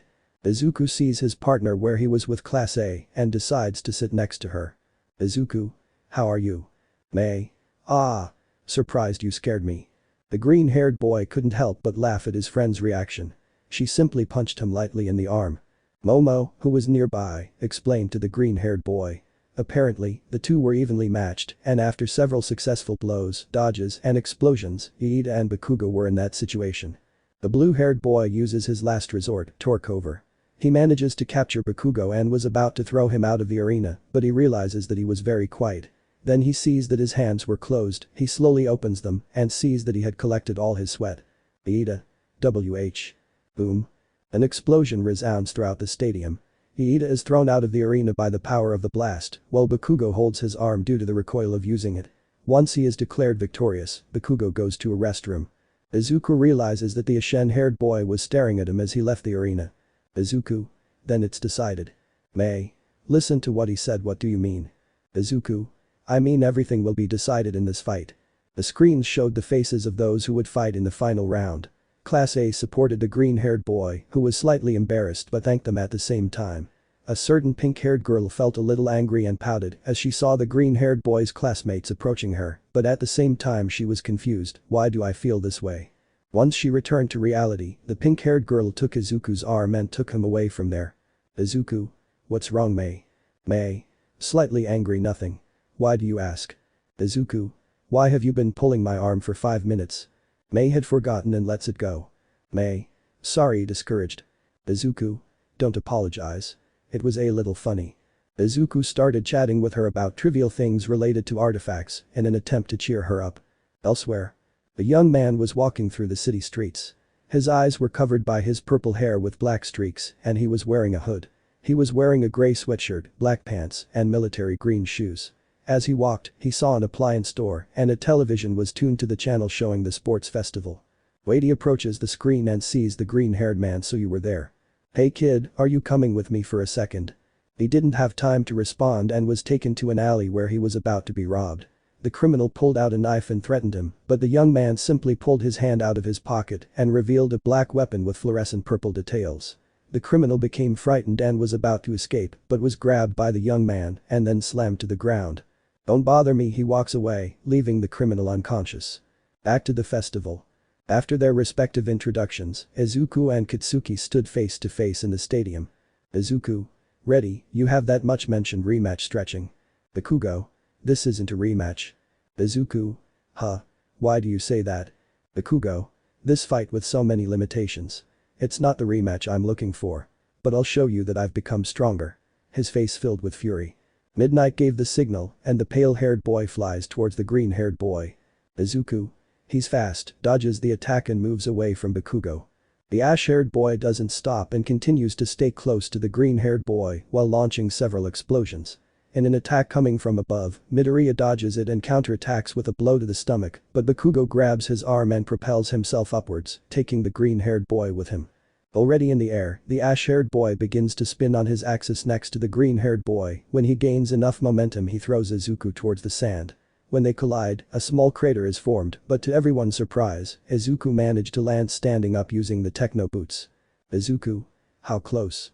Bakugo gets irritated by that and starts spinning around himself, propelled by his explosions, and getting closer to Izuku while creating a tornado. Seeing that, the green-haired man activates his techno boots and jumps straight towards Bakugo. Bakugo. Howitzer.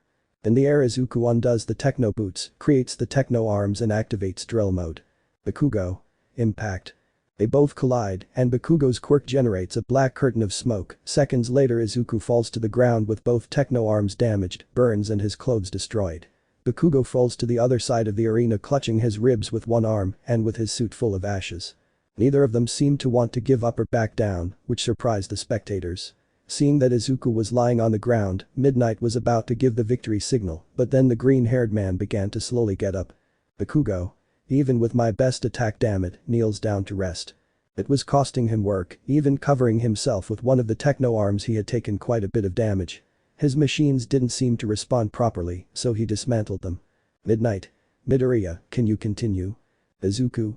Yes, without taking his eyes off the Ashen. Midnight. Bakugo, can you continue? Bakugo. Yes, Stry. Izuku generates the techno turbine and launches projectiles towards Bakugo. He stops them with explosions, but they were a feint, allowing Izuku to get close enough. Bakugo was about to attack, but Izuku grabs his arm and performs a judo lock. Bakugo. That won't work. The Ashen-haired boy uses an explosion to rise again. In the air, he spins to escape Izuku's grasp and then showers Izuku with a powerful explosion. Bakugo backs away and waits for the cloud of smoke to disperse, but as it does, it shows Izuku kneeling with a techno cannon. Bakugo. Damn. The green-haired man shoots. Bakugo destroys it using his quirk, but this time the explosion was bigger, managing to reach Izuku, who used the techno cannon as a shield. Bakugo was exhausted.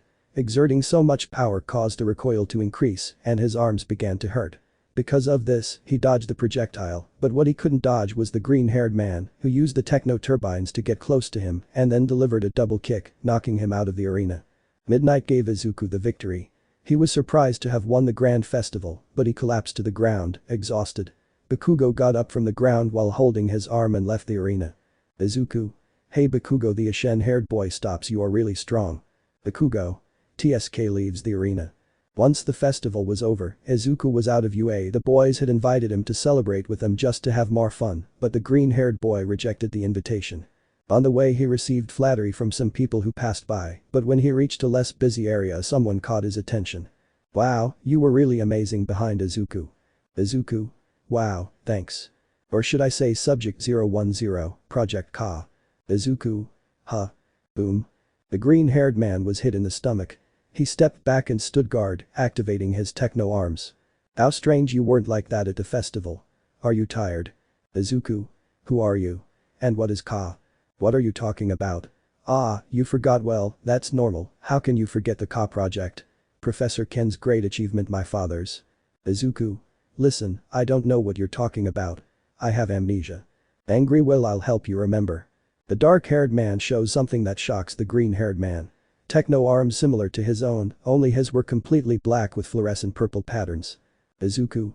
What is it? He couldn't finish because he had to block the purple-haired boy's attack.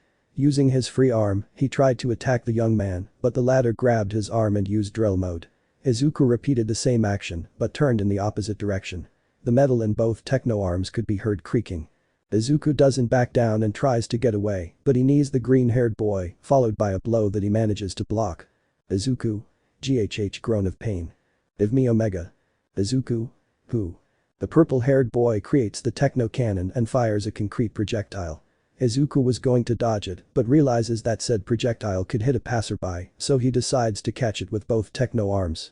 These are damaged. Izuku was about to create others, but he uses the opportunity and grabs him, and then pushes him towards a wall. The green-haired boy tried to get away, but it was impossible. Give it to me. Izuku. GHH, no, I can, let me go, I don't know what you're talking about. He created the techno sword. The green-haired man was amazed that he could use two machines at the same time. Izuku. Like. Give me Omega. Izuku. What is Omega? Just as was about to say something to him, some passers-by saw what was happening. The purple-haired boy realized it and escaped, leaving Izuku confused. Izuku. What is Omega? And what is Ka? The green-haired man was so immersed in his thoughts that he ignored the questions of the passers-by, answering with total simplicity. The purple-haired boy got far enough away, avoiding some of the pro-heroes who were there. When he reached a beach full of debris, purple lightning and clumps of metal came out of his arm. When he saw that, he took out what looked like a syringe and injected it into himself. The metal returned to his body, and the purple lightning stopped. I'll get it, Professor Ken whispering, I'll get back what was taken from you. His purple eyes lit up. Once he gave his report to the police, which the civilians insisted on, the green-haired man returned home. When he opened the door, he received a suffocating hug from a red-haired woman. Izuku. L is running out of breath. Liz. I was so worried. Seeing you in those fights, I was so worried. Izuku. I'm not breathing. After recovering, she receives a hug even worse than Liz's. Inko was certainly much more worried than she let on. While they were having dinner, the green-haired man told them about his combat experiences firsthand. They were both amazed to know all this. Liz drank too much and was now lying on the couch with a goofy smile. Inko and Izuku were washing the dishes and were laughing a little as they listened to her talking in her sleep, but then. Izuku. Mom. Inko. What's going on? Izuku. Like I was before I had amnesia. Inko. Well. You were a bit hard to understand. You used to be quiet and expressionless, but you were quite intelligent. Izuku listens carefully to his mother. Inko. Although you were also sweet, laughs a little. I remember the first time you tried Katsuden. You had such a tender smile. The green-haired man was embarrassed to hear that. Izuku. Saka recovering from blushing, can I ask you something? Inko. Yes. Izuku. Gathering courage, what is the Ka project? Chapter 22. The silence fell over the apartment. Inko almost dropped the sponge when she heard the green-haired man's question. Inko. Who told you about that? Izuku. A boy with dark purple hair. He seemed to know me and mentioned the Ka and Omega projects. Inko. Okay, I'll explain everything. But promise me you won't get angry. Izuku. Okay. They both sat down, and Inko began to explain everything, her origin, how she ended up with amnesia, the Ka project, Hajime, but due to lack of information she couldn't explain about Omega. Izuku. I understand, then I am the product of a project. Inko. I'm sorry I kept it from you, but I didn't want you to feel bad knowing the truth. Izuku. I'd be lying if I said I wasn't mad. But I'm not mad at you. After all, you offered to take care of me and be my mother. The green-haired boy gets up from his chair and hugs Inko, causing her to sob a little. Izuku. So where can I get information about Omega? Inko. Well, there are only two ways. The hardest way would be to get him out of the agency, but it's impossible. Izuku. I understand. What's the second option? Inko. Capture that young man and make him talk. Izuku. Let's see. I would take the second option. Both green-haired men turned to the sofa where Liz was still under some influence of alcohol. Liz. My head. Inko. I think you should rest a little more. Liz. Hi, falls asleep again. After laying her back on the sofa. Inko. Well, Liz is right, if we fail in trying to get the information out of the agency, it would be disastrous. Izuku. Okay, then let's find that boy. Inko. I'll see if I can find it in this area. Izuku. Thanks, Mom. Inko was happy that he called her mom, even after learning the truth.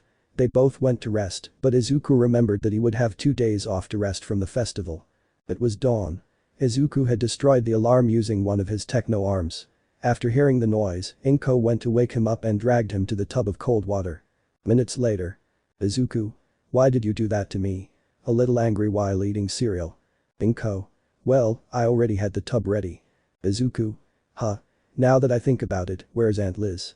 The door to Inko's room is heard opening, revealing the red-haired woman with her hair wet and wearing Inko's clothes. Liz? You said you wouldn't wake me up like this. Angry. Inko. I said I wouldn't wake you up with knocks. Liz. At least my hangover is gone. The three of them started chatting, then he remembers something. Izuku. Now that I think about it, my quirk has no limits. Why is that? Liz. I read that in the reports I have from Professor Ken. Apparently it was because your body is 100% compatible with your quirk. Inko. 100%. Liz. Nods. Apparently Ka is more compatible with Quirkless. Inko. Then the children, and what happens to people with quirks? Liz. In the worst case, they suffer an overload. I couldn't explain it because I didn't fully understand that part. Maybe it's not like that in Rex Generator, but I did it that way to make it more interesting. Izuku. Saka. The green-haired girl's phone rings, she checks and sees that it's a call from Kaminari. I'll be right back. Goes to her room. Liz. Listen, Inko. There's something you need to know. Inko. Liz. Overload happens when there is an excess of nanites in the body. Inko. What? Liz. Apparently, some nanites attach themselves to the host's body to adapt, but since the host already has a quirk, those nanites remain and cause the overload. In the worst case, the host dies. Inko. It can't be. Liz. Izuku must not know this. Both women's phones ring. They receive a message from the agency regarding Professor Ken. Izuku returns and sees that both of them were about to leave. Once they said goodbye, the green-haired boy sends an email to Kaminari, saying he will be there soon. Hours skip. Inko and Liz were in the boss's office. Upon entering they saw a man wearing a black suit and looking serious. His hair was brown and combed back. Inko. What's going on, Chief Kenta? Kenta. I guess you should know, since you're taking care of the child. Liz. Tell us now. Kenta. Look, a white screen appears and then activates a projector. Professor Ken's project is more dangerous than we thought. An image of the green-haired man appears, along with some normal nanites in the Omega. Kenta. As you know, the boy has a unique ability with the Ka, not to mention that he carries this Omega nanite. Liz. What's up with that weird nanite? Kenta. We managed to decrypt some hidden files about it. Apparently, this is a control nanite, capable of improving Izuku's control over the nanites in his body. Ink. Interesting. Kenta. But that's not all we got. The image changes, showing. Inko and Liz were impressed. Inko. Those are nanites. Kenta. Almost. They are meta-nanites, the most powerful mechanical organisms, capable of reaching the power of the gods, or so Ken explains in his reports. Liz. I don't really understand it, but just looking at it terrifies me. Kenta. And you should if the report is correct. These meta-nanites could alter the balance of the Age of Heroes. Liz. What? Inko. Why do you say that? Kenta. Think about it. Believe it or not, I saw the sports festival and noticed that kid doesn't get tired, no matter how many machines he uses. The atmosphere is tense in the office. Kenta. Size whatever. Once we decrypt the rest of the data we'll let you know. Inko. And why are you teaching us all this? Kenta. Because his mission is to care for and protect that child. I doubt the attack he suffered was a coincidence. Izuku, Omega, and the meta-nanites are somehow connected, and I'm afraid not in a good way. Inko. I understand. Kenta. Good. Now, from what I know, the young man studies at UA, right? The green-haired girl nods. I suppose now is the internship season. Bring him here. Ink. Liz. I and L. Huh. Izuku. You've got to be kidding. Kaminari. I doubt it. They were both in the forest where Mei usually uses and creates her babies. Mei. Humming a song while putting the finishing touches on it. Izuku. Did you try to talk to her? Kaminari. Everything, and nothing works. The green-haired boy approaches the pink-haired girl and covers her eyes. Mei. Huh. Who are you? Leave me alone. Getting angry as she tried to break free. Izuku. Makes his voice deeper. This artifact is perfect. Can I take it? Mei. No, and it's my baby. Elle takes off the green-haired man's hands and tries to hit him with a wrench she quickly grabbed. Izuku manages to grab his arm before being hit. Mei. Izuku. Surprised, she drops the key. Izuku. Hi. Mei nervous. Mei. Why did you make that joke? The pink-haired girl started yelling at him while hitting him several times. Some were light, but others really hurt. Kaminari was surprised that she reacted to the green-haired girl. Kaminari.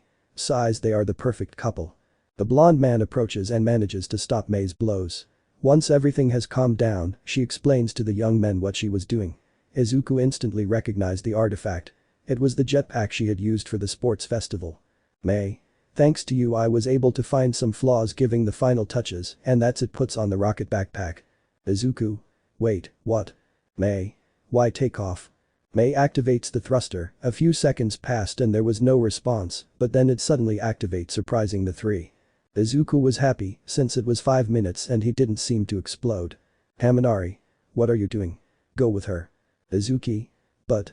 Haminari. Don't worry, I'll take care of the tools. Go. Izuku listened and created the techno turbines to go with May. Kaminari believed that this would help them make progress but. Izuku. I hope it doesn't explode or fail, approaching the pink-haired girl. The green-haired man manages to reach her and they both remain frozen in the air. It seemed like they were talking, although Izuku seemed worried. Haminari was curious to know what they were talking about, then he noticed something among the scrap metal and tools. But Izuku. Izuku. You should think more about your health. What would happen if the backpack. May. Baby. Izuku. Well, will your baby fail? May. Well, I would use the parachute system. Izuku. What if that fails? May. Well. Izuku. You should think a little about your actions. I care about you, just like. May. You. Izuku. Izuku was surprised it was the first time he'd seen his friend blush. It seemed like they'd created a moment for the two of them, which was ruined by a certain blonde who was screaming for help. Apparently, he'd found the prototype hoverboard and was flying out of control. Hatsune and Midoriya laughed at Kaminari's scared face and went to help him. In the place of Hosu. A small shop. A group of criminals rob a store and escape. They enter an alley, seemingly planning a successful robbery, but suddenly they feel their bodies heavy. Cry equals criminal. CRI1. W. What's going on? CRI2. M. My body. Suddenly, gravity increases, creating a crater. One of the criminals faints, gravity returns to normal, and a young man appears before them. He was wearing a black jacket with white trim, baggy blue jeans, sneakers, and a cap that covered his eyes. His gray hair could be seen, and the tips of his fingers had a pattern of fluorescent gray circuits. Banks takes the backpack with money. The dangerous man backs away from the criminals. CRI2 pulls out a gun and shoots him, but inches away, the bullet hits the ground. CRI2. What the hell? Better sleep. But the flick of his fingers he sends the criminal flying straight into the wall, then takes a wad of bills and leaves the rest near the store. I hate this but I must survive and avoid that jerk. Chapter 23. The days off passed, and now the green-haired boy was on his way to UA. It was raining, luckily I had an umbrella ready.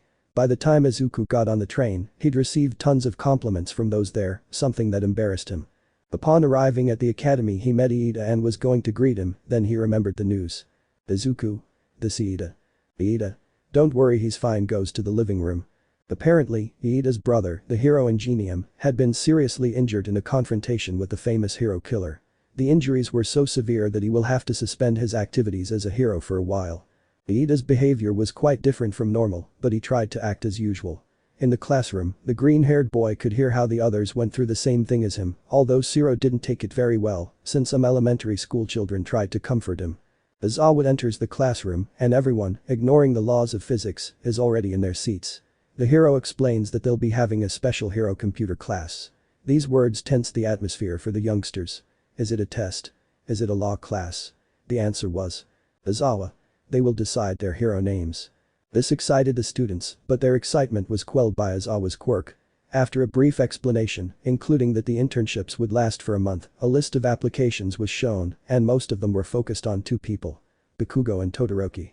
This surprised the students, since they believed Midoriya would receive more applications than the others, but what was even more surprising was. Izuku. I only have one request.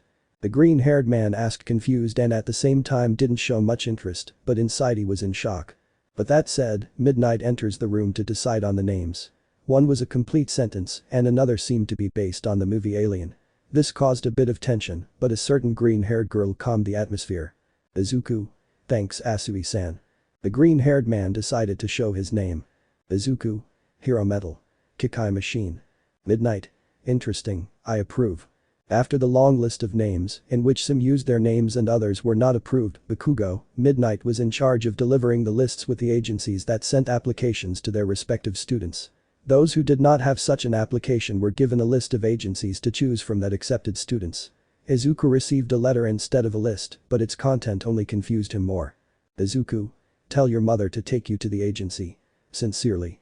Kenta, how strange, confused, approaches Uraraka. Have you already chosen who you will go with? Uraraka. I've thought about it. I think I'll go with Gunhead. I could learn a thing or two about hand-to-hand combat. Izuku. Genius. Uraraka. And which agency sent you the request? Izuku. I don't know, but it seems interesting. He lied. He had no idea how to answer and resorted to a lie. While talking to the brown-haired girl, I could hear the choice of some of his companions. Some chose to help them with their quirks and others for popularity. Izuku exchanged glances with Todoroki, but he seemed more serious than usual. Izuku didn't blame him since he told him all that during his fight against him. Izuku. I guess he's thinking. Classes continued as normal, and those who hadn't yet decided on an agency were given until the next day, as each person would be heading to their chosen agency in 2 days. Izuku. What did that letter refer to? Izuku was walking next to Mei, who was explaining to him about a baby that came to her from the explosion of another. Mei. When it exploded, the chemical reaction created a mist. Power Loader couldn't find me to complain, but he was screaming too loudly. She laughs, remembering the scene. Izuku barely responded. Mei tried to get his attention, but nothing worked, so she decided to lightly hit him on the arm. Izuku. Ah. React. Sorry, what were you talking about? Mei. Angry. You're welcome. Speeds up her pace. Izuku was confused. Izuku. Mei, wait. Why are you angry? Mei. Don't talk to me. She continues, accelerating her pace. Then, suddenly, she feels someone grab her hand. Seeing it was Izuku, her heart beats faster. Izuku. Sorry, I was a little distracted, but I could hear you. Mei. I understand, but let me go with a little blush. Izuku. I'll let go. Did I hurt you? Mei. And no, why am I nervous? Izuku. Wait, don't tell me you're planning on making a smoke bomb. Mei. Exactly, but this one seemed more effective than the ones used by the special forces. Izuku. And that's because. Mei. Blocks infrared rays. Izuku. Don't do it. Mei. Piro. Izuku. I'll buy you a chocolate donut if you reject the idea. Mei. It's okay. Pouts. Izuku. Laughs a little and turns to see a store. You look cute like that. She tries to hit the green-haired man for that comment, but inside she was nervous and happy. Mei. By the way, what were you thinking so much about? Curious. Izuku. Joking. Who are you and what did you do with Mei-chan, showing an exaggerated expression of surprise while choosing a chocolate? Mei. Don't say that. Believe it or not, I also like other things besides making babies. Izuku. You show a bad image when you say that. Mei. Hey, angry. Izuku. Damn, I thought that out loud. Sorry. Mei. Of the chocolates. Izuku. Hi, take 2 more bars, 1 for him. Mei. Don't change the subject and tell me. Izuku. Well, I was going to tell you anyway. He pays the employee for the chocolate bars and gives 2 to the pink-haired girl. When they both leave the store, they go to a park where they sit on a bench. Izuku explains to Mei about the internships. Mei. Sokka takes a bite of the chocolate bar. At least you got a request. Izuku. Yes, but I wonder who sent it. Mei. You can worry about that later. Izuku. Laughs at her comment. By the way, what about your Googles? Mei. The strap broke. Should I buy a new one? Do I look weird without them? Izuku. Not at all. You're pretty whether you're with them or not. Izuku knew she would hit him a couple of times while telling him to stop joking around, but when he didn't feel the blows, he turned to see the pinkette with a blush on his cheeks. He blushed anyway, remembering his friend Kaminari's words. You never told me you were dating. Izuku. Exit. Once he leaves Mei at her house, the green-haired boy returns to the apartment where, upon opening the door, he manages to avoid the hug of his Aunt Liz. Izuku. Did I develop Ultra Instinct? But Inko hugs him. Izuku. No, I didn't, with a drop of sweat on his temple. After releasing the hug, Izuku tells them about the internship they'll be doing in 2 days, something both women already knew from Kenta. Then. Izuku. Hey mom, can I ask you something? Ink. Clear. Izuku. Who is Kenta? Ink. Liz. Why are you asking that? Izuku. Because he gets out of his mother's hug. He sent me this. He hands her the letter they gave him at UA. When Inko read it, she knew immediately what was happening. Inko. Sighs. I guess we should go. Izuku. I mean, I'm going back to your job. Liz. That's it, my dear nephew. It's time you met your mom's boss. Izuku. Incredible. Inko. You had no other requests. Izuku. Shakes his head. Just that one. I and L. It was him. Inko. I know what's going on here. Tell me, Izuku, what do you think about working with me for a month? Izuku. Hey, but what about my internships? Inko. I think I should tell you. You see, the one who sent you that request, he's my boss. Izuku. Inko. And she wants you to work with us during the internship month. Izuku was quiet, his eyes covered by his hair. She was worried, but then the green-haired man showed his bright eyes, seeming excited by what she said. Liz. I think from his expression he's more than happy to do the internship at your job, Inko. She smiles, anxious to know that the young man wants to go. Izuku. Wait, why do you want me to work with you? Confused. Inko was hesitating whether to tell her about the meta-nanites. Liz saw her and gestured, all in good time. Inko. I guess he'll explain it to you. Izuku. So, the 2 days had passed. Izuku went to say goodbye to his companions, since he would go with Inko and Liz by car. Haminari. Okay, this is my train. We'll see each other. Shaking hands with the green-haired man. Izuku. Good luck and don't be a burden to the pros. Haminari. How cruel, crying comically. The green-haired boy saw that Iida had already boarded the train, leaving a worried brown-haired girl behind. Once everyone was on board, Izuku took the car with Inko and Liz to the agency. It was his second time going, and he was still impressed. Once they arrived, a secretary approached the three, telling the green-haired man that the boss was calling him. Inko and Izuku headed to the office, since Liz had work to do. Both green-haired women reached the door. Izuku was nervous, but did his best to hide it. Inko knocks on the door. Come in, is what was heard from inside the room. They both enter and find Inko's boss reviewing documents and data on his laptop. Henta. So you're Inko's son. Izuku. Yes. The atmosphere was so tense, it could have been cut with a knife. Izuku. It's a pleasure to meet you. I'm Midoriya Izuku, and I appreciate you accepting me for the internship. Bows. Henta. Looks seriously at the green-haired boy and then smiles. Inko raised you quite well. Izuku. Thank you. Maintains the bow. Henta. Okay, raise your heads and take a seat. Both green-haired men obey. Okay, how much do you know about the Ka project? Izuku. The basics. Professor Ken developed this project to give quirks to the quirkless. But as fate would have it, he ended up wanting to use me as a weapon to gain resources for his research. Henta. Okay, you're pretty informed. I'll explain the rest now. Out of laziness I don't want to repeat about the meta-nanites, and I don't want to copy and paste either. XD. Izuku. Sokka. So the young man who attacked me possesses one of the meta-nanites. Henta. Exactly, so it's logical to think about the possibility that there are 4 other boys/girls with meta-nanites. Izuku and Inko were silent as they watched the image of the meta-nanites. Izuku. So what's the reason I'm here? Henta. There are several reasons. The main one is that they might attack you again, so we need to keep an eye on you. Izuku. Millimeters. Nods. Henta. And what we do here is basically the same thing that heroes do, only we don't draw attention to ourselves. Izuku. I understand. Henta. So, what do you think about doing your internship here? You could benefit from the experience, and Inko could train you. Izuku. Henta. I know you have your doubts, but… Izuku. The hair. Henta. Really? Izuku. Yes, if possible, I want to know more about that project, not to mention the identity of the one who attacked me and about Omega. Henta. Well, it's a pleasure to have you with us, Izuku. Izuku shakes hands with Kenta and he asks Inko to give him a tour of the agency. Kenta. Before you leave, young man, may I know what your code name is? Izuku. Code name? Inko. Refers to your hero name. Izuku. Sokka. I am Kikai, the metallic hero. Chapter 24. The 2 green-haired men were strolling through the agency. He'd already been there once, so a guide wasn't necessary, so he'd already thought about the first thing he'd do: a mock fight against his mother. During their mountain training, they'd sparred occasionally for practice, but they never went for real. Inko. Okay, then we'll go to the training field. Kaboom. An explosion is heard near where they were. Izuku. By chance. Inko. It's likely. Both ran towards the source of the explosion, and it was what they assumed. Tadao was on the ground covered in ashes. Black smoke was coming out of his laboratory, a sign that something had exploded. Izuku. Tadao-san. Tadao. Ouch. Izuku gets up from the ground and shakes the green-haired boy's hands. It's been a while. Izuku. Hi Tadao-san. Ink. Are you okay, Tadao?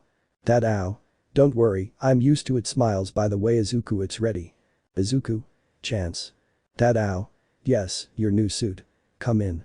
They both enter the lab once the place is aired out. Seeing him, Izuku is surprised. Izuku. Incredible. Tadao.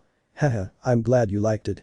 This baby is resistant to bladed weapons and impacts, but I haven't managed to make it fireproof yet. It'll slow down the flames, but they'll still consume them. Izuku. The suit is great. I can try it on. Tadao. Do it. Izuku. Great excited. The green-haired man went to a separate room to change. Inko. I really don't know how to thank you. Tadao. I already told you not to worry about that. Besides, I owe your son a lot. Inko. Huh. Why? Tadao. Didn't he tell you? Izuku used his technopathic abilities to find flaws in some of my inventions. Inko. Ah, by the way, why the explosion? Tadao. Am nervous. Inko. Tadao releasing a small murderous aura. Tadao. I wanted to try the nitroglycerin I made, so I carefully wet a cloth and tied it to the tip of an arrow and shot it. I didn't think it was that potent. Before he could finish speaking, a knife passed by his head, making a slight cut on his cheek. Inko.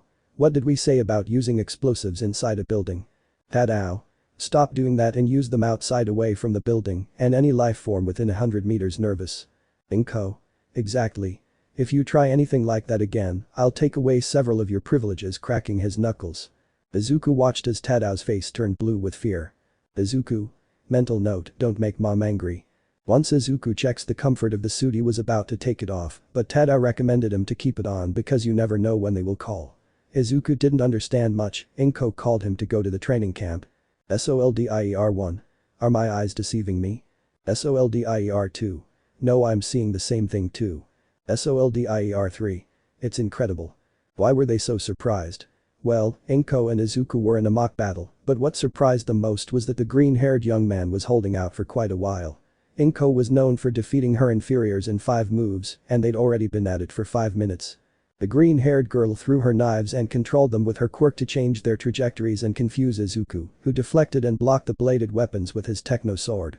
Izuku sees his opportunity and switches to his techno cannon and tries to charge it, but Inko appears a short distance away and attacks with her sword. The green-haired man blocks the attack with his cannon and retreats.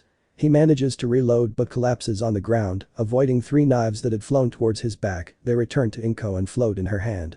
The green-haired man stands up and is about to shoot, but then a scream echoes throughout the camp. Liz has arrived and begins to complain to Inko about overdoing it during training, but Inko explains that she was using blunt weapons. Liz. You still shouldn't do this to your son. Furious. Ink. But. Liz. No buts. You. Izuku. Wait, Aunt Liz. I told him to take it and see. Liz. And you, just like her, never take care of yourselves, even though it's just a simple training. It was certainly the first time I'd seen Liz acting like this. She took the green-haired boy with her to study. Inko was going to stop her, but thought twice, knowing it could make things worse for her. 3 days passed, and Izuku woke up in an unfamiliar room. The walls were gray, a normal bed, a table with a lamp and a chair. Then he remembered, Kenta had given him the room, one used by any soldier. Apparently, there were rooms for soldiers from faraway places, but he gave it to the green-haired man for 2 reasons. The first was because he wanted to give him an internship feel, and the second was to observe him closely, since he wasn't cleared of suspicion for being one of the victims of the cop project. The green-haired boy's routine was the same as every day, except that his study sessions with Liz were reduced due to the soldiers' rigorous training. The green-haired boy was curious to know what Kenta's agency did, so he decided to ask Inko. She explained what they did, from private security work to investigations into complicated cases, a little bit of everything. Right now, besides investigating the cop project, they're also investigating the case of the Nomu that attacked USJ. But while they were explaining, Kenta called both green-haired boys to his office.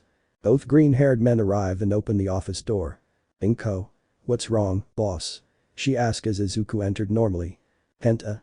First of all, you have to knock on the door. Both green-haired guys had a little bit of sweat on their temples. Second, I want you both to go to Hosu.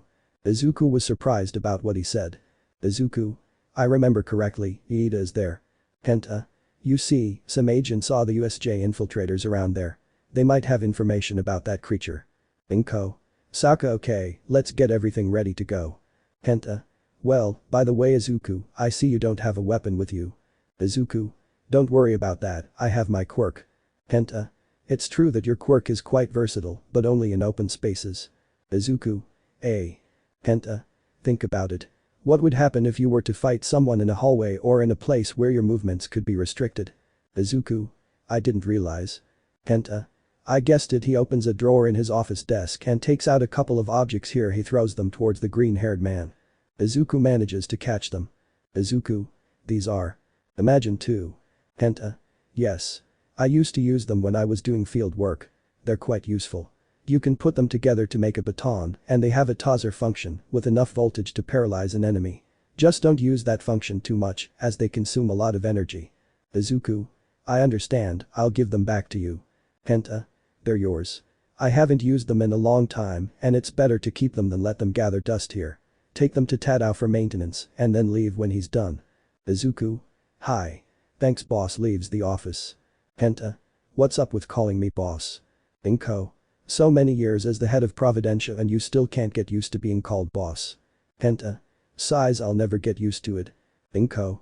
We were both trained by the same master and we agreed that you would take over the agency. Kenta. I will never understand what they saw in me to support that decision. Inko.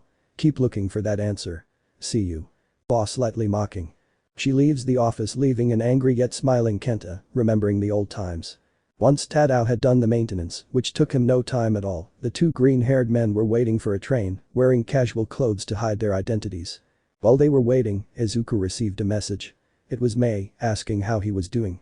Since the internship began, the green-haired boy had texted her frequently. The pink-haired girl was at a support company, receiving lessons and information about artifacts, finding bugs, and writing notes to improve her babies. Although she didn't show it, she was a little homesick for her green curl test subject. Inko saw a smile on his face as he wrote, so she decided to tease him a little. Inko.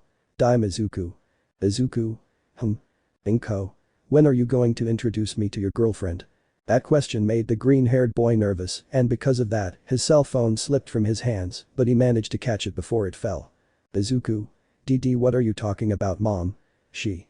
Inko. I've seen that goofy smile on a lot of rookies. You're in love. Izuku. Izuku.exe stopped working. Inko. I think I went too far. At that moment, the older green-haired girl saw her train, so she took Izuku by the hand and they entered on time. Once Izuku rebooted his system, they resumed their conversation. Inko was happy to see how the young man was moving forward. And Hosu. The hero killer, Stain, was chasing a gray-haired boy across the city's rooftops in the cover of night. The villain threw knives at him, but the young man, with a flick of his fingers, deflected the blades. What do you want from me? Seriously. The villain doesn't respond and continues attacking the gray-haired man until he manages to cut him a little. Stain licks the knife, paralyzing the young man. He tried to move but couldn't. Stain approaches, ready to attack him, but before he can land the finishing blow, a man appears next to them. His face was a black mist with glowing yellow eyes. Kurajiri. Excuse me for interrupting, but can I have some of your time? Chapter 25. Both green-haired men had arrived at Hosu, the place looked quite active. Izuku and Inko have to remain unnoticed and investigate the area without being discovered. Occasionally, Izuku performed a few actions, such as tripping up criminals or simply pulling a cat down from a tree, although the cat scratched the green-haired cat out of fear. This made Inko and the cat's owner laugh a little. After a while walking, the two found a hotel where they could rest while they got the job done. Izuku practiced a little with the weapons Kenta had given him, making slow movements, while Inko maintained her sword and knives. Inko. Sighs this will be complicated. Izuku. Look on the bright side. We'll have some mother-son time. Inko. That's right okay, let's go investigate. Izuku. Hi. After preparing their gear, the two green-haired men left the hotel and went for a walk through the streets, wearing their casual clothes and hiding their weapons. They were surprised that the people were calm, knowing that the crime rate in Hosu was higher than in other places. Izuku. I guess the heroes are pretty experienced here, he thought while observing the surroundings. Inko. It's pretty quiet. Izuku. Certainly. And as if summoning bad luck, a store door opened a few feet away. Two robbers carrying sacks were fleeing, but as they approached the two green-haired men, the criminals tried to shove them, but the two applied a chokehold and slammed them to the ground. The heroes approached and arrested the robbers, then thanked the green-haired men. Inko. We shouldn't have drawn attention to ourselves. Izuku. And it was the first thing we did. They were both a little nervous as they had a drop of sweat on their temples. Izuku and Inko were walking away, but they didn't notice that someone was watching them. On the roof of one of the buildings a young man with gray hair saw the green-haired man. It can't be he's here. How is that possible? He starts moving so he doesn't lose sight of him. Inko. Fine. You go this way and I'll go this way. See you at the hotel. Izuku. Understood. The two of them split up to cover more ground. Izuku kept his face hidden with the cap and the collar of his jacket, just enough to avoid looking suspicious. The green-haired man could sense someone was watching them, but he didn't know where from. However, his attention shifted to an item he saw in a store. He decided to buy it and ask the store owner to gift wrap it for him. As she stepped out she saw him, a young man with gray hair across the street, wearing a green sweatshirt with the hood up. This young man started running away, the green-haired man started chasing him, but after a few minutes the young man went into an alley. The green-haired man followed him, but when he entered that alley, the young man had disappeared. Izuku. Calming his breathing, where is it? From above the young man was just as exhausted and laid down. Sighs, damn, it really is him. The young man gets up and continues moving while he recalls what happened a few days ago. Flashback. Both Stain and the gray-haired youth were taken to a bar by Kurogiri, where they met Mandaigo, Shigaraki Tamura. The villain had invited them to join his league. The young man remembered being mentioned on the streets lately. Stain basically rejected the proposal, and they began to fight. The assassin managed to cut Kurogiri, who then stopped moving. I see, so that's his quirk. After exchanging a few words, they both realized that their goals were opposite, but they had a common objective: to destroy society. I guess I don't need to. The young man evades a pair of knives, makes a finger movement, and sends both villains flying towards the wall. I don't know what you're up to, or why you brought me here. But I'll just say one thing: don't involve me in your crazy ideas. Kurogiri. What a shame, your quirk has a lot of potential. Shigaraki. Don't let him get away. Multiple portals open around the young man. Seeing that he has no escape route, he resorts to plan B, making a couple of movements with two fingers and destroying a large part of the floor, thus descending to the ground floor and then fleeing from the villains. End of flashback. Big sigh, this is too much.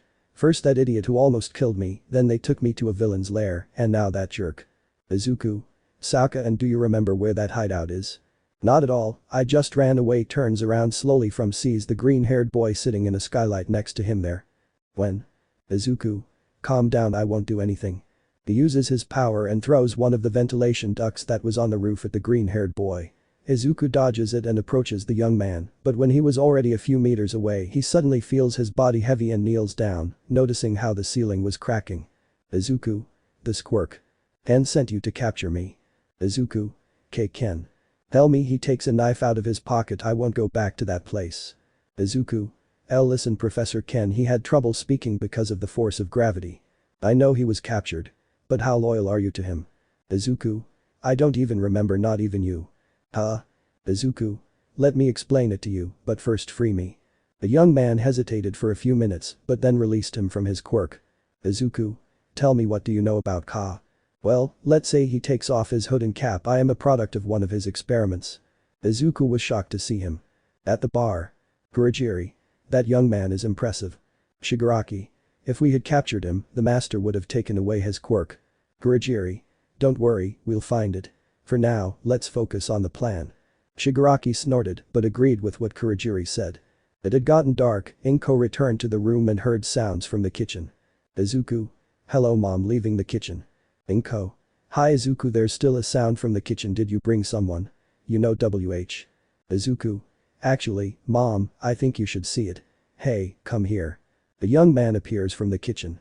Inko is surprised when she sees him. He was the spitting image of Izuku, only with silver hair, gray eyes, and no freckles. Something like that. Good evening, nervous, he greets the eldest. Inko.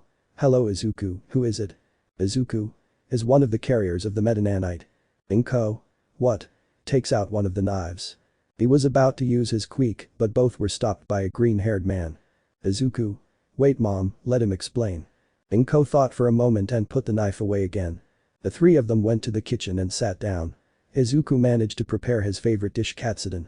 Inko sees the young man. She made the same gesture as Izuku when he tried the dish for the first time, causing him to let out a slight laugh.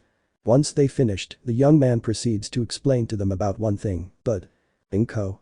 Wait, are you sure? I mean, you barely know us.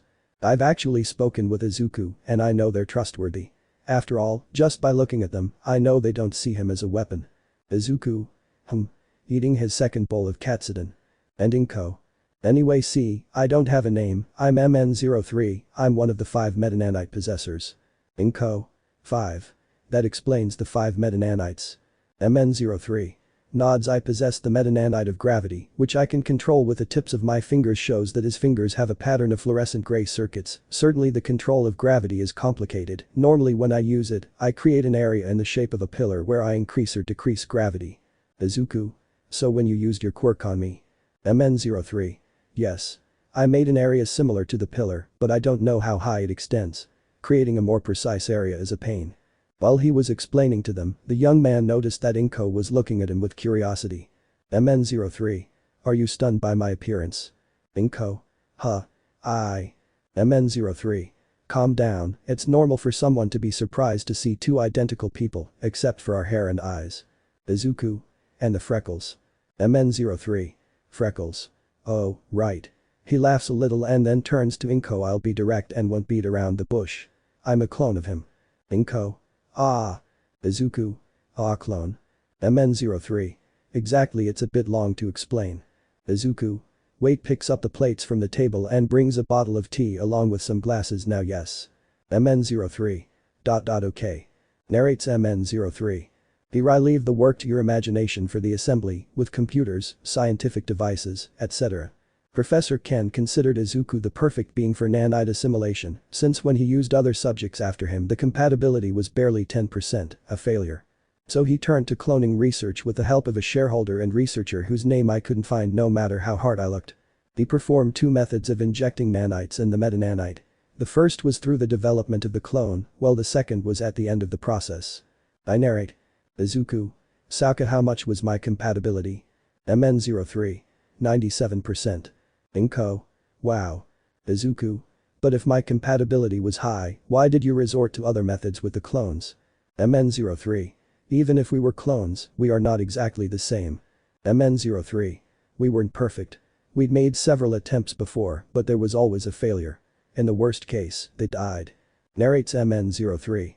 When he used both methods, he injected nanites first. When they were complete, he added the metananites, resulting in the 5 perfect soldiers, but suddenly there was an explosion. The 5 of us escaped. I narrate. Inko. I'm sure the explosion was when we raided Ken's base. MN03. In fact, I'm grateful you did.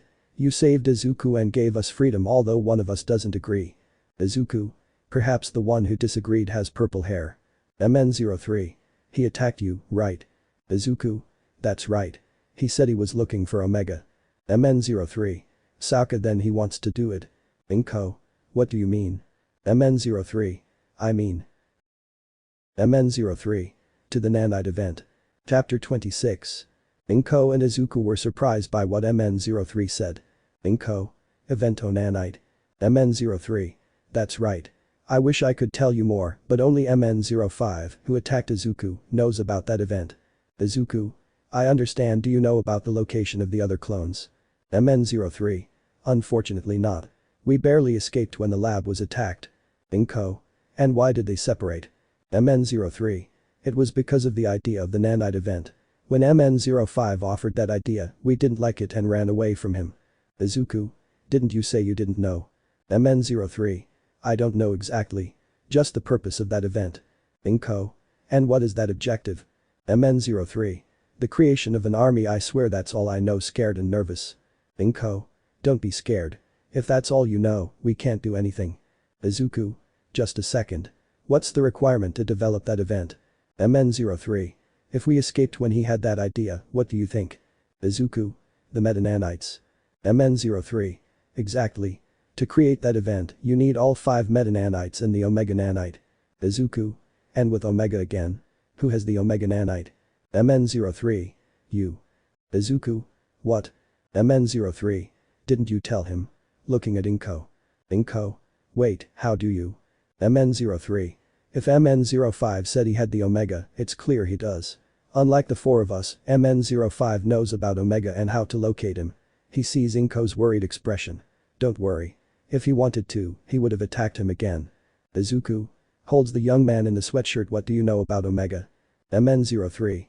It is a special nanite capable of improving the control of nanites, not to mention its self-replication capacity, allowing the creation of more nanites if necessary. Izuku. Wait, you say I have that thing in me all this time? MN03. Nods. Congratulations, you have the key to create the nanite event. Izuku. Now I feel like I'll be everyone's main target. Inko. Okay, now that we know everything about Omega and the metananites, we'll have to capture MN05 and prevent that event. MN03. And how will we do that? Inko. You'll come with us to Providencia. MN03. Will I be locked up as a prisoner? Inko. Probably. MN03. Moves his fingers, crushing Inko and Izuku. I'm sorry. But I don't want to be locked up again. The young man leaves the room and runs away. After a few seconds, the gravitational pull disappears. Izuku. Ouch, why would they lock him up? Inko. GHH groan of pain. That's what they would do at the beginning. Besides, it would be safe and we could avoid the nanite event. Izuku. Sighs, we have to find him. And so, while they were investigating the League of Villains, they were also searching for the gray-haired young man, but they had no success in their search. A couple of weeks passed. Izuku was on the roof of a building talking to a certain pink-haired girl. May. Then the cannon sent the dummy flying across the room. Everyone was fascinated that she could create a repulsor cannon. Izuku. Incredible, but it didn't explode, right? The young woman was silent for a couple of hours. Izuku. Let me guess, energy overload. May. How about it? Yeah, the only flaw is that it has to continuously release energy. I didn't check it and then it suddenly exploded. Izuku. Laughs a little, typical of you, laughs a little more. May. Don't laugh, angry, but she was also laughing a little inside. Tell me, how are your internships going? Izuku. May. Izuku. Izuku. Who are you and what did you do with May? Overacting, she's only interested in inventions. May. Stop joking. I'm interested in knowing how your internships are going. Izuku. Hahaha, okay, don't get mad. It's kind of boring if I'm honest, except I missed a suspect. May. Sokka. Izuku. By the way, I found something I think you like. I'll give it to you when I get back. May. Really? May I know what it is? Excited. Izuku. Sorry, but you'll have to wait. May. How bad? Although it was not visible, Izuku could deduce from her voice that she was pouting. Izuku. You sure look cute right now. May. Izuku. May. Sorry, they're calling me. See you later. Hangs up. Izuku. She must be pretty busy, puts away her phone and continues searching for MN03.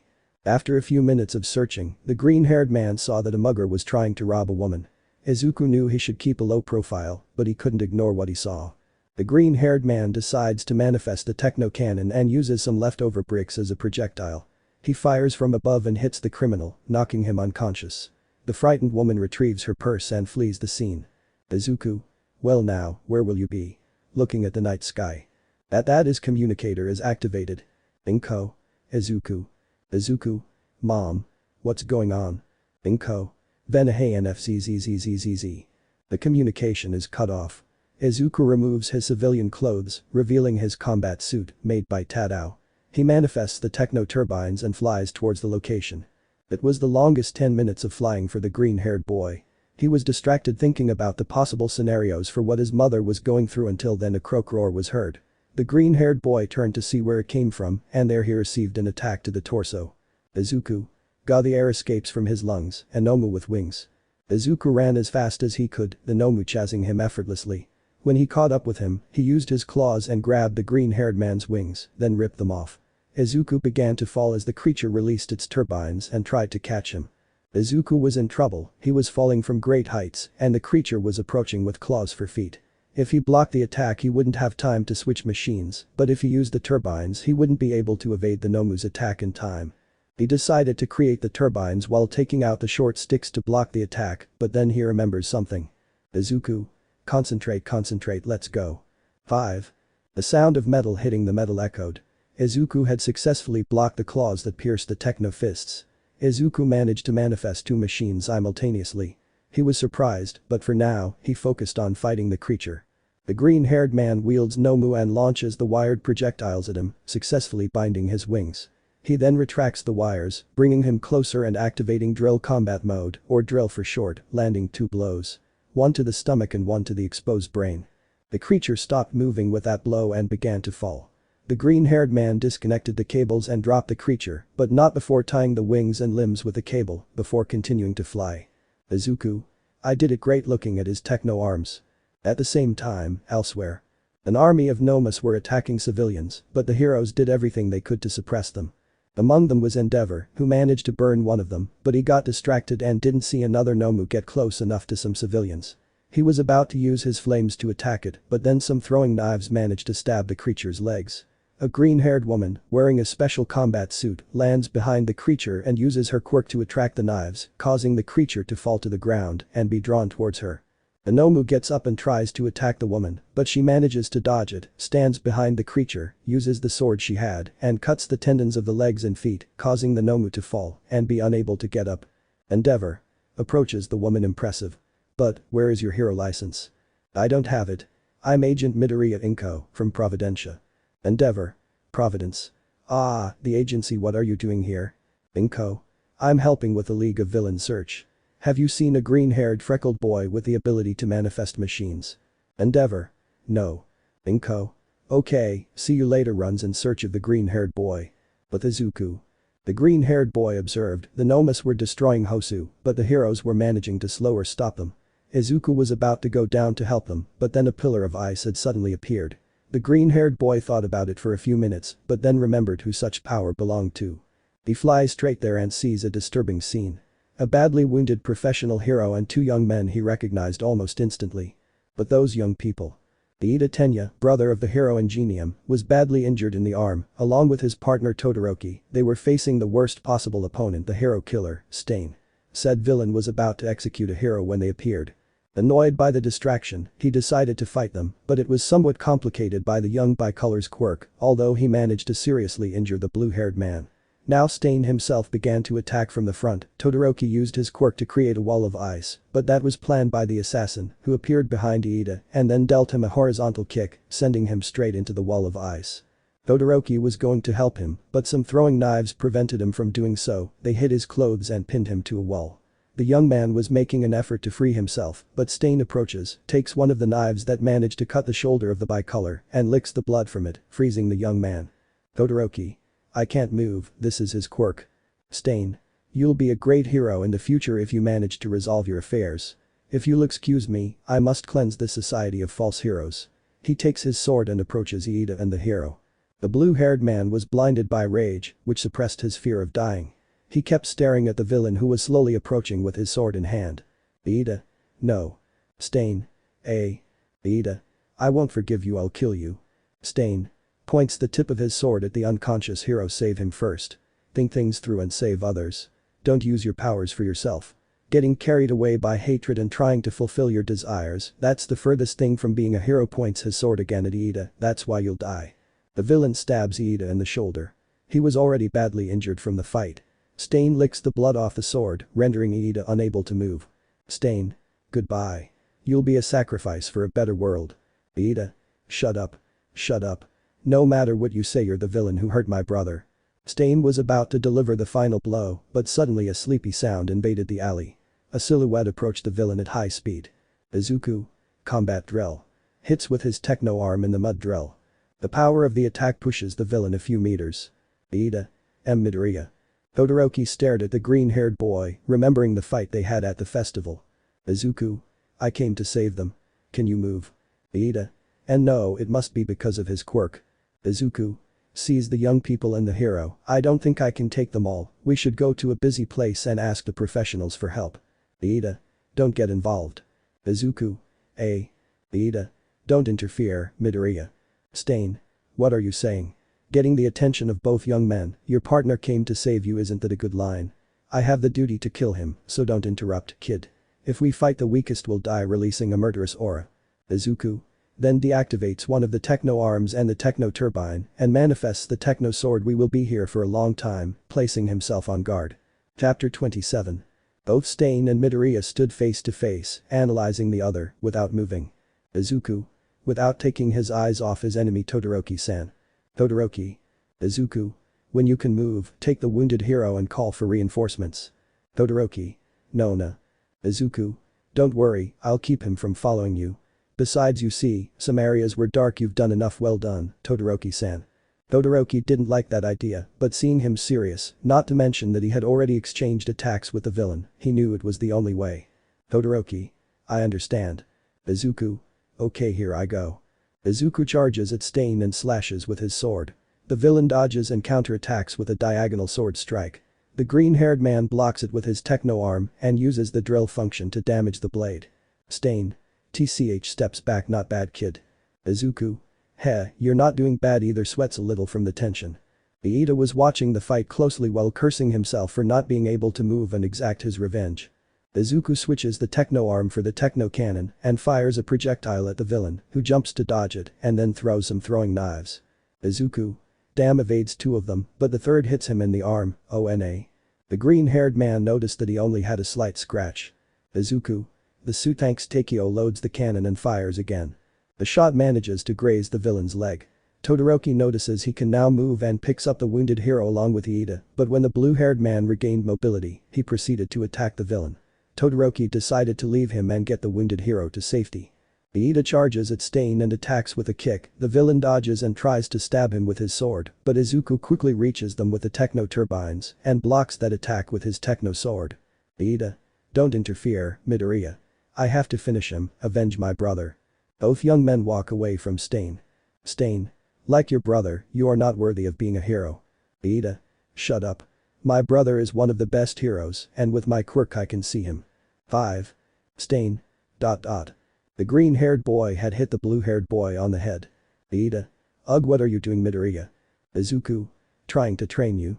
You should use your power to protect people, not for revenge. Stain didn't let them continue arguing and attack the green-haired boy, but he blocked it with the techno sword. Iida helped the green-haired boy by attacking Stain from a blind spot, managing to land the attack. When Izuku sees his partner, he notices that he has put back on the helmet that complemented his suit. Both attack Stain with acceptable coordination, managing to corner Stain, but when they were about to deal the decisive blow, the villain manages to dodge them, pass by them, and deal a cut to their torso, seriously injuring them. Stain had sung victory. He turns around to see them while he was about to use his quirk to immobilize them, but when he does, imagine the following: in slow motion multiple projectiles were near his face. Izuku had managed to charge and fire his techno cannon, but to do so he avoided compressing the projectile, so it looked more like a shotgun shot end of slow motion. The projectile blinded him more than it injured him. Using that opportunity, Iida uses his quirk to its limit and delivers a powerful kick to Stain's neck, knocking him unconscious. Both of them fall to the ground, exhausted, not to mention in pain from their wounds. Iida takes off his helmet while looking at the path leading out of the alley. Behind him is the green-haired man leaning his back against the wall. Iida. Midoriya. Izuku. Iida. Thank you. And I'm sorry. Izuku. Smiles a little, stands up and approaches the blue-haired boy without remorse, offers his hand. Iida agrees and is helped up. Izuku uses the techno turbine and ties Stain up with cables, then disarms him, taking away his weapons. Then, with the blue-haired man's help, they carry him out of the alley where they meet some pro-heroes, including Endeavor. Todoroki is treated with first aid, and Izuku. Mom. The green-haired girl hugs the young man. Inko. You had me worried. Izuku. I'm sorry. What happened? I tried to contact you. Inko. The communicator was damaged by a Nomu attack. See the villain. Stain. You guys. Both nod. The heroes were amazed to know that two young people managed to capture the hero killer. Once the police handcuffed Stain and put him in the police car, Endeavor listened in detail to the encounter between the young people and the criminal, but before they began, a flying Nomu appears and grabs Izuku along with Iida and takes them away. Endeavor couldn't use his quirk to shoot it down, so he chooses to try to chase it until. Still. The Nomu was frozen in the air, unable to move a muscle. Izuku looked down and noticed who had done it. Izuku. What are you doing here? If I weren't here, you would have been kidnapped already. MN03 had captured Nomu, extended his hand to create a gravity cell, and moving the fingers of his other hand, he managed to remove both young people from the clutches of the creature and carefully placed them on the ground. Izuku. It's good to see you, friend. MN03. This will be the last time you see me. Izuku. MN03. I don't want to be locked in a room, not again. Izuku. It's not what you think. Inko. Actually approaches them. It's partly what you think. MN03 was about to leave, but only at the beginning. MN03. Inko. You see, first you'll explain everything about the meta-nanites and the event you mentioned. Then they'll decide what to do with you. MN03. And if I manage to be free like him? Points at Izuku. Inko. You'll only be watched for a while, and then you're free to do whatever you want. MN03. Saka. MN03 was hesitant, but then Izuku gets closer to him and extends his hand, surprising him a little. Izuku. You won't be alone anymore, brother. The gray-haired man had his hair covering his eyes, but he showed a slight smile and accepted a handshake from the green-haired man. MN03. I trust you, brother. Ink. Brother. Izuku. Well, they used my DNA to create it, so we're lab brothers. MN03. It's true. Puts an arm around the green-haired man's neck. They both laugh when they see Inko's expression. Izuku. Puids Bajira Nomu. Debonair Starlo. The three of them watched a creature trying to move from its spot. The young man simply moved his hand downwards, causing Nomu to be slammed into the ground, creating a crater. Izuku. 0. MN03. I really need to practice my control. Izuku and Inko. Without a doubt, with a drop of sweat on their forehead. A couple of days passed. The green-haired boy was in the hospital with Iida and Todoroki, recovering from the injuries caused by the hero killer. Hei showed up during a visit. Enji Tsuragami, the police officer. He thanks the youths for defeating Stain, not to mention that he manages to make up a lie, so they would avoid punishment for using their quirks without professional permission, giving Endeavor the victory for capturing Stain. The young people were relieved. Manuel gave Iida a light sermon. Izuku. Hey, Todoroki manages to get his attention. I see that now you use your fire side. Todoroki simply nods and closes the curtains of his bed to change. Because he had minor injuries, he was discharged quickly. Iida and Midoriya still had to stay. Once the two-colored boy said goodbye to both of them and left the room, Iida performed doggies in front of the green-haired boy, thanking him for making him reconsider his actions. Izuku was somewhat uncomfortable and quickly told Iida that all that was not necessary. Izuku. After all, I always help my friends. They both smile and bump fists in a sign of friendship. After 2 days, they both leave the hospital. Izuku returns to the hotel and meets up with MN03 and Inko. The green-haired girl is helping him practice his gravity quirk on a pen. Izuku. I see you're improving. MN03. No, not at all. This is the 5th pen concentrating, but breaking it into 3. Izuku. What are you trying to do? MN03. I'm trying to create a cell. It's the same one I used to capture Nomu. Izuku. Wait, that means. Inko. If I had kept you in that sphere of gravity any longer, I would have broken most of your bones. Izuku. Scared. MN03. Although I think I broke some of them. Izuku. You should have thought twice before using it with a drop of sweat on his temple. MN03. If he hadn't done it, he would have been demoted. Inko watches as the two argue, wondering if they look like siblings. Chapter 28. There were only a few days left until the internship ended, but Izuku, Inko, and MN03 returned to Providencia to report what they had discovered. Upon arriving at the agency, they went straight to the boss's office and abruptly opened it, revealing the man playing golf. He had hit the ball at the same moment they opened the door, so his shot went wide. Penta. I hope it's important. And who is that child? Inko. Believe me, it is. The green-haired girl explains everything MN03 told her. The nanite event, the meta-nanites and Omega. Penta. I understand. It's impressive what Ken came up with. We need to find out a little more about the nanite event. Inko. What about the data you got from the lab?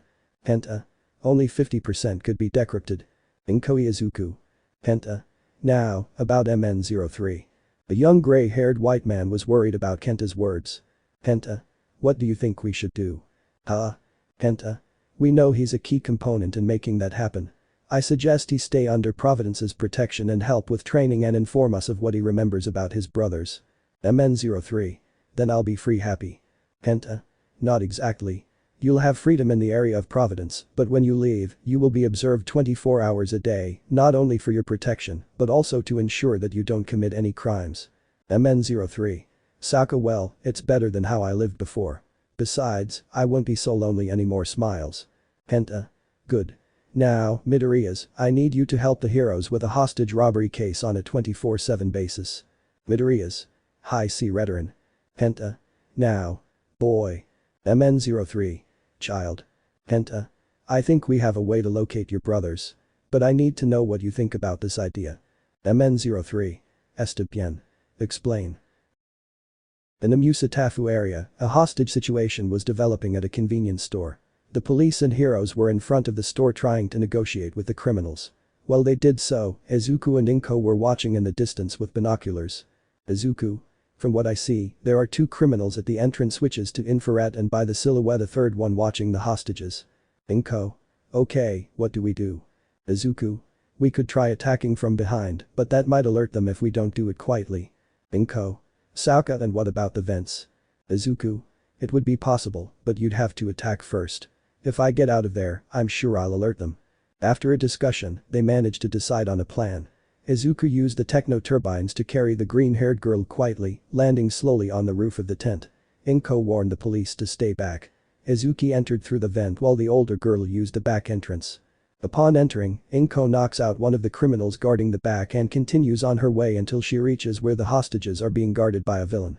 Inko throws a pair of daggers at a shelf behind the villain. Villain. Huh. What was that? Turns daggers. These weapons begin to shake and fly, stabbing the villain's arms. He screams in pain, giving her the opportunity to knock him out. The scream alerts the others, and upon seeing what happened, they point their weapons at the green-haired girl. Inko. Now. Villains. Huh. Boom. Izuku comes out of the vent and electrocutes the villains with his staffs. Izuku. Double kill. Inko. You didn't kill them. Izuku. Double ko. Everyone watched the scene with a drop of sweat on their temples. The police arrest the criminals and put them in the patrol car. 2 criminals in one car and the third in another. The fourth was in the ambulance, handcuffed to the stretcher while his injuries were treated. The officers and heroes thanked both green-haired men for the rescue. Izuku was somewhat embarrassed since he wasn't used to so much attention. Inko. I don't know why you're embarrassed if you were there, if you participated in the sports festival. Izuku. He was focused on the competition, scratching his neck. She doesn't notice, but on the other side of the street, a certain pink-haired girl was passing by with a couple of spare bags. Mei had passed by a hardware store because her mother had asked her for some spare parts. She notices the police gathered and sees a green-haired girl among them. She tries to get closer, but the police wouldn't let her, so she decides to shout her name and jump to get their attention. Izuku hears the screams and observes where they are coming from, but just as he was about to find out who it was. Kaboom. The back of the truck explodes. The shockwave pushes those closest to it away. The criminal emerges from the black smoke, carrying only half of his handcuff. Villain. Fudo-san. Get us out of here. Fudo, the criminal with wounds on his arms. The explosion was caused by his exploit quirk. Brief explanation of the quirk. Name. Explosive blood, exploit for short. Quirk type. Emission. Allows the user to create explosions with their blood and can control the power of said explosion. Fudo was a young man with reddish hair with black streaks. He wore a green t-shirt, black jeans and a belt with a thick buckle. The man takes a nail from a compartment in his buckle and stabs himself where he had the wound caused by Inko, who was in shock by the young man's action. Seeing that the nail was covered in his blood, he proceeds to throw it directly at the patrol car. Fudo. You are of no use to me anymore. Deity snaps, Thanos style, and blows up the patrol car. He then escapes, taking a pink-haired girl hostage, and steals one of the police cars. Inko and Izuku get up from the ground. The green-haired man manifests the roof turbines. Izuku. Get in, mom. Inko. High soar from the explosion. The green-haired girl climbs onto the green-haired boy's back. He activates the engines and flies towards Fudo. The villain was moving away, being chased by both green-haired men and some heroes. Izuku and Inko were ahead of the heroes, slowly approaching the vehicle, but every time they did, Fudo drove them away with explosive spikes. Izuku was somewhat annoyed by the explosives, so he came up with an idea. Izuku. Mom, I have an idea. Hold on. Inko. The green-haired man undoes the techno turbines, scaring Inko, but a few meters from touching the ground, he manifests the fan mobile and accelerates. The green-haired woman hits him for scaring her. Izuku ignores her and focuses on trying to get closer to the vehicle. After a few seconds he manages to reach one side of the patrol car, next to the pilot. Izuku, stop. Don't. Mei. Izuku. Watch out. Fudo throws a nail at the green-haired man, but Inko manages to hit it with her sword. The nail explodes, but the power of the explosion was minimal. Izuku creates the techno sword and makes a slash across the side of the vehicle, destroying 2 of the tires. Fudo loses some control of the patrol car. Izuku evades the car and switches sides. Izuku. Mei, Salta. Mei was about to listen to her, but Fudo grabs the girl by the neck and pulls her away from the window. Izuku gets angry seeing what she did, accelerates until he is meters from the vehicle, changes the venti mobile to the techno boots and techno arms. Inko moves away from the green-haired man. He positions himself and holds the front of the vehicle. The impact activates the airbags. The patrol car was pushing Izuku while he did his best to stop the vehicle. When he manages to do so, Inko approaches and pulls Fudo out of the vehicle and then handcuffs him. The criminal was unconscious. Izuku approaches the pink-haired girl and pulls her out of the vehicle. She had minor injuries to her nose and cheek from the airbag, not to mention that she was unconscious. Hours passed, the sun was setting. Izuku found himself in a hospital room reading a book beside the bed. Reclining and with a calm expression, Mei was asleep, her wounds already treated. Mei. Awakening him.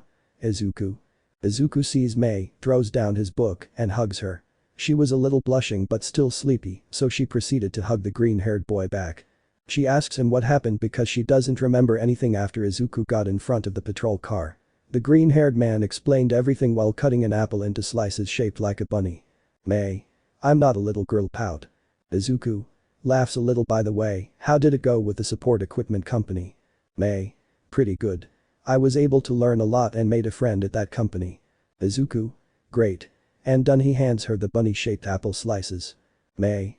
See the slices. Izuku. Is something wrong? Mei. I'm Izuku. Izuku was confused. It was his first time seeing Mei. Mei. See, can I ask you something? Izuku. Yes. Mei was about to ask the question, but then the doctor shows up, ruining the Pinkette's perfect moment. Izuku leaves on the doctor's orders, leaving an angry Hatsume pouting. Leaving the room, Izuku meets Inko, who was waiting for him. Inko. Woke up. Izuku nods. It's a relief. How are you feeling? Izuku. She's better, I didn't see any serious injuries on her. Inko. Thank goodness. My future daughter-in-law is quite an interesting woman. Izuku. Huh. Surprised. Deity. What are you talking about? Blushing. They both start walking to the exit. Inko. Just by seeing how recklessly you acted a few hours ago, I know you have feelings for her. Smiles mockingly. Izuku flatly denied what his mother said, but inside he was confused. What do you really think of Hatsume? Suddenly, Inko's communicator buzzes. Kenta is calling her, asking her to return to the agency with Izuku. Upon leaving the hospital, Izuku manifests the techno-turbines and carries Inko on his back to go faster. The two green-haired men arrive at the agency and head straight to Kenta's office. Upon entering, they find the chief, MN03, and Tadao. Inko. What's wrong, Kenta? I was happy seeing Izuku confused and blushing angry. Izuku. Don't say that. Blushing. Kenta. I called you here because of something that occurred to MN03 and me to find the other clones. Izuku. Really? MN03 nods. Inko. And why is Tadao here? Kenta. He just confirmed to us that it is possible to carry out the idea. Izuku. Saka, what's the idea? MN03. Use a tracker. Inko. Izuku. Izuku. I need more context. MN03. You see, we're basically the same in almost everything. Especially in appearance. Kenta. Then it occurred to us that if we take your biometric fingerprints we could track the location of the rest. Inko and Izuku were impressed by the idea. Tadao. They asked me, and it's possible. We could improve tracking accuracy by using cameras, but the problem is the paperwork involved in requesting permission and using the cameras. Inko. How accurate is the tracker? Kenta. 80 meters. Izuku. That's a good idea. Let's do it. At a family restaurant, a group of students were causing a disturbance at one of the tables and bothering the waitress. Hey, you're causing trouble. The one who had interrupted was a young employee with short green hair. He was wearing his work uniform and glasses, and beneath them he had a black patch over one of his eyes. Student. Look. He's an idiot with 8th grade syndrome. The group laughs, but doesn't even flinch. You're bothering my coworker. I kindly ask you to leave. One of the students stands up and grabs a pitcher of water. He was about to spill the contents on the green-haired man, but he quickly dodged and grabbed the pitcher. Another student stood up and tried to hit the young man. He placed the pitcher in the path of the student, causing him to break the pitcher and hurt his hand.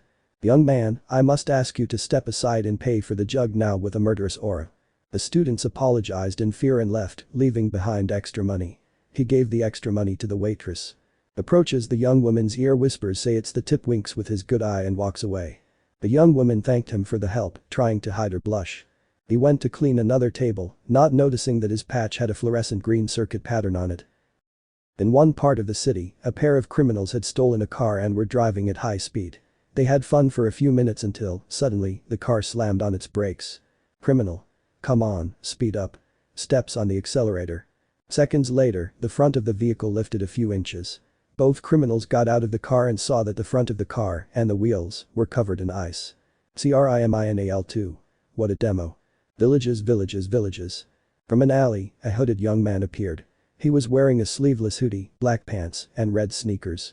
His forearms were covered in bandages, red locks with blue tips protruded from his hood, and his eyes were covered by sunglasses. Criminal. Who are you? Criminal. He's probably a vigilante. Criminal. Ah, then no problem, he takes some seeds from his pocket and squeezes them, causing some vines to grow and cover his fist to create a gauntlet. The criminal was about to attack, but a snap was heard and then a flame appeared in the vines, which were consumed by them. Criminal too was shocked, giving a chance to get close and strike the villain in the stomach.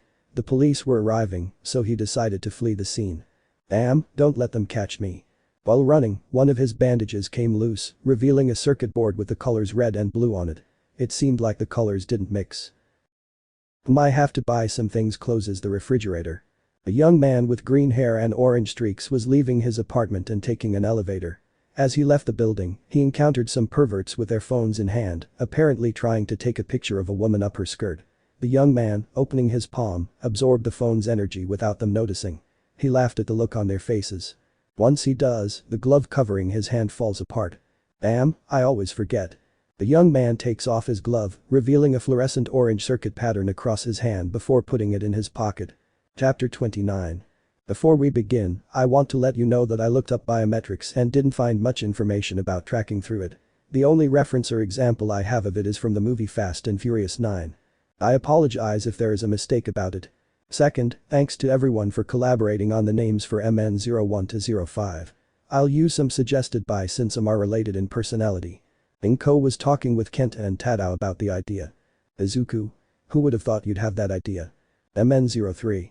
In fact, the idea is Kenta's, I just confirmed that it could work since our appearance and DNA are similar. Izuku? Saka impressed.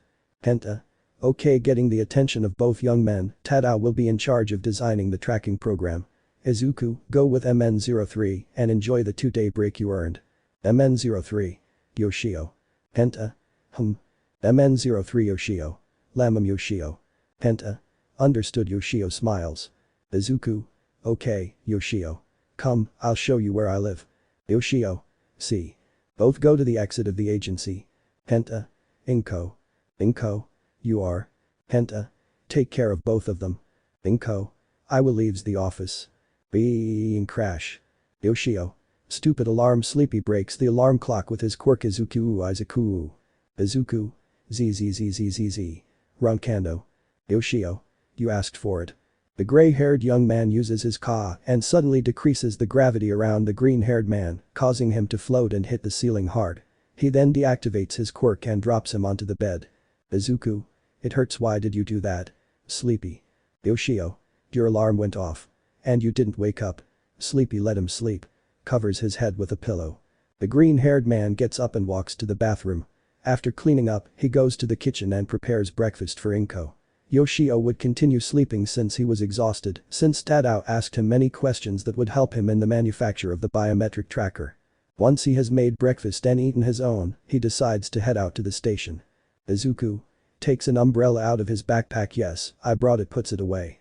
After a few minutes of walking, the green-haired man arrives at the station and catches a train. Seconds later, a young woman manages to get on at the last second. Pants, thank goodness. Exhausted. Izuku? May. Hello. Izuku slightly nervous. Izuku? Hello. Insert awkward silence. Minutes passed and no one could start a conversation, but when Izuku thought of a topic, the train stopped one station away from theirs. The doors opened and many people entered. Mei was being crushed by the crowd, but Izuku could notice this and takes her hand and then brings her closer to him. He places her on the train door, which was already closed, and uses his arms to push through the crowd to create a space for her. Izuku? Are you okay? Mei? Why yes, thank you. She was a little confused. Normally she could start a conversation with the green-haired boy without problems, but lately she gets nervous every time she meets him, much more now that she was near the green-haired boy. The train shakes a little, causing Mei to lose her balance a little and crash into the green-haired boy's chest. She looks up, meeting the young man's eyes. Izuku? Be careful, why you could hurt yourself. Worried and nervous. Mei? Why yes, I'll have it. Blushes. They both stared at each other, neither wanting to look away, as if hypnotized, but then an announcement pulled them out of their world. They had arrived at the station near the academy. Izuku? We should move. Mei? You're right, controlling her nerves. They both got off the train and started walking toward the academy. Izuku managed to break the awkward silence by asking about his internship. Mei explained in detail. Apparently, one of his inventions didn't explode, surprising the specialists, though it seems it needs some adjustments. He also managed to make a friend there, with whom he shares some interests. While talking, upon arriving at UA, they meet Kaminari at the entrance. He seems worried, so Izuku approaches him to ask what's wrong, but it's nothing serious. He just didn't excel at his internships. Izuku and Mei manage to lift the defective Pikachu's spirits. He sees them chatting a little among themselves, the green-haired boy's expressions betraying something. Mei. Well, I'll go back to my class. See you. Izuku. Nod. See you after the pink-haired girl. Now alone. Kaminari. So progress. Izuku. Kaminari. You know, between you and Hatsume-san. Izuku blushed a little upon hearing that, but… Izuku. Maybe he's in love with her. That confession shocked Kaminari.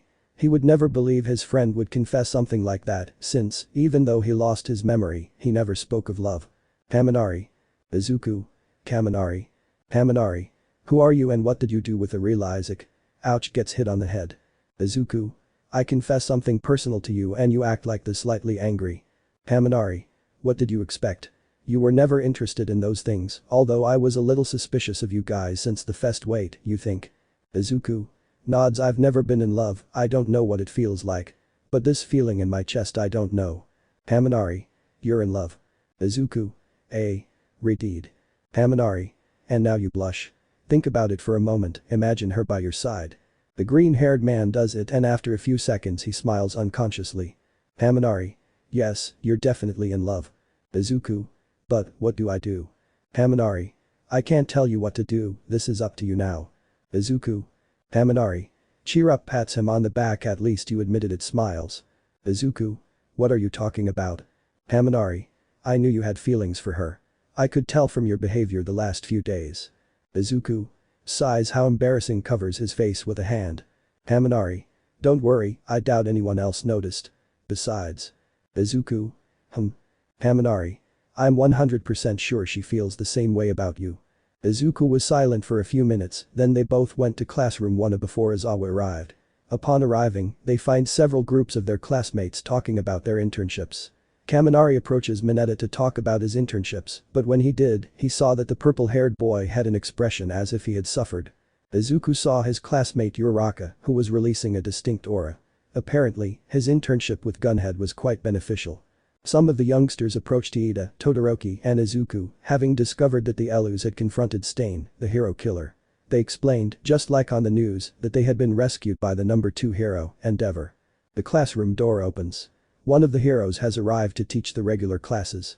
The young people take their seats for the teacher to begin. In the boys' locker room. Hiroshima. Wow, Midoriya. Is that your new suit? Izuku. Yes. Apparently the other one wasn't salvageable, so the creator decided to create a new one from scratch, putting on a boot. This one has more resistant materials. Theoretically, it should withstand explosions. That last word made a certain pale-haired boy jump as he remembers his fight with the green-haired boy. Hiroshima. Great. Tell me, did you learn anything about your quirk during your internship? Izuku.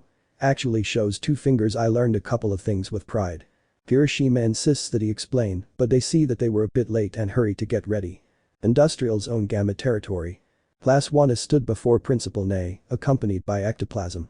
The principal explains today's training, which is a capture exercise. The class will be divided into 4 groups and one by one they will try to capture him. The heroes will act as his henchmen and will be in charge of preventing him. If they don't complete the training within 20 minutes, it will be considered a failure. Nezu. Now takes out a box and it are spheres with numbers. Whoever has the same number will be a group. One by one they took out the spheres. As a result, the following groups were formed. Group 1. Todoroki, Mineta, Kota, Uraraka, Kaminari. Group 2. Tokoyami, Iida, Sato, Asui, Shiro. Group 3. Midoriya, Shoji, Jiru, Yaoirozu, Ajiro. Group 4. Kirishima, Bakugo, Hagakure, Aoyama, Ashido. The first group was preparing for training, the rest went to the observation room. Izuku. Good luck. Kaminari extending his fist. Kaminari. Same here. Bumps fists with the green-haired guy. Izuku. No. Hiroshima. Maybe. Jiru. Sir. The students watched everything from the cameras. Only 10 minutes had passed and the situation. Mineta, Kota and Uraraka were captured by an apprehension technique. Todoroki was exhausted, surrounded by 15 ectoplasm clones, and Kaminari was incapacitated by a sniper rubber bullet. This only meant that this training would not be easy. Chapter 30. Everyone was in shock. The first group had been defeated in a short time, although in a way it was likely due to the fact that the teamwork of the group of students was not very efficient due to lack of communication. Izuku. I understand now. This training will help improve our communication. Iida. Sokka, this training will help deepen our bonds of friendship. Well done, UA. Moving his arms like a robot. Recovery girl, who had turned the observation room into a clinic to treat her students, signaled to group 2 that it was their turn. The students from the first group were being transported to the observation room by the nursing robots. Recovery treated the seriously injured, and after doing so, Izuku approached Kaminari. Izuku. How are you feeling, Kaminari? Kaminari. Izuku, tell my mother that I love her, falls unconscious. Izuku. Kaminari. The atmosphere became dramatic until. Insert slapping sound. Izuku slapped Kaminari. Izuku. Leave your antics for another day, slightly irritated. Kaminari. Ouch, sorry, rubbing his cheek. They both laugh a little, as do some of the students present. It was Group 2's turn. The youths began to move, Iida, along with Saito and Shiro, moving to the left, while Tokoyami and Asui moved to the right. The idea was to try to move through blind spots to avoid long-range attacks, but they couldn't predict the fact that the heroes had already covered that. For each blind spot, a clone of ectoplasm attacked them. Both Iida and Tokoyami could handle them, but each time they defeated one another appeared in another blind spot. At this, Shiro had the idea of capturing them since, in this way, ectoplasm could not create another clone. As they moved, Shiro tied up each ectoplasm with the help of Saito and Iida.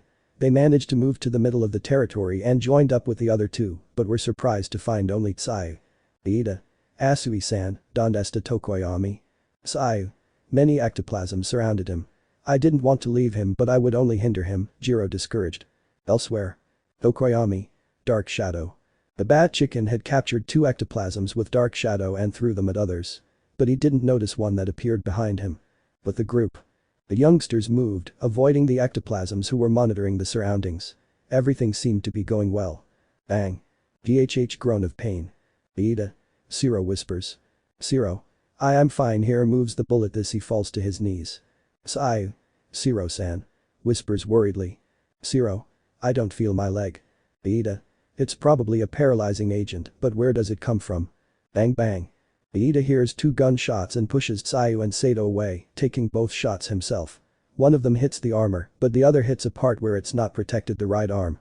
Iida begins to feel himself losing mobility in that arm, a sensation almost similar to his fight with the hero killer. Author's note. Imagine the bullets as anti-quirk bullets. Iida suggested moving to one of the territory's warehouses for greater safety. Everyone agreed and went there to take shelter, but they knew they couldn't stay there for long for 2 reasons. First, they didn't have much time, and second, the ectoplasms might surround them. Iida. Thinking how strange. Saito. What's going on? Iida. Do you remember what Snipe's quirk was? Shiro. Nods. I don't remember the name, but I know it can hit any target within a range of 600 meters. Saito. I think I know where you're going with this. It's strange that they hit you, they could have gone off course and hit Asui-san or me. Tsuyu. Lemon. Tsuyu. Shiro. So. Iida. Most likely they wanted to paralyze me so I couldn't use my quirk. Everyone remained silent for a few seconds. Shiro. I have an idea. Everyone paid attention to Shiro. Snipe. Activates the communicator. They are in the warehouse, make the clones go. Ectoplasm. It's okay. The ectoplasm clones surround the warehouse. As they approach, they hear a sound coming from there. The door explodes, and from the cloud of dust appears Saito using his quirk and attacks the multiple ectoplasms with the help of Tsuyu. Iida and Shiro use that opportunity and get far enough away. Shiro uses his ribbon and grabs onto a pipe, then grabs onto Iida, who uses his quirk at full capacity. He doesn't use torque over, but uses reciproburst as much as he could, spinning like a wheel. When they accumulated enough speed, Shiro cuts the ribbon, causing them to fly high and get further ahead. From the air, they were able to spot Snipe, who couldn't predict the young men's movement and therefore didn't have time to hide, so he decided to fire multiple bullets at them. Shiro moved the tapes in such a way that he managed to obstruct some of the bullets and block them, but Snipe's quirk managed to make some of them hit the black-haired man's abdomen. Iida helps Shiro land next to the hero, then leaves him there and begins to attack Snipe with several kicks. The professional hero had learned a hand-to-hand combat style for these situations, but the speed of the students' attacks was admirable. Iida seemed to gain ground and was about to defeat him, but then an alarm went off, announcing that the training was over. Group 2 got an acceptable grade for managing to corner both heroes. Nezu, who was still hidden in the territory, informed the heroes so that they could explain to the young people the mistakes he had noticed in each one. Once that was done, Group 2 went to the observation room infirmary, meeting their classmates and receiving praise from some. Izuku. They were great. Iida. Thank you, although I would have liked to catch up with Nezu. Izuku. Saka. Zero. I didn't expect the stun bullets. Haminari. At least he used that on you, I got the rubber bullets. Izuku saw how much fun both boys had while talking. Iida. Did you think of any strategy?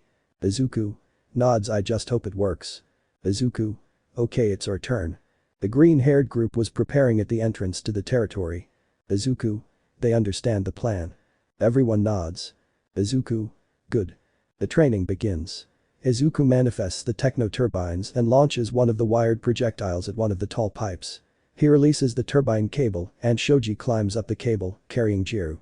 As they climbed up, Izuku switched to the Venti Mobile, Momo, and Ajiro climbed up to take them. Izuku. Don't think about it, don't think about it, don't think about it. The green-haired boy tried to avoid thinking about the soft sensation on his back. With the help of the goggles Mei made, Izuku uses infrared mode to locate the ectoplasm clones. SHOJI communicator. Midoriya-san. Izuku. What's wrong Shoji? Shoji, communicator. On the right there are 5 ectoplasm clones. Izuku. Understood, thanks. Momo and Ajiro heard the same thing through the communicators. Ajiro. What do we do? Izuku. Follow. Accelerate. Momo. But. Izuku. Trust me. The 5 ectoplasms were listening that something was approaching, then they raised their guard ready to attack. Then it appears. Izuku in his vent mobile, with a techno cannon on his left arm. The clones, along with those in the observation room, were surprised to see the green-haired man carrying 2 techno machines at once. Izuku doesn't say anything, just smiles at the moment and fires, causing 2 of the clones to fall apart. The remaining ones moved away from the impact, giving the young men space to continue. The clones and Snipe approached the place where the sound of the impact came from. Shoji and Jiro warned the green-haired man that the clones were approaching. Momo. You still haven't found it. Izuku. No, looking everywhere, not yet. The clones were approaching. Snipe fires a stun bullet at the young blonde, managing to hit him in the leg. Ajiro felt the shot and turned around, managing to see Snipe. Ajiro. Watch out, we're in Snipe's sights.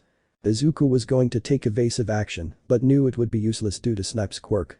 The hero fires again, but this time the bullet is blocked by a shield made by Momo. After that, he creates 2 smoke grenades and throws them, which explode, slightly obstructing his vision. Izuku finally sees the object he was looking for, the thing that will probably help capture Nezu. The camera. Chapter 31. The camera. Izuku's plan would only succeed if he found that camera. Once they reached their target, Momo took charge of blocking Snipe's shots, while Ajiro distracted the clones, aiming to protect the green-haired man. Izuku manages to get the camera out of the building, and luckily for him it was wireless. Izuku. I got it. Let's go, the Venti Mobile says. Momo. Yes. Gets into the vehicle. Ajiro heard, managed to climb up too, and the 3 managed to escape from Snipe and ectoplasm. After reaching a safe distance, the group met up with Jiro and Shoji, who was on the roof of a building keeping watch. Izuku. How are you feeling, Ajiro? Ajiro. I'll be fine, although I can't move my leg. The green-haired man nods and then checks Momo, but she told him not to worry about it, so he decided to focus on the camera. Jiro. By the way, Midoriya, how did you know they would have a camera? Izuku.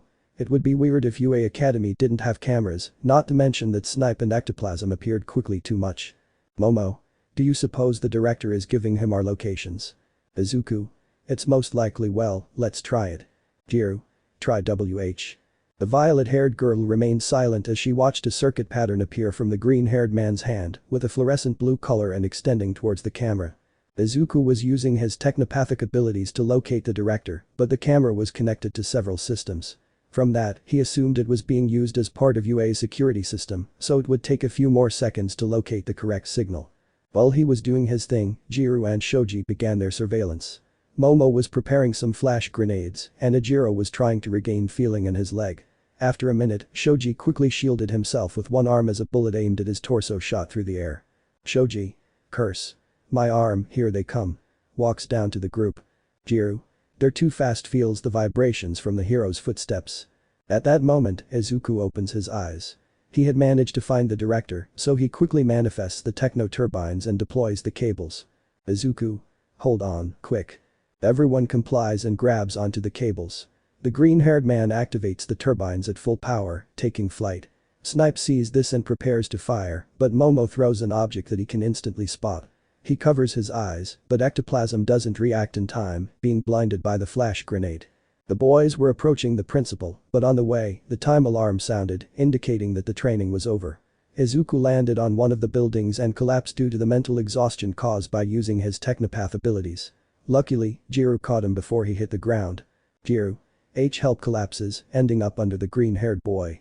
Momo helps lift him up, Shoji helps Ajiro, and they all go to the observation room, where recovery girl treated those injured by the bullets. Izuku was laid down on one of the stretchers, apparently sleeping peacefully. Amanari, who was on the stretcher next to him, had already rested enough and got up from his stretcher. He noticed a green-haired man sleeping on the stretcher next to him, and only one thing occurred to him to bother him.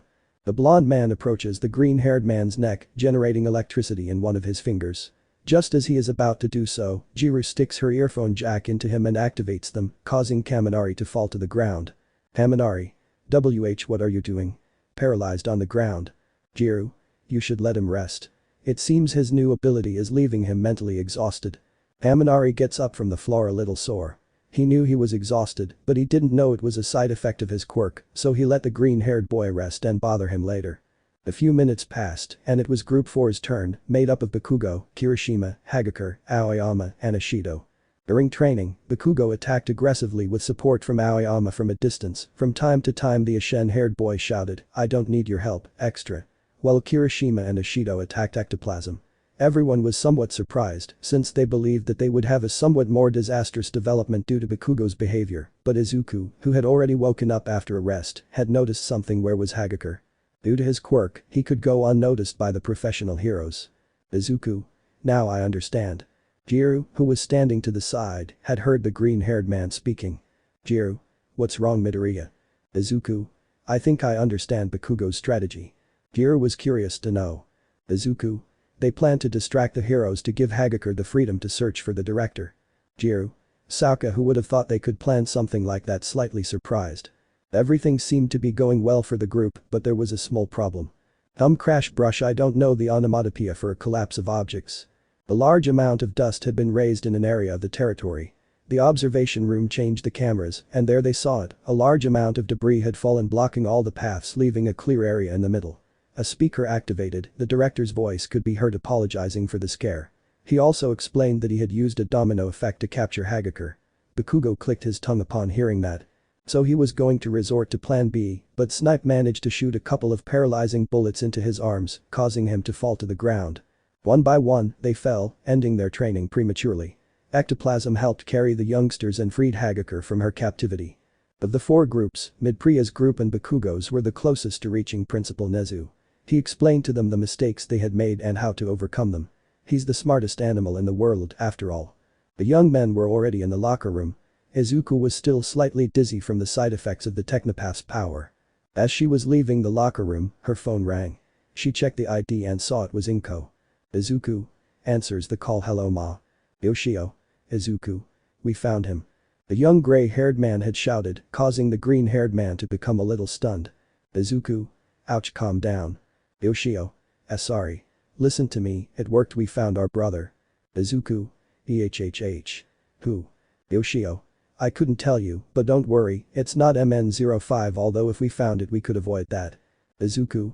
I know, okay, where is it? Yoshio. I'll tell you when you come home. Izuku. You're right, there's a chance MN05 is listening, so starts to mutter. Yoshio. Hey Izuku, you're murmuring. Izuku. Sorry, laughs embarrassed. After talking to Yoshio for a few minutes, Izuku hangs up the call and sees that he had arrived at the entrance of the academy. Izuku. At what moment? Izuku. Jumps to hug him from behind. Izuku. Mei, what are you doing? Mei. Nothing, just saying hello as always. Although Izuku didn't notice, Mei was slightly blushing this time for having done that, even though it was already a habit for both of them. Once she got off his back, they started walking towards the pink-haired girl's house, since Izuku, like a true gentleman, will accompany her. Elsewhere. And In a cafeteria, a certain green-haired man was serving some customers. Manager. Hey, I need you to help me here. Immediately. Chapter 32. Our green-haired friend was walking Mei home. She was a little quiet for some reason. Izuku. Mei, are you okay? Worried. Mei. Why yeah, somewhat nervous. Hey, look. The pink-haired girl points to a hardware store. Mei. I just needed some things. Do you think Izuku. Let's go. Mei. Huh? Izuku. I know you, Mei. Come on, your next baby is sure to explode. The last thing he said with a slight mocking tone, causing her to pout and get a little angry at him, but she knew he was only saying it to make her angry. While checking some things, Izuku was unconsciously hypnotized by the eyes of the young woman who was checking some pieces. Mei. Izuku. EA. Mei. Are you okay? Izuku. Why yeah, just I saw this walks and takes an object that was behind Mei. Mei. Asaka. The green-haired boy laughs nervously, both walk towards the register, but Izuku pays everything before Mei does, earning a pout from the young woman. After that, they both continued on their way to Mei's house. They didn't speak since they had nothing the other didn't know, the silence was quite pleasant. Suddenly, she moved forward a little, surprising the green-haired boy, who saw a small kitten a few meters away. Mei approached the animal to pet it a little and make it play. The green-haired boy couldn't help but stare at her, his heart slowly racing with the young woman's smile. She turned to look at him and approached him. Mei. Izuku, are you okay? Bringing her face closer to the young man. Izuku doesn't respond. Mei kept calling him, but he just stared at her. Suddenly, the green-haired man lifts his hand and gently rests it on her cheek. Mei. Izuku. Mei. I like you. The week had passed, and our green-haired friend was slumped at his desk. It was strange that Izuku was in that state, but what could have happened to make him feel that way? Haminari, hey Izuku. Izuku. With his face pressed against the table. Haminari. Come on, we should prepare for hero class. Izuku didn't make any attempt to move, so Kaminari had no choice but to pick him up and try to carry him like he was a sack of potatoes. Haminari. Izuku, what's wrong? You've been like this for a week. Izuku. What did you expect? I couldn't miss class. If I did, I'd get a Spartan study session with Aunt Liz recalling one of his classes. Haminari. I'm curious about that. Laughs a little. Now why are you so down? We're friends, you can tell me anything. Izuku. I confess to Mei. At that moment, Kaminari lets go of Izuku, letting him fall face first onto the ground. It seemed like what he said short-circuited his brain. Izuku. Ouch, rubbing his nose. What's wrong with you? Gets up in pain. Haminari. Holds Izuku's shoulders tightly. Izuku, I'm proud of you. Hugs him and sheds a few fake tears. Izuku. Are you my mother? Haminari. But shouldn't you be happy about it? Maybe. Izuku. I don't know if she rejected me. What happened was that she ran away. Haminari. Huh? Izuku. When I told him. Mini flashback. They were both completely silent. Izuku managed to work up the courage to confess, but when he did she ran away without saying anything, leaving a devastated green-haired man. End of mini flashback. Izuku, remembering that moment, was overcome by a wave of sadness, leaving him kneeling on the ground. Kaminari was surprised by Mei's response partly. Kaminari. I think there was a misunderstanding, with a drop of sweat on his temple. In hero class, Izuku didn't perform well because he was distracted most of the time. It wasn't too bad, but it was clear he wasn't giving his all. One of the examples was when fighting against Bakugo, who managed to land a powerful explosion on his face. Bakugo. Concentrate. Curse, lumbering small explosions in his hand. Izuku. Yes. Sorry. Bakugo. Don't apologize. Angry, he attacks mercilessly. Kaminari, who was sparring with Kirishima, had observed his friend's behavior, so he decided to clear up the misunderstanding. However, his distraction gave Kirishima the opportunity to land a punch in the stomach, but Kirishima didn't hold back. He grabbed Kirishima's arm and electrocuted him, ending in a draw. Time skip after school. Kaminari says goodbye to Izuku, who was supposed to buy some groceries before returning home. After doing so, he decides to head to the development studio, but before he reaches the door, it is blown away by an explosion coming from inside. Kaminari. Yes, it's here. Mei. Cough cough. Our loader. I told you to stop putting everything you could think of into just one invention size, and tries to clean up the remains of the explosion. Mei. Okay. Let's start over. Kaminari. Hello, Hatsum-san. Mei. Hello, Kaminari. Mei. True. I'm sorry, but right now I can't. Kaminari. may I know what happened to Izuku? Curious. At that moment Mei gives a slight start and her cheeks turn red. Haminari. Hey, why did you run away? Mei. Izuku told you. Well. Haminari. Don't you like broccoli? The pink-haired girl enters the studio and begins to create another baby. Haminari. Hatsum. She ignores him. Hatsum-san. Mei. Hits the table with the hammer by mistake. I like it.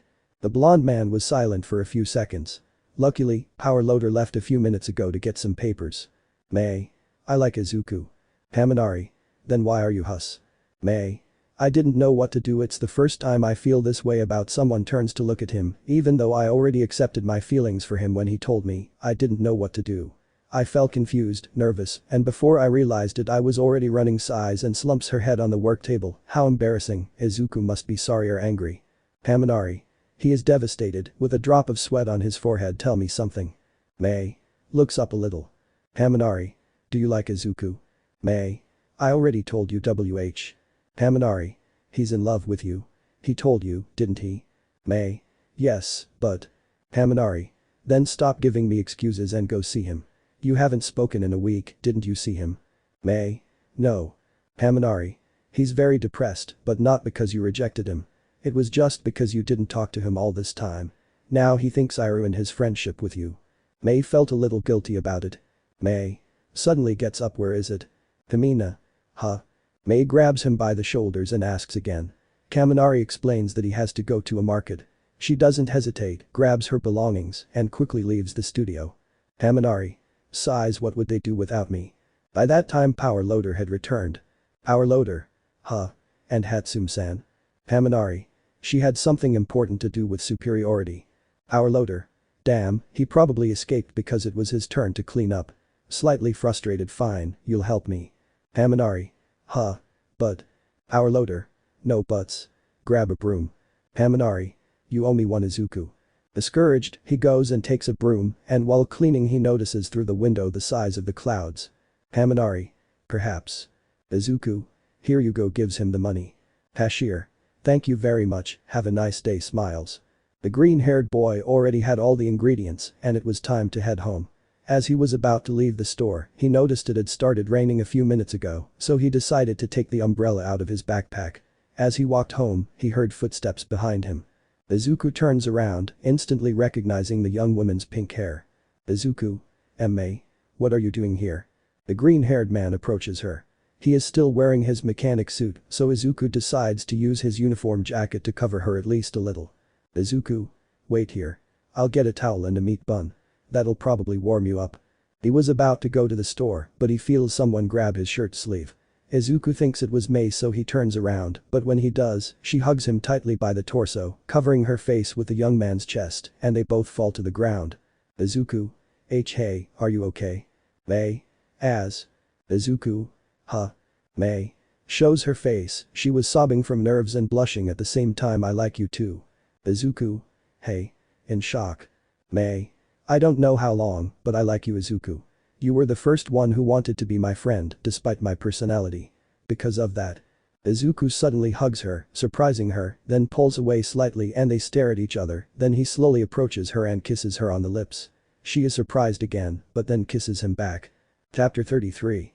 We are in the Midoriya family apartment and in the bathroom was Hatsume taking a shower to warm her body that had cooled down in the rain, but something wasn't right. She was between embarrassed and nervous, wondering how she got into this situation. Just a few moments ago. Both were sitting on the floor, hugging each other and with their faces completely flushed because they had shown affection in front of some people who congratulated them even though they did not know them. At that moment Hasume sneezes cutely. Izuku. Hey, how about you come to my house? Mei. Wiping her nose with a handkerchief. Current events. Mei. I know I said yes, but now blushing. In the kitchen. The green-haired boy was talking to his mother on the phone. Izuku. Really? I understand. Yes, he's here because he might have caught a cold. Screams. Don't say that. Blushing. Sighs. Okay, see you. Say hi to Yoshio for me. Hangs up. Sighs. After the call, the green-haired man sits on the couch, looks up at the ceiling, and places a hand on his forehead. His face shows a slight pink tint and at that moment. Mei.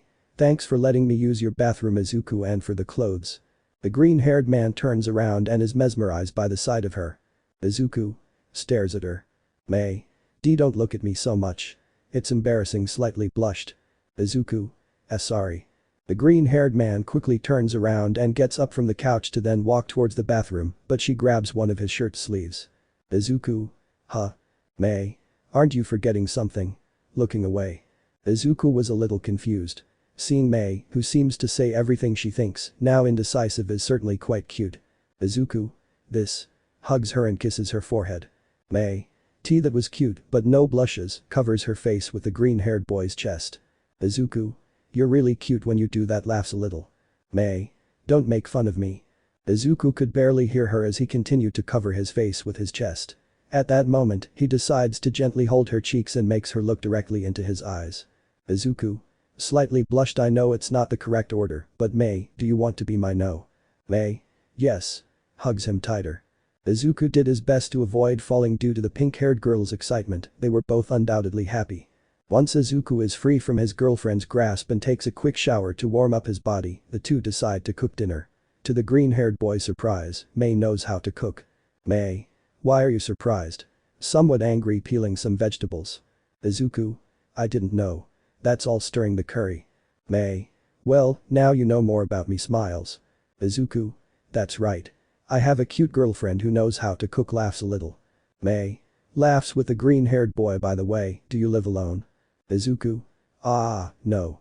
Mom and Yoshio won't be back until tomorrow morning. Mei. So are we alone? Izuku. Well, yes, it's normal, continues stirring. Mei was getting more and more nervous, to the point that she accidentally cuts her finger a little. Izuku notices this and immediately reaches for the first aid kit and treats the young woman's wound. Izuku. Are you okay? Bandaging the wound. Mei. Why, yeah, I just got distracted for a sec. Drrrrrrr. Mei. Izuku.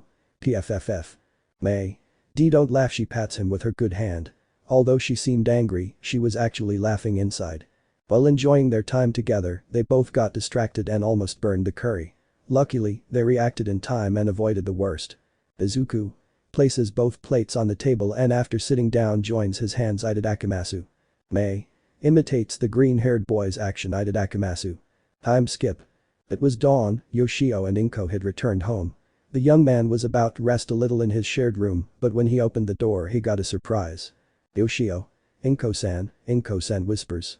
The older green-haired girl approaches Yoshio, who points her inside Izuku's room, and when she gets closer, she is surprised to see her son hugging a certain pink-haired girl, who was using Izuku's chest as a pillow, sleeping on the same futon. Inko thinks fast, takes out her cell phone and takes several photos. Inko. Whispers, my baby is growing, shedding funny tears. Yoshio watched the scene with a drop of sweat on his temple. Izuku was waking up. Yoshio and Inko carefully close the door and go to the kitchen. Izuku. The green-haired boy slowly opens his eyes and sees Mei using his chest as a pillow. At that, Hatsune wakes up, slowly opening her eyes, and realizes she wasn't in her bed or in her house. She remembers everything, even when she had debated with Izuku about letting him use the bed, which failed. While remembering all that, she raises her gaze and meets a certain green-haired man's. After a few seconds, they both blush, Mei because she was hugging Izuku, and he had in view the pink-haired girl's bust, which was a little more exposed. Izuku. Gee, good morning, Mei, nervous and blushing. Mei. Covers her face in Izuku's chest. Izuku. She's too cute like this. Mei. I'm sorry. Sometimes I move a lot when I sleep. Izuku. Don't worry. It's not like this bothers me, he caresses Mei's hair. After that, Izuku was going to get up, but Mei stops him. Mei. Can we stay like this a while longer? Blushing. Izuku.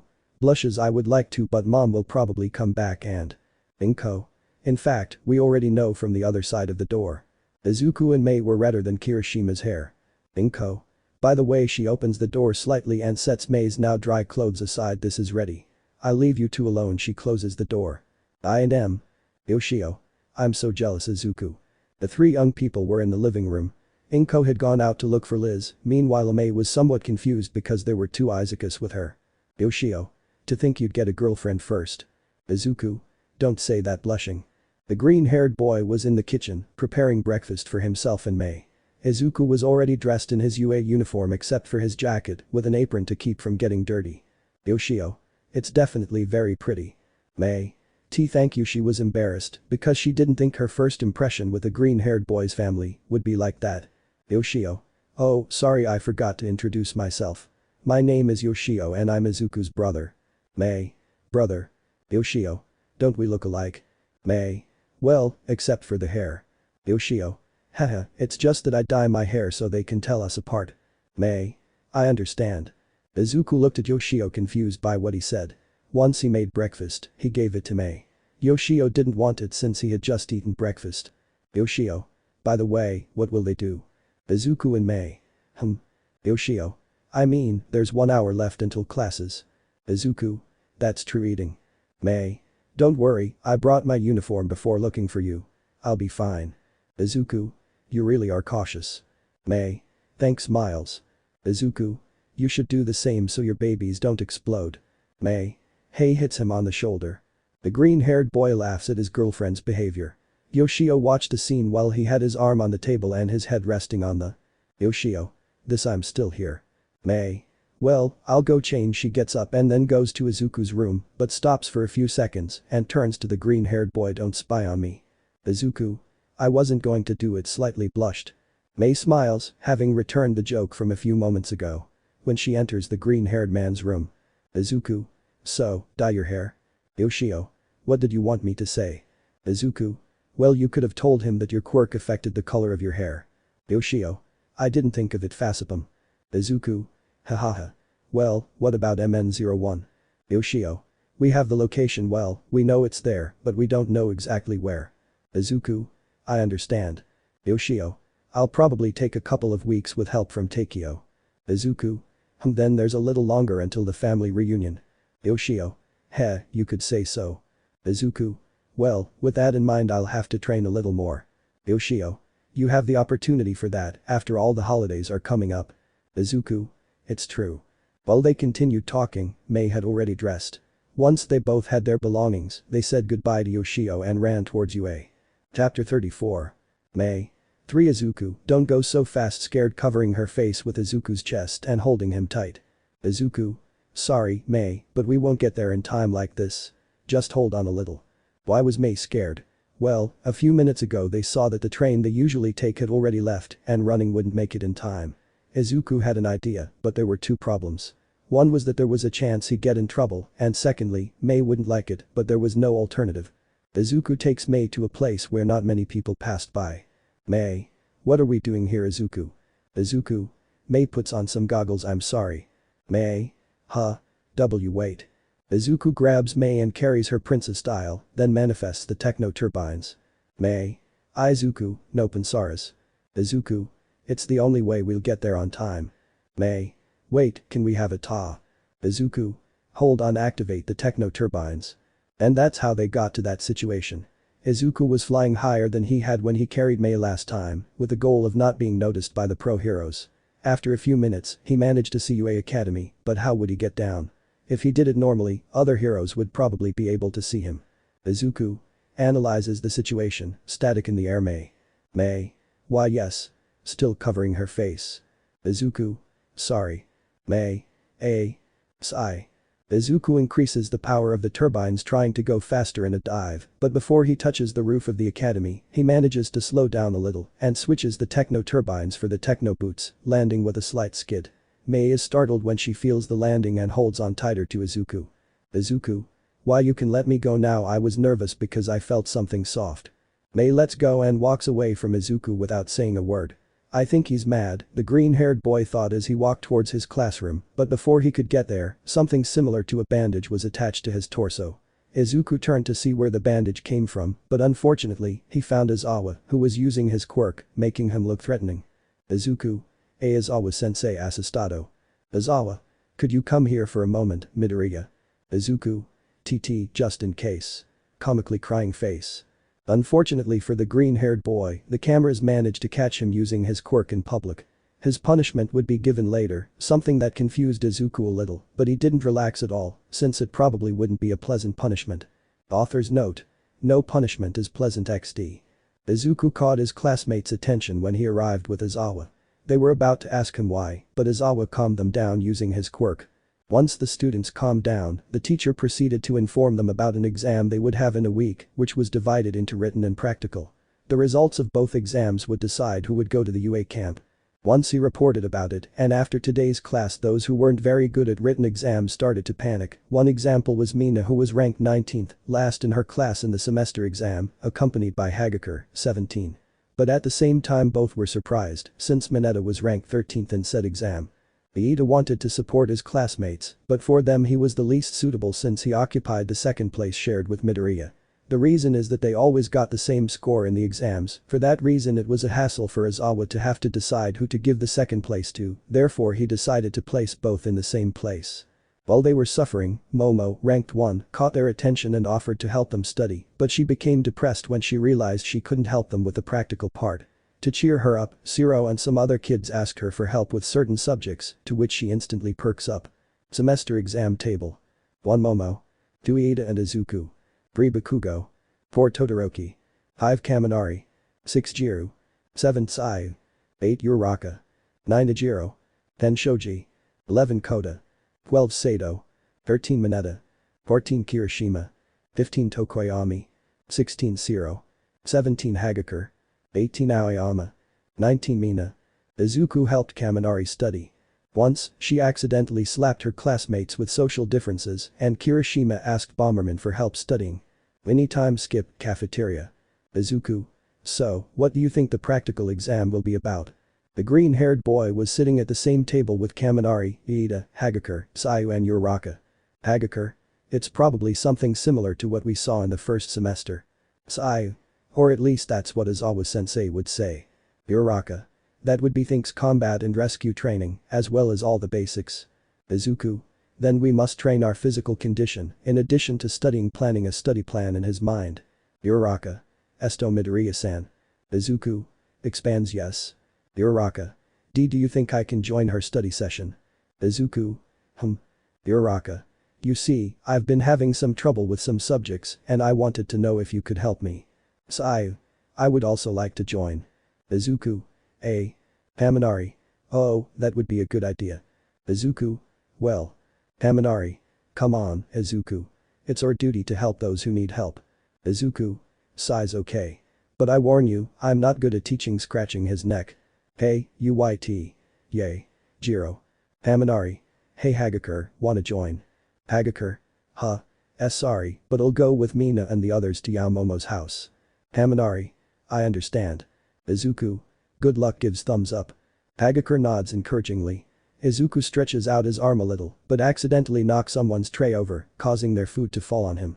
The person was Monoma, a student from class 1B, who was about to complain about it, but when he was about to do so he was calmed by a blow to the back of the head, falling unconscious. Izuku. Incredible, amazed.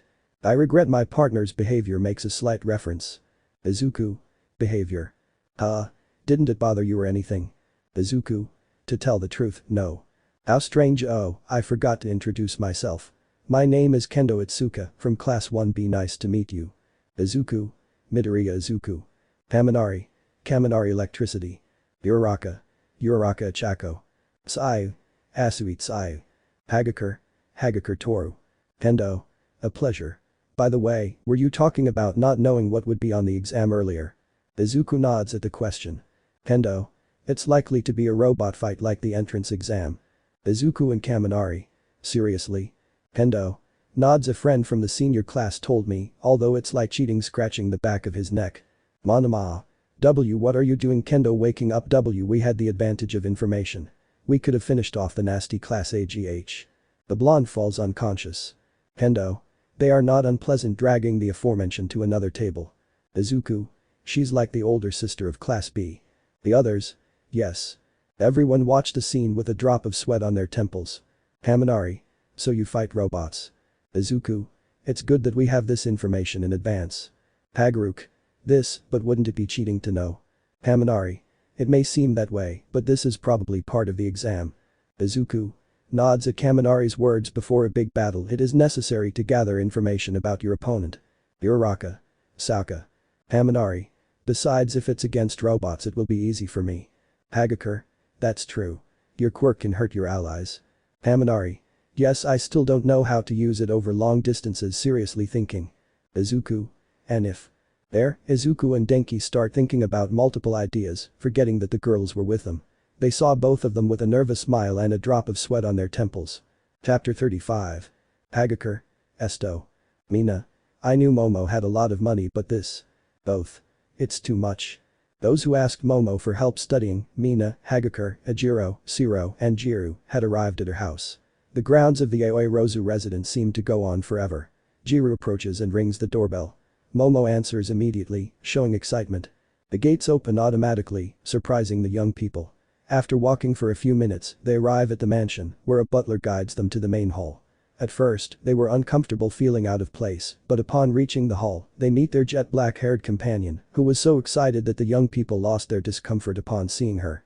Meanwhile, Uraraka. I'm exhausted. She drops her smoking head onto the table. Seiya. Jiro with spirals in her eyes. Izuku. Scratching his neck. Let's take a break, I'll get some tea. He gets up from his chair and goes to the kitchen. The Midoriya study group was at home studying. Haminari. Checks that Izuku isn't listening and, how was the study session? Seiya. It's easy to understand this with your explanation. Uraraka. But it's too much. Haminari. Laughs a little. I understand. If it weren't for your help, I'd be at the bottom of the exams. Smiles as he watches the green-haired man pour the drink. Uraraka. How did they meet? Haminari. Well, it's funny. The young man told the girls how he and Izuku met. From the incident with the soda machine to when he was hanging out with the girls instead. Upon hearing this, both girls stared at Kaminari. Haminari. I was just going as a messenger, that's all. BYT. Haminari. It's in. Izuku. Here you go. He leaves the glasses of tea in front of the young people. All three. Thank you. Izuku. And by the way, you volunteered to go assuming you could get a girlfriend. Haminari. Hey, could you help me with this part? The young man pointed out a part of his book. Izuku noticed slight veins appearing on his face, so he went with the flow and began to explain the topic that the blonde pointed out. Thus, the students of Class A spent 3 days with written exams, some of them showing some difficulties, except for Yaoi Rozu and Todoroki. Izuku and Kitsuki looked at their exams carefully while thinking about the answers, although the pale-haired boy played a little with his pencil while he thought. Mina, on the other hand, her face was darkened and Kirishima looked worried. The 3rd day's written exam was over. Mina thanked Yaoi Rozu for helping her with the study sessions. Meanwhile, Uraraka and Seiya were relieved. Izuku. It seems that all the tension they had disappeared approaching the girls. Uraraka. See. Seiya. Thanks for helping us study Jiro. Izuku. Nods. If you need more help you can talk to me. Uraraka. White. Seiya. Hi. Izuku. Someone jumps on the green-haired man from behind. Izuku. May sounds a little annoyed. May. EA. Did I hurt you? I'm sore. Whoa. The green-haired man manages to grab the young woman's legs, making her blush. Then he uses a little force and lifts her into the air, spins around, and catches her before she hits the ground. Izuku. Smiles. I caught you. The green-haired man's smile made her blush, but it was redder because all the students were watching them. Izuku. Walk slowly towards the exit while holding May. Uraraka. Akaso. Seiya. It seems so. Uraraka. How lucky she is. The green-haired man, on his way out, picks up a little speed, moving away from his classroom. When he realizes he's already far away. Izuku. Sighs. Thank goodness. May. Esto. Izuku. Izuku. The green-haired man notices that he was still carrying his girlfriend. May. See, could you put me down? Blushing. Izuku. And with rosy cheeks. What if I said no? Izuku blushed at that, but then he looked at May, who also reacted the same way. They stared into each other's eyes as they drew closer to the point of feeling each other's breath. They were close to kissing but. Romantics. Izuku and May noticed that Kaminari had followed them. The green-haired boy puts May down, and together with her, they try to hide their embarrassed faces from the blonde. Kaminari. Oh come on, you can flirt all you want, I'm used to it. I and M.A. Kaminari. They're always together, even before they started dating. Didn't you notice? Izuku. This. May. I don't think. Kaminari interrupted May and explained all the times they acted as a couple, causing them to start fuming as they reached a new shade of red. May. Sorry Izu. Izuku. You don't have to apologize, May. It's not like it bothers me.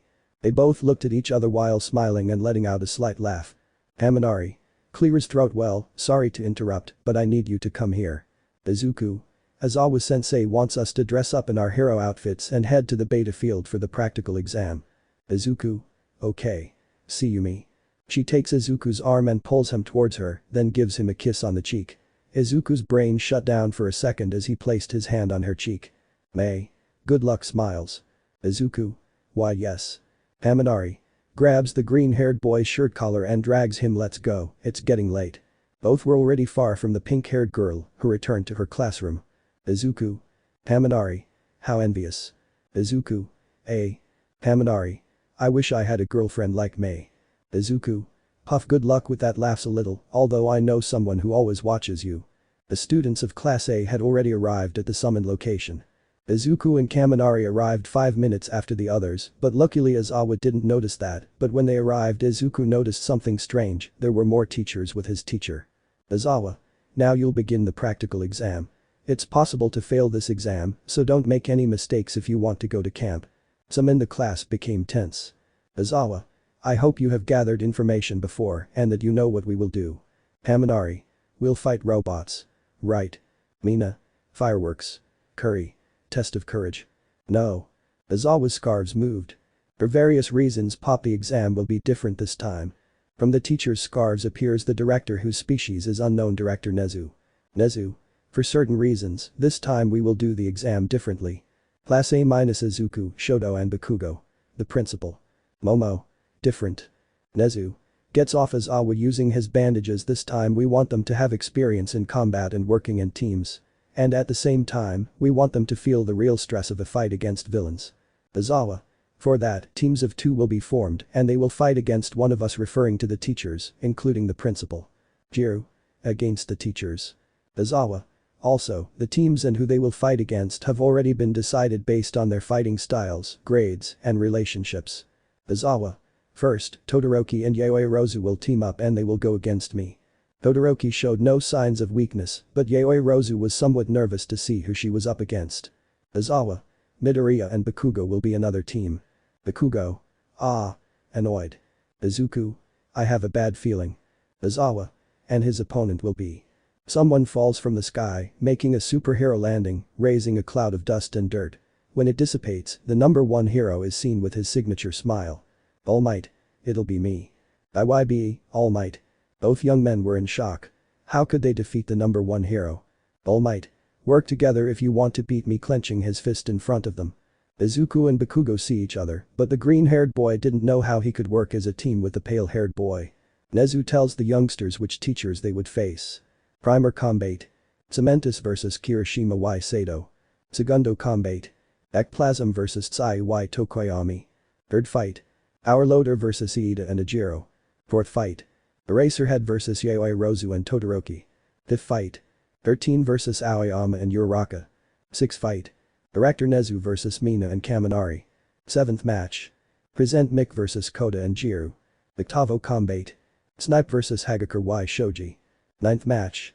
Midnight vs Mineta and Zero. 10th fight. All Might vs Midoriya and Bakugo. The fights will last 30 minutes. The students' conditions for passing were either arresting their teacher with handcuffs or reaching the exit guarded by the teacher. Kaminari. Fighter escape. This is similar to combat training. Mina. We can really escape. Nezu. Nods. Present. But don't think it will be easy, this time you will face a much stronger opponent. Jiru. I don't see it. Present. Shut your mouth. Letting himself get carried away by his emotions. Still, the youngsters were not confident in confronting the teachers, but they gained some confidence when they saw that the teachers would be wearing bracelets that weighed half their weight. All Might mentioned that those weights were designed by Hatsume. Izuku. Mental note, thank him later. Once Nezu specifies the rest of the rules, the teams group together to plan strategies. Chapter 36. Izuku was in the surveillance room with Recovery Girl, in charge of observing the fights. Recovery. Looks like I'll have a lot of work today. Izuku. It seems so, with a drop of sweat on his temple. At that the door to the room opens, revealing Uraraka. Izuku. Uraraka-san. Uraraka. Midoriya, you also came to see the fights. Izuku. Nods. After all, planning a strategy with him would be impossible. Imagine a certain pale-haired boy shouting shine. Uraraka. I understand you imagine Aoyama doing dazzling poses. After a bit of joking, the fighting had begun. Okay, like I said, I'll skip the fights that are the same as the anime, but I'll leave out who won in case you forget. First fight. Cementus vs Kirishima and Sato. Victoria de. Cementus. Second fight. Ectoplasm vs Tsai y Tokoyami. Victoria de. Sai y Tokoyami. Third fight. Our Loader vs Iida y Ajiro. Victory of Iida, buried up to his neck, and Ajiro. Fourth fight. Eraserhead vs Yayoi Rozu y Todoroki. Victoria de Yayoi Rozu y Todoroki. Fifth combat. Grease vs Aoyama y Uraraka. Victoria de Aoyama y Uraraka. Sixth combat. Director Nezu vs Mina and Kaminari. Both young men were at the entrance to the Gamma Zone. A place that simulated an industrial zone similar to a labyrinth. Mina was somewhat confident, having underestimated the director. Mina. This will be easy. Smiles. I can't wait to set off fireworks at camp. Kaminari. Thoughtful, shows a serious expression. Mina. What's wrong, Kaminari? Are you listening to me? Kaminari. I'm worried that the principal wanted to participate in this exam. It's suspicious. Mina. I never thought I could make that face. When the exam begins, they both run. After a few minutes, one of the pipes falls, and Kaminari pushes Mina, saving them both from being crushed. Mina. Thank you. Kaminari. Nods. Where did it come from? Where could it be?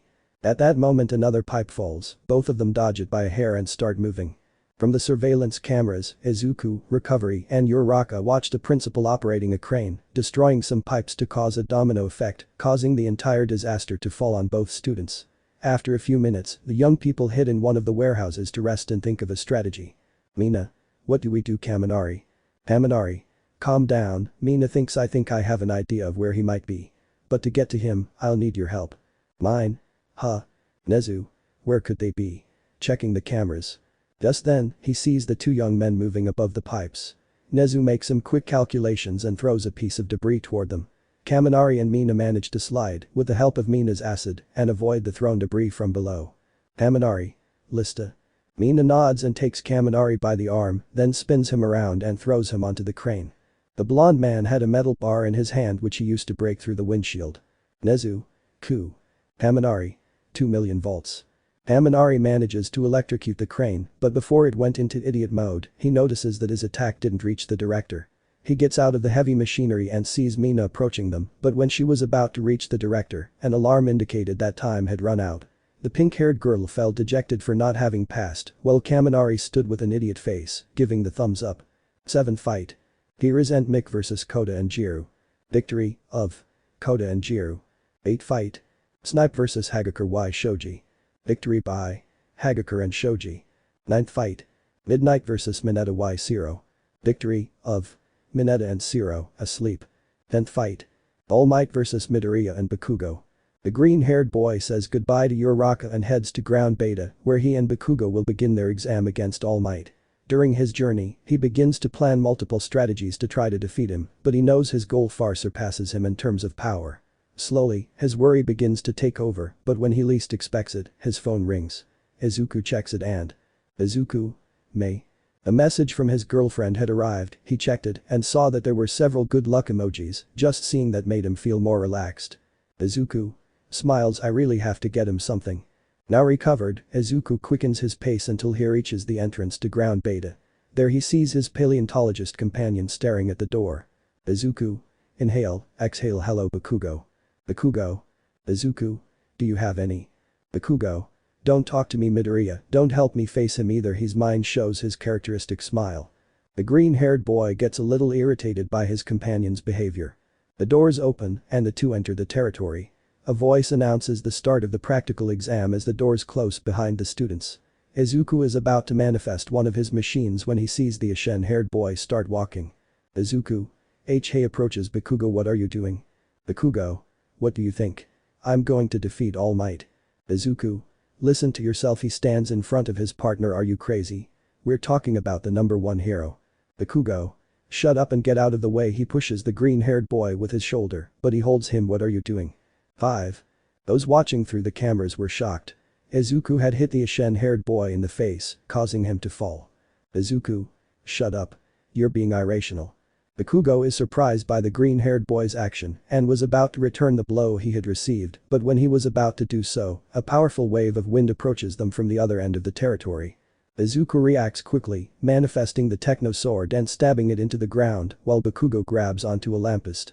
The wind wave hits both of them and Izuku is slightly dragged. The wind wave kicked up a cloud of dust. Izuku didn't hesitate, putting away his techno sword and generating two machines, including the techno turbines, took flight. Bakugo got back up and looked closely at the source of the wind wave, and there he saw it. Collateral damage to the city. Who cares? The dust clears, revealing broken windows and snapped trees. If you think of this situation as an exam, you will regret it. Bakugo. Damn, what is this pressure? Hum to me with all your heart set on it. All Might's pressure had paralyzed Bakugo a little.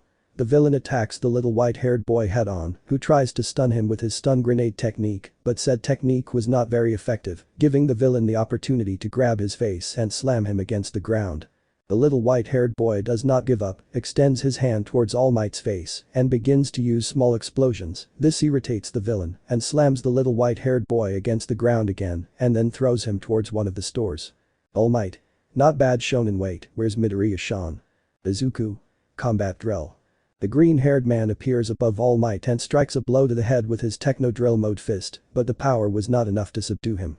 The villain grabs Izuku's arm and slams it hard into the ground, as if using a judo movement. He used enough force to make the young man release all the air from his lungs. All Might didn't pay attention, but the green-haired man's other arm had the techno cannon pointed directly at him. All Might. Mauled. Izuku fires, the projectile managing to blind him. The young man uses that opportunity to get up and switches the techno cannon to the techno fist, then activates drill mode and begins attacking the villain with precise blows. While doing so, he occasionally diverted his attention to find Bakugo with his sight, but that wasn't necessary. Boom. An explosion occurs in one of the stores. Bakugo had done it to remove some obstacles. Izuku. Now Bakugo steps back with the techno turbines. Bakugo. Don't give me orders. The ash-haired boy grabs the safety pin on his grenade bracelet and removes it, unleashing a concentrated blast directly at the villain. Izuku. Observes everything from the air. How strange, being almighty could surely dodge that, but he received it directly. While thinking about that, he discovers something. Perhaps he received it so that we would lower our guard. All Might. You got it right, Midoriya shonen. Izuku. The green-haired boy didn't have time to react to All Might, who was standing next to him. The villain grabbed Izuku by one of his wings and threw him towards Bakugo, tearing out one of the turbines in the process. Bakugo fails to dodge it in time, the green-haired man crashes into him, and both are dragged a few meters. Both were injured and exhausted, without a doubt All Might will be a wall. Bakugo. Curse on the ground, in pain. Izuku. He's strong, getting up. The villain lands and begins to move towards the students. Izuku positions himself to block the attack, but none of his machines had the defensive capacity to stop one of All Might's attacks, but he was determined to block the attack. Inside Izuku's body, one of Izuku's nanites begins to glow slightly and then activates, more specifically a nanite larger than the others. The irises of Izuku's eyes shone for a second, suddenly some plans appear in his head. Izuku. I guess we have to try it, he said before All Might attacked, raising a cloud of dust as a result. Seconds passed, and the cloud began to dissipate, shocking All Might, Bakugo, and a few people in the observation room. Izuku managed to stop the villainess attack. Izuku. Time for round 2. Chapter 37. In the observation room were some of the students from Class A. Among them were Kaminari, Uraraka, Seiya, and Mina. Everyone, including Recovery, witnessed how Izuku blocked All Might's attack. Uraraka. Incredible. Amazed. Seiya. Jiro. Mina. Could stop an attack from All Might. Kaminari. Kasi. The girls stare at the blonde. Kaminari. All Might didn't use his full strength since he was planning to knock him out, but he didn't think Izuku had that machine. Izuku was in shock. He never believed he could make a machine of such quality. He barely managed to block All Might's attack, as it was clear he'd been pushed back a few inches. All Might was about to attack him again, but Izuku prepares, generates the same machine in his other arm, and the combination of both generates a shield that covers him, including Bakugo. The villain attacks continuously. Izuku. Damn, his attacks are strong. Hey Bakugo, can you fight? Bakugo. Shut up. Izuku. I'll take that as a yes. Listen to me, if we want to beat him in a fight, we have to work together. Bakugo. Huh. Says. Izuku. We will defeat him, whether it is under the test condition or not. Bakugo. Ghhh, just this once. Izuku nods and then expands the shield, pushing All Might back. Bakugo charges at the hero and uses stun grenade again. All Might. You should know by now that technique doesn't work. The villain tries to grab Bakugo, but as he does so, he feels his hand hit something. Upon seeing it, he notices it was an energy shield. All Might. Wah. Izuku. Now. Bakugo. Shiny. attacks from above with a powerful explosion. The blast engulfs the blonde, and after a few seconds he retreats, but it gives Izuku the opportunity to get close and attack him with a techno punch in drill mode. All Might blocks the attack, but Bakugo uses that opportunity and attacks him with explosions directly behind his back. The villain pushes and hits the green-haired man, making him retreat, and then grabs Bakugo by his arm, crushing the empty grenade bracelet, and was about to hit him, but when he was close, Izuku appears with the techno turbine on his back and blocks All Might's attack with his new machine. Izuku. Block party. In the observation room. Recovery. Seiya. Uraraka. Is that what she's going to call her new machine? With a drop of sweat on her temple. Kaminari. Honestly, I like the name. Mina. I agree with Kaminari. But the green-haired one. Both young men were trying to match the villain they were facing. They certainly weren't well synchronized, but that was giving them an advantage in the fight. Bakugo used powerful explosions while Izuku attacked and blocked All Might's blows, but in that. All Might. Detroit. Bakugo. Huh. Izuku. Damn creates a dome with block party. All Might. Smash. The power of the attack generates wind pressure, capable of pushing Bakugo and Izuku away, even though he is protecting himself using his new machine. After being pushed a few meters, the green-haired man switches to the techno turbines and flies over All Might, then launches projectiles with bullets and grabs his arms and torso. Izuku. Ahara, Bakugo. All Might turns to the ashen-haired boy, who had the safety pin on his other grenade gauntlet. Bakugo. Shiny. The ash-haired boy releases the safety. The concentrated explosion was directed at the villain, but he jumps, managing to evade the attack, and in the air, he attracts the green-haired boy by pulling the cables. He was about to attack him with a punch. Izuku sees this and manifests the techno fist to then activate the drill mode. Both fists collided, but All Might's power was far superior. As their fists collided, the villain's power caused Izuku's machine to begin to break, as did the turbine behind the techno fist. Both parts were destroyed. The green-haired man shows a gesture of pain. Apparently All Might's attack caused Izuku's arm to break. But after the grimace of pain, the green-haired man shows a smile of victory with effort. All Might was confused, but then he noticed. The green-haired boy had managed to place the handcuffs on the arm the villain had attacked him with. The alarm went off, announcing that the exam was over and Izuku and Bakugo had won. The ash-haired boy was frustrated since he had passed with the green-haired boy's help. Izuku, who had crashed to the ground, raised his left arm and clenched his fist. Izuku. We did it. He faints from both exhaustion and the pain of his broken arm. The robot paramedics had arrived after a minute and took both of them to the infirmary, but Bakugo was treated by the robot since he had injuries that were not so serious, but Izuku had a broken arm. Time skip. Nursing, afternoon. Izuku was waking up. As his eyes readjusted to the brightness of the sunset, he managed to notice that he was in the infirmary. Recovery. I see you've woken up, young man. Izuku. Recovery-san. Akaso. Recovery. Don't worry. You passed, congratulations. Izuku. Exhales. What a relief. The green-haired boy wanted to get up but felt something was stopping him. Upon closer inspection, he noticed that Hatsume was sleeping to his left. Recovery. She wanted to stay with you. I offered her one of the stretchers, but she was stubborn and lay down next to you. Izuku. Asaka. Slight blush. Recovery. I'm going to see All Might. He deserves a blow to the head for getting so excited and leaving you badly injured. The heroine leaves the infirmary. Izuku turns to see Mei and notices that a line of drool was coming out of her mouth that caused the green-haired man to let out a slight laugh. Izuku. Smiles, touches the pink-haired girl's cheek. Wake up, Mei. Mei. Who moves a little and hugs Izuku more. Yuku. Izuku. Come on, Mei, it's getting late. Mei. I don't want to go to school. Hugs him tighter. Izuku. Okay, now it really hurts. Approaches the pink-haired girl's ear, whispers, Mei, if you don't wake up I'll kiss you. This time Mei's face turned red and she opened her eyes. Izuku. I thought you were awake. Mei. Isanrahata. Izuku laughs at the pink-haired girl's reaction and then hugs her. Izuku. Thank you for staying by my side. Mei. Hug back, blushing. What did you expect? I always worry about you. Izuku smiles upon hearing that. Mei. By the way, Kaminari said you created a new machine. Izuku. Say. Mei. Tell me the details. She takes a notebook out of her pocket. Give me the details. How does it work? Is the energy shield true?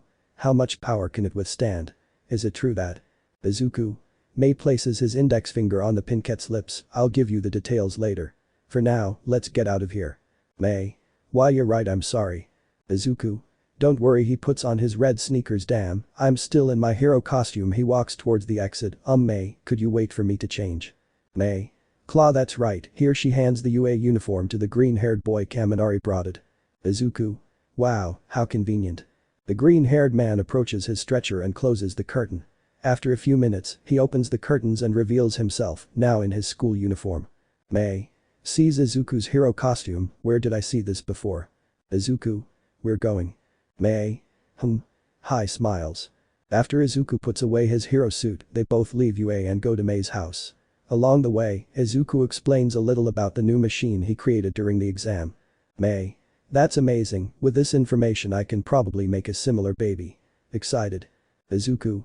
Laughs a little at his girlfriend's behavior. I'm glad I can help you. Smiles. At that moment, Izuku took his girlfriend's hand. She jumped in surprise, but then May tightened her grip a little, while a slight blush appeared.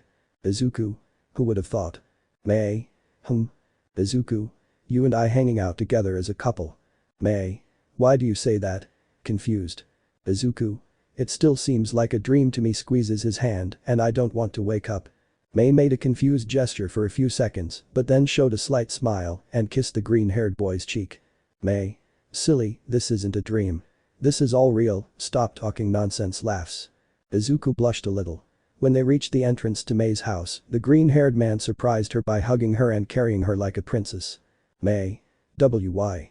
Izuku. Because I wanted to. Laughs. And because I love you. They slowly approach each other and kiss each other tenderly on the lips, but just as they do, someone opens the door to the house.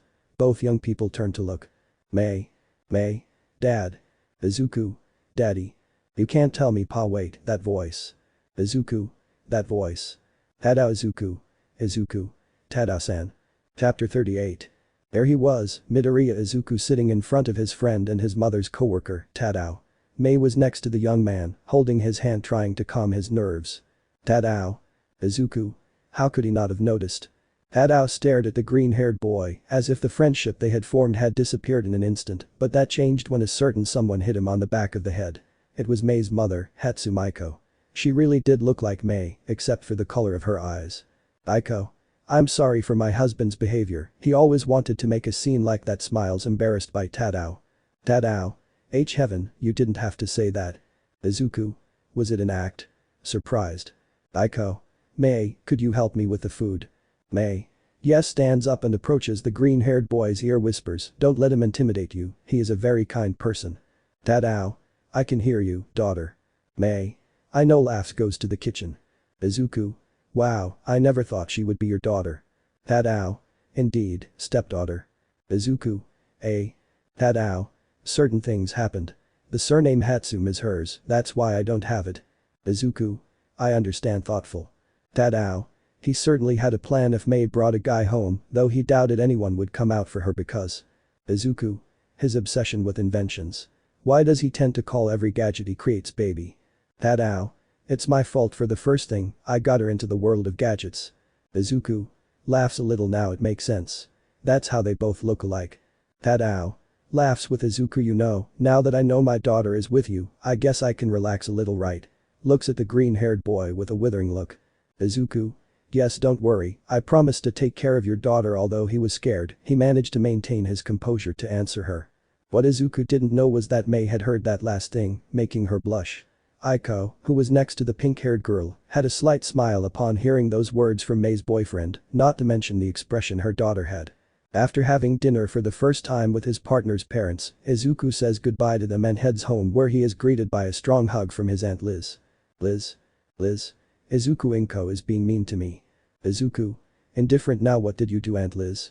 Liz. I didn't do. Inko. Liz. What did I tell you about touching my things? Liz. Look what I found. Deity gives Izuku a picture of Inko when she was a child. Only in this one she was crying dressed as a princess. Izuku. I'm sorry, Aunt, but he's on his own. Walk straight to his room. Liz. Esp. Ink. Liz. Izuku. By the way, I want to show you something. The next day, Izuku leaves his house, saying goodbye to his mother and his tia, who was hanging trapped in a cocoon of clothes. Liz. I'm sorry. Inko, crying in a comical way. Inko. Do you think Izuku is okay? Liz. Her comical crying disappears. I understand you're worried, Inko, but you saw him last night. He's more than ready. Inko. Just in case, I'll ask Yoshio if he knows anything about the Omega takes out her cell phone. He must still be at the agency. While they were thinking about that, Izuku arrived at the station in time to board his train. As he headed to the academy, a thought kept him distracted. He was remembering when his new machine had appeared. How did he know it would work? Where did those plans come from? Why couldn't he make a new machine sooner? Then he remembered something. Izuku. The Omega Nanite, but why now? While I was thinking about them, the train stopped to let more people in. The place filled up and the green-haired man collided with someone who was pushed towards him. Izuku. Sorry. No, it's my 1 second, Izuku. Izuku. Jiru-san, what a coincidence. Jiru. Time. Izuku. Do you always take this train? Jiru. Nods. You too. Izuku. Sometimes. I usually walk with Mei, but she left early. Laughs nervously. I guess she came up with some invention when she woke up since she sent me a message saying she'd go ahead. Scratching his neck. Jiru. Saka. The train shakes a little. Jiru was about to fall, but the green-haired man manages to catch her and brings her closer to his chest. Izuku. Are you okay? Jiru. Why yes, light blush. Izuku realizes what he did and moves away from her a little. Izuku. Sorry, I did it on reflex. Jiru. Low voice. Why you don't have to apologize. They were both a little nervous, but Jiru decided to break the awkward silence by asking about Izuku's new machine. Izuku. Did you see her? Jiru. No. I was a little tired from my exam, but the others said it was different from your normal machines. Izuku. I'm sure they say it because of the color. Thinking honestly, I don't know how I could create it either. They continued talking about trivial matters until they reached the station where they would get off. Mina. Guys, have fun for me at camp. In class 1A, Mina, who was in a group with the rest of the girls, was really depressed about not being able to go to camp. The others, who hadn't passed the exam, were just as depressed as she was. Izuku. Did you really want to go? Haminari. He probably didn't notice. Izuku. So you noticed too. Haminari. Of course Miles, I'm not that stupid. Some students listened a little to the conversation between the two boys. Izawa. Enters the classroom when the bell rings. Sit down. The room was silent and the students were in their designated seats. Izawa. Fine. Unfortunately, some students didn't pass the exam. As for the forest camp, everyone will go, he said while showing his smile. Mina, Sato, Kirishima. A last-minute surprise. Izawa. Everyone did well on the written exam. But Ishido, Kirishima, Sato, Kaminari, and Shiro failed the practical exam. Shiro knew he had failed as he had fallen to Midnight's quirk during the practical exam. The teachers wouldn't let such a detail go unnoticed. Izawa. The camp is to strengthen you. You 5 will receive extra lessons because you'll need them. These will be harder than the school classes. After giving all the information, Izawa informed them that they wouldn't have hero classes for today since he had a meeting with the other teachers during that period. After saying that, he told Cementus to go inside so they could start with normal classes. Haminari. Sighs. I knew I was going to camp, but the extra lesson surprised me. Leaning his head on the desk. Izuku. Good luck with that. I'm sure Izawa-sensei won't be soft. Laughs a little. Haminari. Shoulder punch. Izuku. Hey. Rubbing his shoulder. Although I think I'd be in the same situation as you if it weren't for the new machine. Haminari. Is that true? What was that? Did you suffer an awakening? Izuku. It's likely, but I feel like it's something else. An image of the Omega Nanite comes to mind. Haminari. Izuku. Sees the green-haired boy lost in his thoughts. Izuku. Huh? Ah, sorry. Scratching the back of his neck with a nervous smile. At that, Hagakure mentioned that they could spend the entire school year at the mall and get things for the camp. Some, like Bakugo and Todoroki, weren't interested in going, but the rest agreed without a problem. Haminari. Ira's Izuku. Izuku. Nods. I was planning on going anyway. Hagakure. Great. Jumping for joy. A young woman tells them where to meet and what time, then says goodbye to the boys and goes to her house to change. One by one, the students did the same, but Izuku received a call on his communicator. Izuku. Activates the communicator and puts it to his ear. What's wrong, mom? Inko. Hey Izuku, you can come to Providence now. Izuku. Yeah. What's wrong? Inko. I'll explain when you come. I've already notified the agencies, so you're allowed to use your quirk for today. Izuku. Huh? Is it that important? How did he get that permission? Inko. Don't waste time. Serious. Izuku. Why yes. Deactivates the communicator. How strange. Confused. Chapter 39. Izuku was in the health sector of Providencia, inside a capsule without the top of the UA uniform. Liz was performing some tests. The green-haired man could barely see the Retied's monitor and could notice a strange nanite. This one was gray and larger than other nanites. Izuku. Omega. Once Liz finished doing the test, she took Izuku out of the capsule and told him to get dressed. Inko. So Liz, is that what you thought? Liz. Nods. Omega is activated. Izuku. Huh. Really? Liz. It's the only thing that can explain why you managed to create that new machine. Izuku. Incredible. Inko. So Izuku will be able to create new machines. Liz. From the data we have on that nanite, Izuku could make machines that run on energy. Izuku. I understand. That explains why Block Party could create energy shields. Then. The green-haired boy tries to create a new machine, but when he tries, the metal that manifested in his arms seemed to have lumps and then disappeared. Inko. What did you try to do? Izuku. Something similar to a railgun, but it seems I need to have a clear image of the gun. Liz. But it seems that wasn't a problem when you created that new machine. Izuku. That's because at that moment the plans appeared in my mind out of nowhere.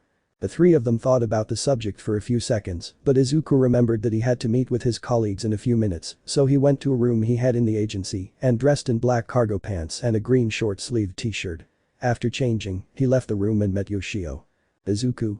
Holy Yoshio. Yoshio. It's been a while, bro. Are you going somewhere? Izuku. I was going with some friends to get some things for the camp. Yoshio. Saka. I'll accompany you. Izuku. Yoshio. I was planning to go out and investigate and try new things. Izuku. But didn't you do it when you escaped from that lab? Yoshio. I was more focused on MN05 not finding me. Izuku. Saka. Yoshio. Besides, I'll be able to see more things with you and I'll be more comfortable than with a guard. Izuku. Are you using me? Yoshio. No. Izuku. You're clever, you know. Yoshio just smiles and accompanies the green-haired boy to the mall using public transportation. It didn't take long for them to leave, as Yoshio was already dressed casually, wearing jeans, white sneakers, an unbuttoned gray shirt and a red t-shirt underneath. Izuku. Not bad. Yoshio. Thanks. So did you wake up Omega? Izuku. It seems so. Although I'm not sure if it's good or not. Yoshio. Well, it's better if it's activated. That way you'll be able to create new machines. You just need to practice and you'll become stronger. Izuku. Smiles. Thanks for the support, brother. Yoshio gives a thumbs up while showing a smile. Haminari. Huh? Mina. Is this true? Uraraka. Hey. All. From Izuku. Izuku showed an indifferent face while Yoshio laughed at the reactions of his brother's classmates. Momo. Incredible, they are identical except for the freckles and hair. Jiru. Why did you keep your brother hidden from us, Midoriya? Izuku.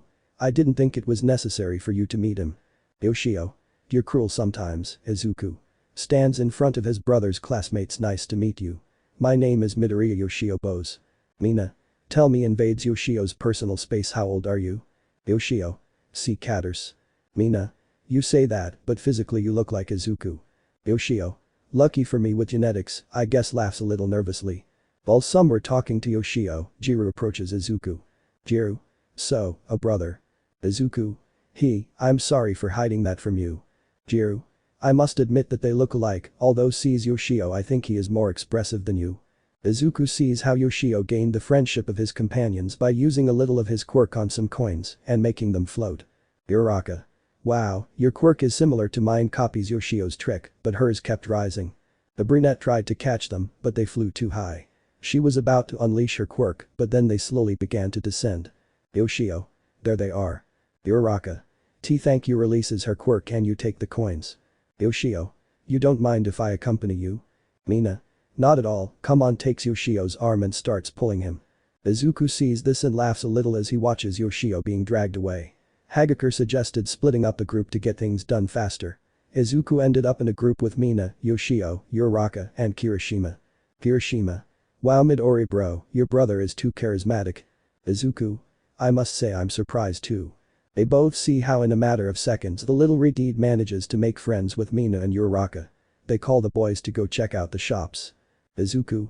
This is going to be a long day. Size.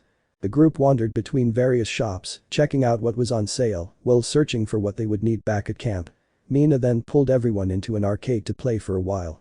After a few minutes, Izuku and Yoshio left with some prizes, leaving the others to have fun. They both arrive at the fountain where they would meet up with the other young people. Yoshio gets 2 sodas from a vending machine. Izuku.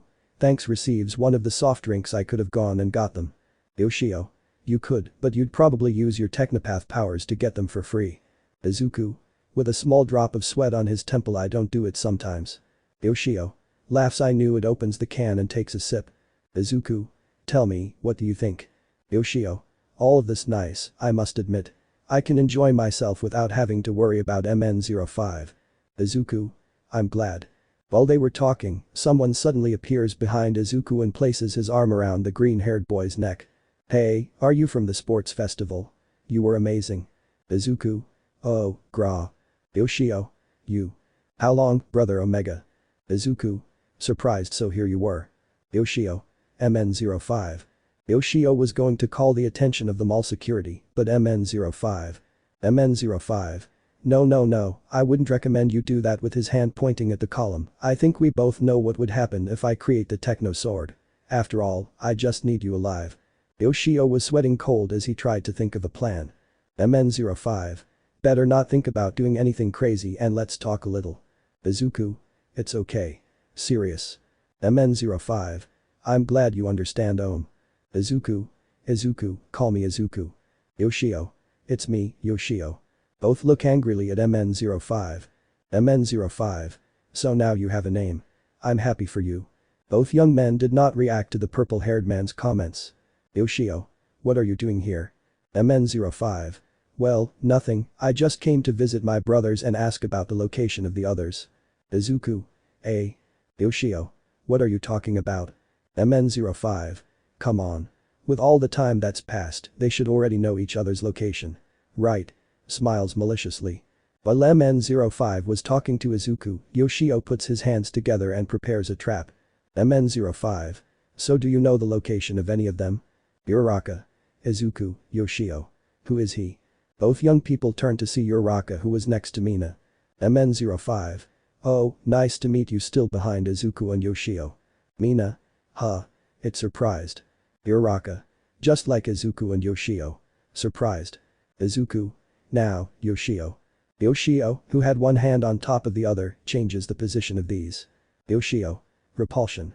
The gravity around the three of them changes and they are violently thrown from the place and launched into the sky. MN05. Devils. The purple-haired boy creates the techno sword and tries to stab Yoshio, but the gray-haired boy is pushed by Izuku, who blocks MN05's attack with the techno sword. Yoshio moves away from both of them with Izuku's push and an anti-gravity field. MN05. I guess we'll continue where we left off, says the techno turbines. Izuku doesn't respond and does the same as MN05. They both clash weapons and try to hit the other. The purple-haired man manages to evade one of the attacks, but just as he was about to finish Izuku off, his sword suddenly becomes heavy. MN05. Ku. Yoshio. Izuku, his nose bleeds a little. Do it. Izuku reacts, switches the techno sword for the techno fist, and lands a direct blow on MN05, making him retreat. MN05. Damn, he changes the techno sword for the techno cannon. With this he tears off a piece of his techno turbine which he quickly replaces and fires towards Yoshio, but Izuku moves quickly and catches the projectile with a techno fist, but in doing so, he gives the purple-haired boy an opportunity to get close to Yoshio. MN05. Come here. Yoshio reacts and uses his quirk on the techno turbine's wings, causing it to lose control a bit. Izuku quickly approaches MN05 and lands a couple of blows with his techno fists. MN05. GHH. Grabs Izuku's techno fist and kicks him in the face. Izuku steps back, throws the projectile that MN05 fired earlier into the air, switches from his techno fists to the techno cannon, loads said projectile, and charges at the purple-haired boy. He prepares to attack with his techno fists, but as he does so Izuku manages to dodge the attack and fires directly at MN05's torso. The green-haired boy was about to declare victory, but suddenly he began to fall. Izuku. Damn, he managed to hit the turbine, tries to change it, but what's going on? MN05. Approaches Izuku and grabs him by the shirt, surprised. Izuku. GHH, what did you do? MN05. I only removed some of your nanites and the ability to switch machines. You won't be able to switch to other machines. He then takes Izuku hostage and uses him to get close to Yoshio. The gray-haired man tried to attack, but the excessive use of his quirk caused a sharp pain in his head, preventing him from concentrating. When MN05 is close enough, he activates the Techno Blade and tries to attack him when suddenly 5. MN05. Gar releases the air from his lungs. The green-haired man had fired the techno cannon directly at MN05's stomach, using half of one of its turbines as a projectile. The purple-haired man released him, letting him fall. Yoshio saw this and deactivated the gravitational field. Yoshio manages to reach Izuku before the purple-haired boy. Izuku? Are you okay? Yoshio. Why yes, mentally exhausted. Izuku? You can make a gravitational field. Yoshio. Tries to stay awake just once and it wouldn't last long. Izuku. Okay, do it on my signal. Yoshio nods and stands behind the green-haired man. MN05 approaches at high speed, enraged by Izuku's attack. He activates the Techno Sword and flies like an arrow towards Izuku. MN05. It can't be, smiles and sweats nervously. You must be joking. Izuku uses his trump card, Block Party. Izuku. Goodbye creates the Techno Fist and activates the drill function at maximum speed and delivers a blow capable of pushing him several meters. When he sees that they were close to the ground, the green-haired man gives the signal and Yoshio creates a gravitational field seconds from impacting a building.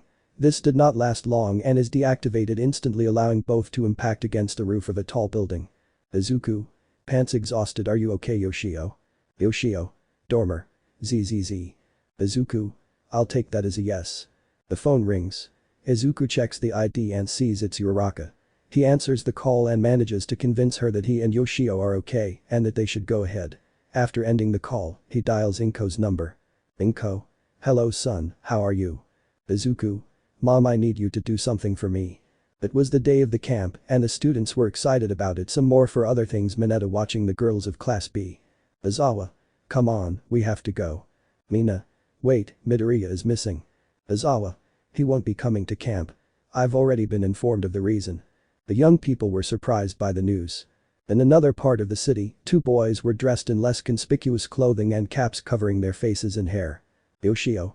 Are you sure about this, Izuku? Izuku. Nods. If MN05 was so confident in looking for us, it must be because he has something in mind. Izuku.